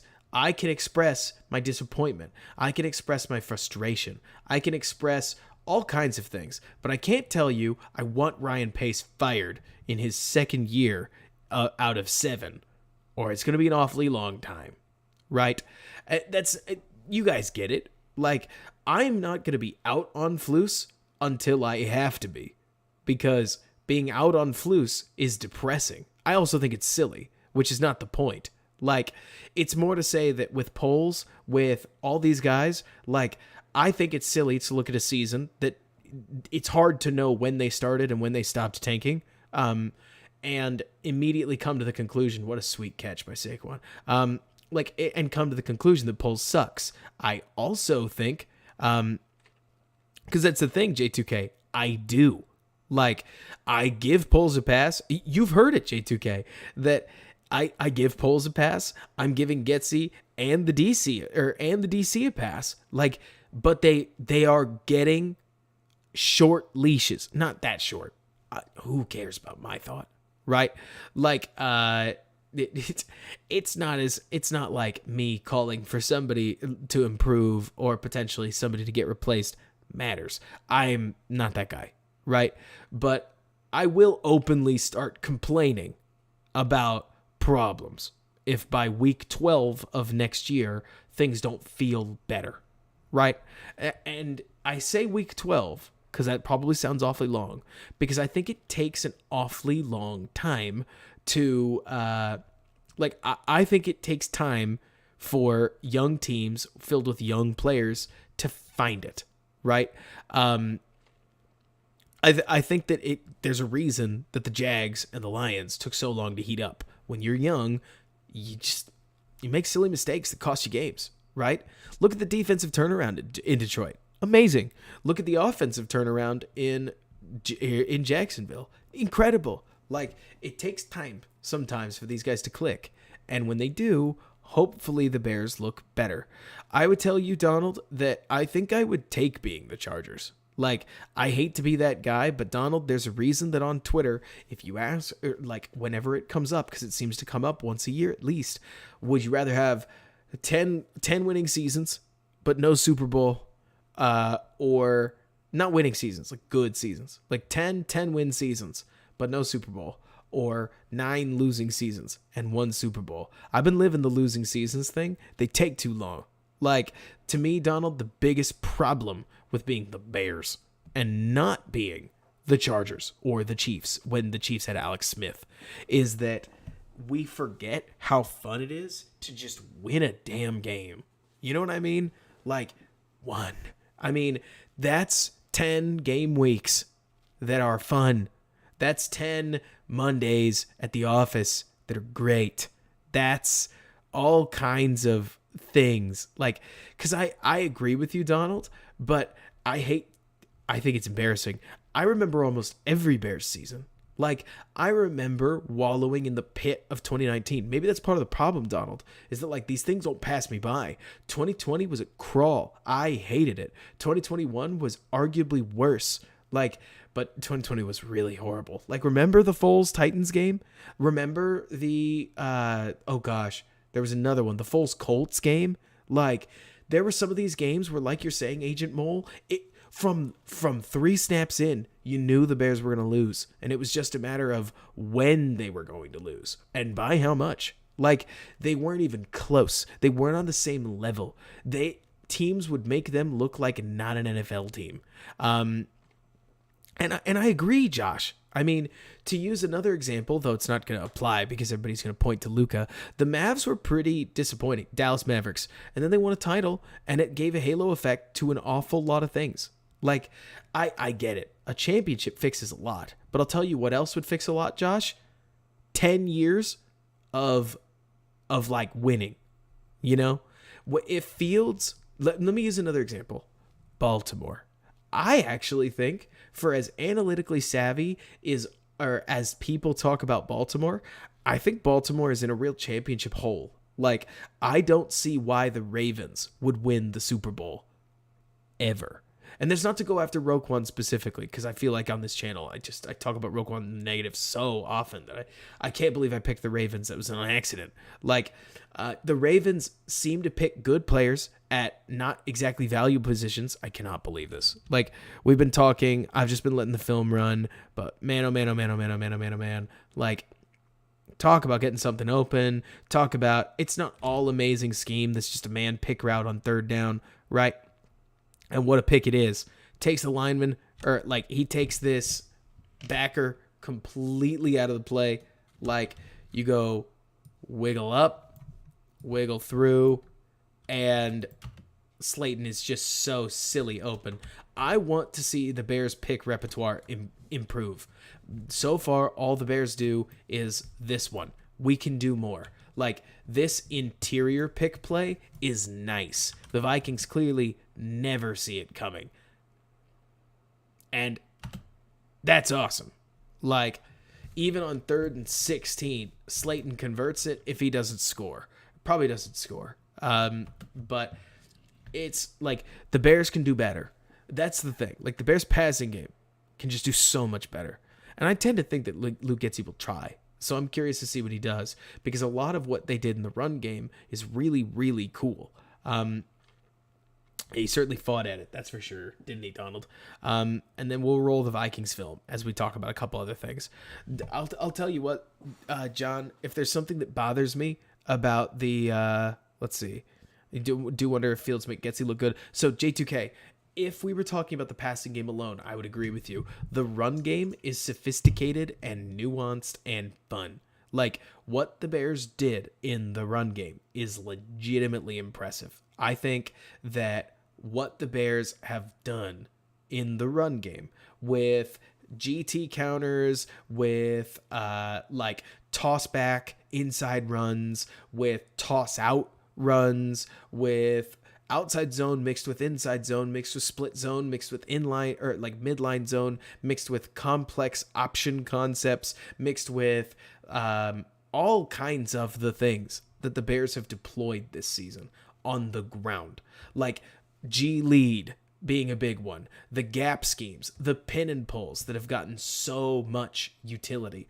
I think the Bears' run game suggests that Luke Getsy can iterate on something. I think the passing game is embarrassing, but I wonder whether the passing game's embarrassment came down to the fact that you can't really iterate on what these route concepts are if your offensive line can't block for it, and you would be a bad coach to put your team in a place to fail, which is what that would be doing, right? I don't know. I can't say for sure. You know I never can. But it's something I'm wondering. I just want to know that answer because I don't. Do I think that in a first-year offense, Luke Getsy dedicated more time to the run game as a foundation? J2K, there's two very distinct paths, okay? I will pause and I will draw them, okay? So there's path, like, this is where we are. There's path A. There's path B, right? Path A is we're totally trying. Path B is we're tanking and we kind of know it, but we're still going to try. In this one, you would want to figure out what works in the run game because it will help you lose games, but it will help win games next year, right? In theory, so this is the watering line because both of these actually meet up in the same spot. Like, both of these figure out, or they come back to winning. That's the idea. So this is like 2023. This is 2022, right? So this would be we run to lose, but our run game getting better helps us understand what works. Like, we're going to trial and error the run game, right? So that then next year we can iterate on the passing game and win. You can build effectively a sophisticated offense, J2K, in halves, and because it's deliberately broken, it won't work well enough, right?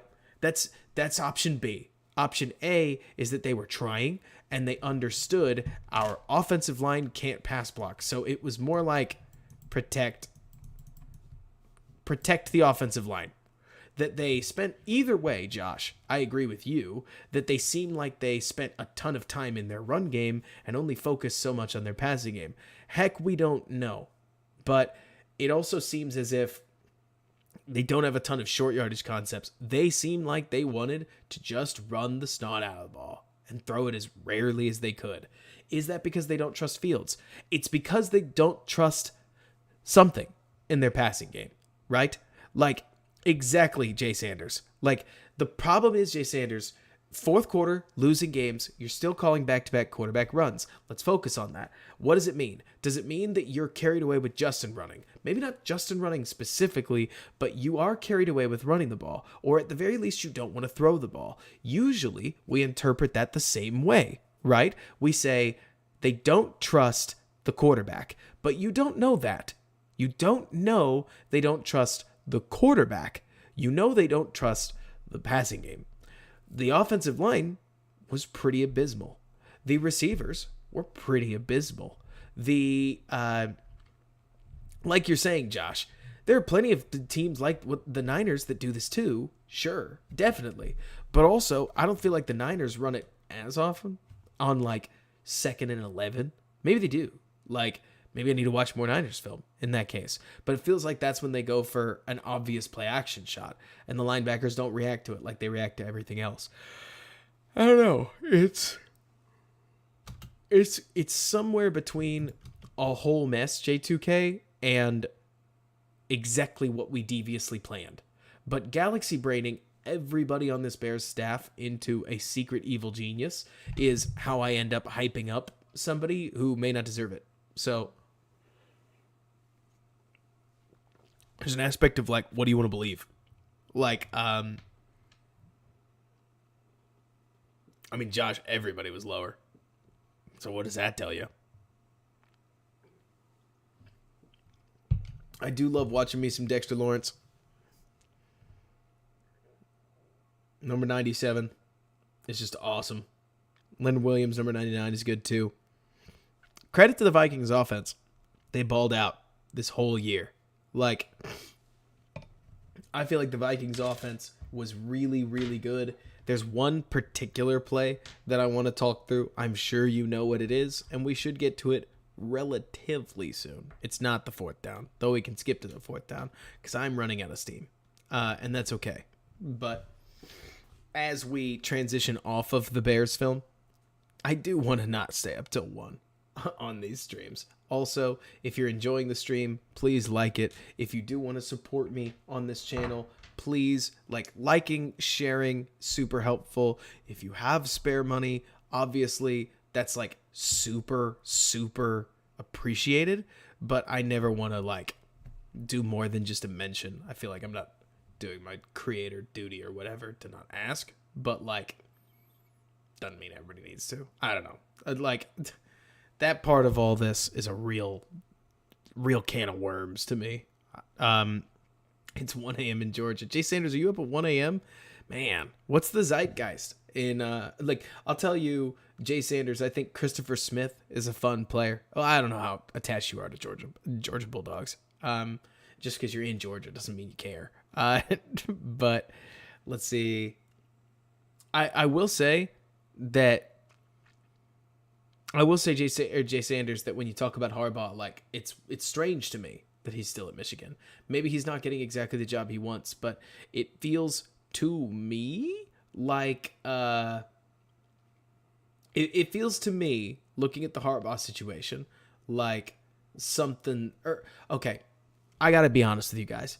All this Sean Payton drama feels like the Gruden thing again. Does anybody else feel that way? I love Sean Payton. I think Sean Payton's an awesome coach. I think Sean Payton is getting set up to fail by himself, because I think just about any of these coaches that put themselves in position to be the only guy whose opinion that matters put themselves in position to fail. I don't think anybody succeeds when one guy makes all the decisions, right? And so Donald, yeah, that makes sense. But in Peyton's case, he may make so much money. God, don't you love a good interior run defender? Look at this. It's nose tackle, for crying out loud. Look at 97. Push, wrap under, long arm, takes quarterback down despite a double team, for crying out loud. Get you some defensive line play. Yes. That's Deron Payne. But so, I don't know. We'll see what happens with Sean Payton. I definitely don't think that the head coaching candidates are I don't think the head coaching candidates this year are actually as strong as they were last year. Don't ask me, because I don't know. Where would I rank Matt Eberflus with everybody else? I really don't know. But last year, we had Daboll, and Peterson was a great coach. I don't know why I didn't talk about him more. I thought he was fired unjustly in Philadelphia. I should have hammered for him more. I got caught up in all the young hot names. Doug Peterson rules. And for me to say that now is to be deliberately revisionist. But it's Peterson was honestly, it's more to say, John, I like your list. I will say it's pretty exciting that Ian Cunningham isn't getting hired so that he can get hired next year. I never thought I'd say that because I don't want anybody who's good to leave the Bears. But the idea of the Bears actually benefiting from any rule that gets them extra picks is just flat out exciting. That's super fun. 2 third-rounders is 2 solid role players, usually. And that's great.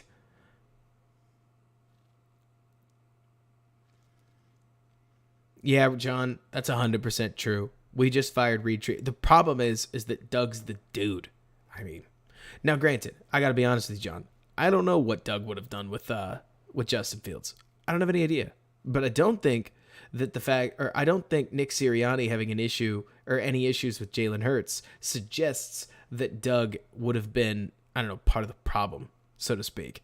Donald, I'll tell you that I don't think the Reed Tree is explicitly bad. I mean, there's a lot of people from it all over the place. But yeah, I mean, I don't know.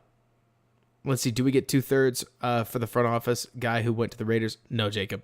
You got to accrue 2 seasons. If you are going to be in position to receive compensation, they have to be within your organization for 2 seasons. Yeah, I'll tell you what.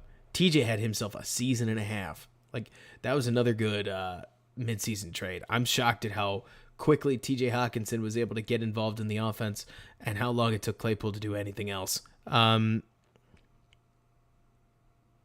Jay Sanders, what is Harbaugh's system? I feel like he's changed the offensive coordinators pretty often. Let's see here. God, Justin Jefferson is so good.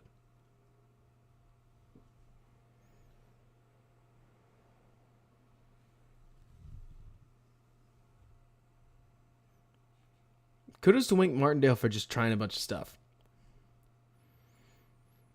I'll tell you what. There are 2 equalizers in football. There are, like, one is rain. The other is incredible defensive line play. Like, if there's one thing, because I got to tell you, watching this game, as much as I like the Giants, as much as I think Daboll rules, the Eagles game we watched, I am still stunned that the Bears were within 5 in that game. That was the closest blowout I've ever watched because Hassan Reddick and that Eagles defensive line tore the Bears asunder. And A.J. Brown pretty much got whatever he wanted. Devontae Smith pretty much got whatever he wanted. I guess it was the Eagles' run game that really held him back, like in that game specifically, because it's not like there was this litany of, it wasn't like there was this laundry list of people playing poorly, you know? The Bears just somehow hung around, which was pretty crazy looking back.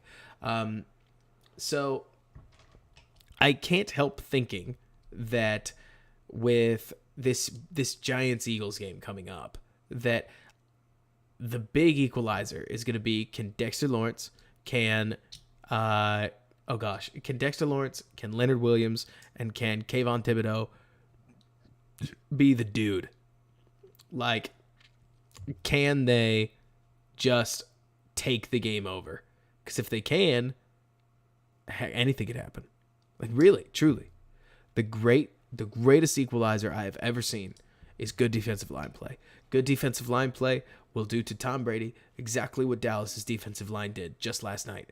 And frankly, it is amazing to me that Kirk Cousins stood as tall as he did in this game, given that this defensive line of the Giants is just coming down on him. Like, play to play. Donald, I got to tell you, this play. Okay, so this is a perfect example of somebody forgetting how football works. And I mean that in the most loving way I can say it. Remember, it's 3rd and 1, right? Like, Kevin O'Connell I understand he immediately apologized, basically, saying, like, that was me getting too cute. But, like, it's 3rd and 1. First of all, I always hate 3rd and 1 in the shotgun. Sorry. In my opinion, there's no reason that you shouldn't do, or like you shouldn't be under center. If anything, because to me, you have to threaten the QB sneak every single time you get in a 3rd and 1 situation. And yes, I mean every single time. What's the worst? If you run a QB sneak, you get half a yard, you run it again, you get the yard. Like, it's okay. And if you fail on QB sneak twice, looking at you, Nagy, your team sucks. Sorry. But like, The only time I think I would start in center or in the only time I think I would start in shotgun would be if I could then motion under center, which I don't know if that's legal, but that could be kind of fun. Would be like a quarterback motions under center, running back motions like into the under center spot, and then you run like a pitch or something like that. But I'm totally just dreaming. The main thing that I don't love is, yeah, you could. Couldn't you, Donald? Like, let's see. He is always called brilliant, and I'm excited to see. Oh, Kevin O'Donnell. I got you. I thought you were saying O'Connell. But, like, watch the backside defenders on this play. Like, remember what they're reading. 17 runs a route immediately. Actually, this helps me because KJ Osborne running around immediately helps me understand why the backside players did what they did. Where JJF is probably supposed to at least look at KJ first. Oh my gosh, he doesn't.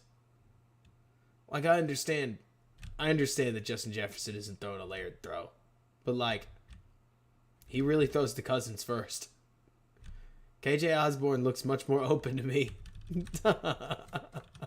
Like, if you were going to throw, and I understand it's 3rd and 1, but, like, why are we throwing to Cousins? It's not Justin Fields, right? Like, it's not even Daniel Jones. Man, all this for 1 yard. I hope all the same as, or like, I hope everything's well with you as well, Foster. Donald, it is. It's like throwing us. Like, it is bizarre to me that they thought this would work. But even weirder, because the hardest part about 3rd and 1s is that these guys are staying disciplined because they just saw KJ Osborne run a route. That's what you do. The fact that it's Kirk Cousins drifting backwards, they're not missing it, right? Like, it's a design problem. You can't actually catch anybody with it so not going to work that it's totally going to work. Does that make sense? Like, you won't actually just fool people, you know? At least in my experience. You will, best case scenario, you'll trick them. Like the Peterson 3rd down. I would go over that if we could. Or 4th down.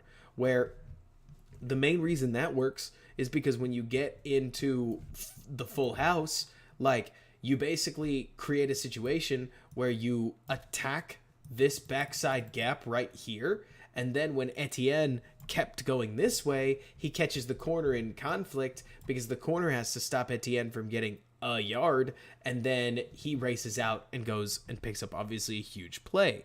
But like you're talking about, leaving Lamb open is a broken coverage, and that's its own thing, you know? It's just, I don't think I get what they thought they were doing. Because I also don't think it helps that wide receiver passes look really obvious. Like, I think the wide receiver screen passes always work better, right? Another one that I think would work better than what they do is a wide receiver jet pass, right? Where you take a jet sweep and then you pass off of it. People make these things obvious. Like, have you guys seen what I'm talking about? Where, like, I'm getting off on a tangent because I think trick plays are sweet. Like, not just the corny trick plays are sweet. I think trick plays are awesome when they when they work and they can really help mix up your offense. But when you have your receiver smoke back here so that you can very slowly throw the ball to them, the defense gets it. You know? Like, we've all seen it. You can call a wide receiver pass the moment you see one. Because they never throw these things on a flat line. And, like, why would they? A flat line risks the play being a problem. But I also think it doesn't sell the fake when you throw these wide receiver passes, or, like, when it's a lateral, and it's clearly a lateral. Like, it's okay if you want to lateral. One of the ways you could do that is you could have your running back orbit motion, right? You could have him motion this way and then motion back this way. And because he's so far behind the line of scrimmage, when he attacks forward and you throw the ball back to him, it's not as obvious. And I agree with you, J2K. I think there's a ton of things that they could do with Velus if Velus could handle the playbook. At least it's the vibe I get, right? I don't get the impression that it's a problem of what they would want to do with Velus. Like, I think that they would play Velus all over the field if he was as quick with the playbook as Debo is San Francisco's. But he's not, right? Or at least he hasn't been so far. So I think the Bears would just love to see that change before they did anything like that. I hope Velus can get there, Donald. Certainly, I think Velus could be a lot of fun. But I think he's going to be a piece to a functional offense. I think Velus is going to end up being an icing player, to use the metaphor that I've talked about all the time. And that's okay. Like, he's third rounder. He doesn't have to be cake. But the Bears have got to stock up on that cake. Like, we gotta get cakey in Chicago because we need that foundation. And then we can start chasing icing players.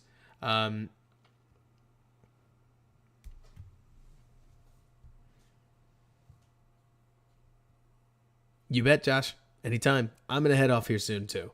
Like, I would love to watch all the Vikings film, but I'm about to fall asleep at this desk. We're not going to close it up immediately because I love watching Justin Jefferson. Dalvin Cook, by the way, gosh, what's his, I'm trying to think of the guy's name. I can't think of him. Dalvin Cook feels to me like one of those home run hitters in baseball that doesn't hit often, but when he does, he just nails it. Like, I feel like, Donald, you can only get hurt so often before your play falls off in a big way, and that Dalvin Cook is a great reminder of that. You know, Adam Dunn is exactly who I was thinking of. I'm amazed that you picked up exactly who I had in my mind.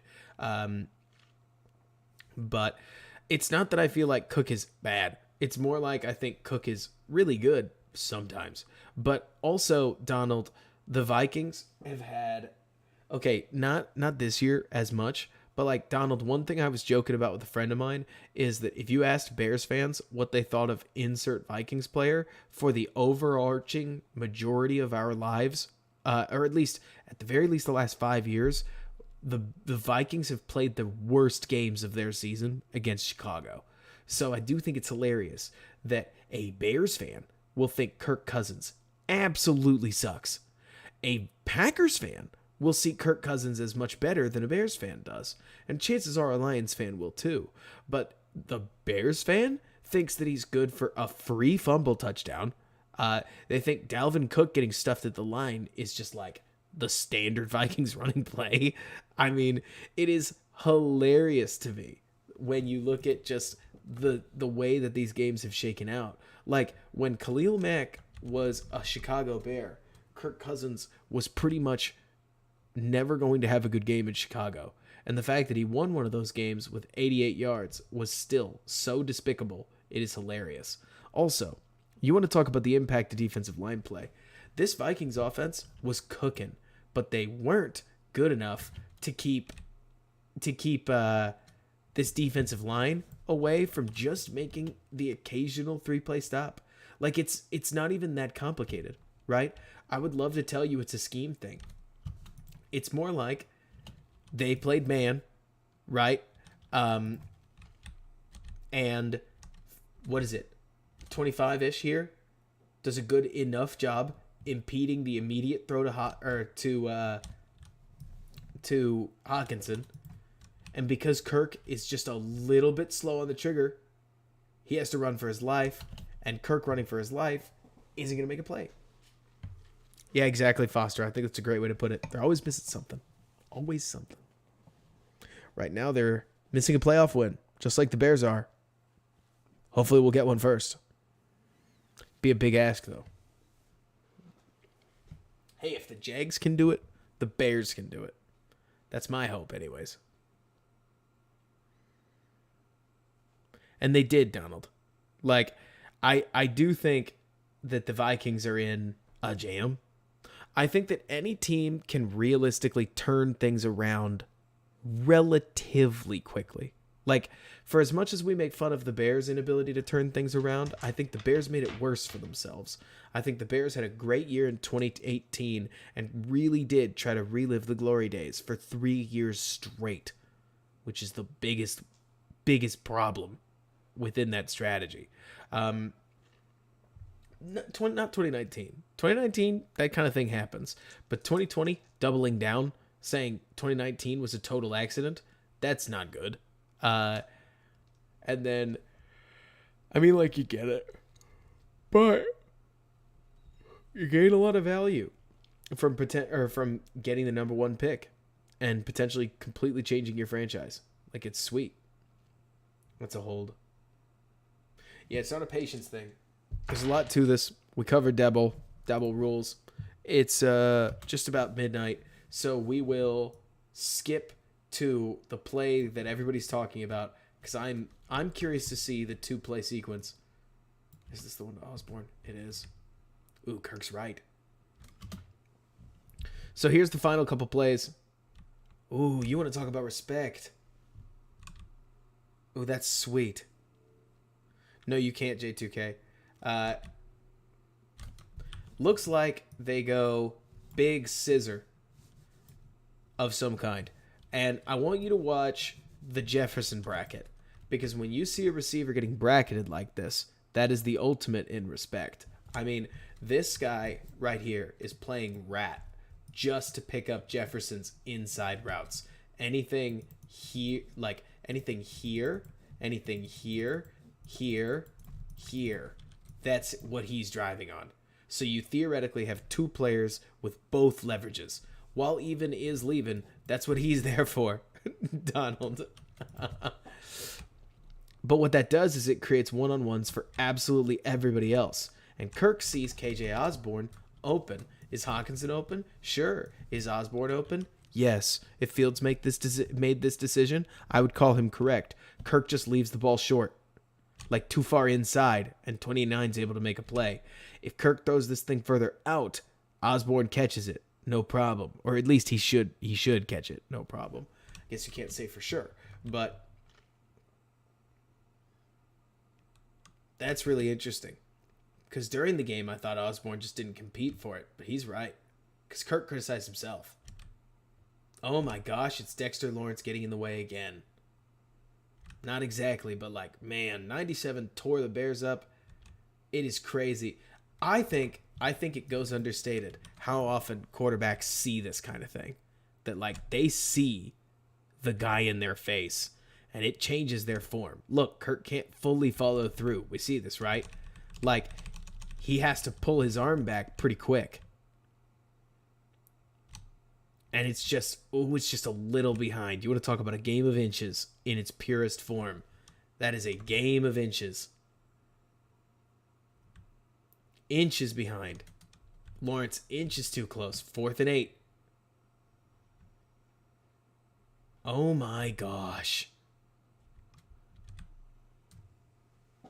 Is that 97 again? Holy smokes. Season-saving rush.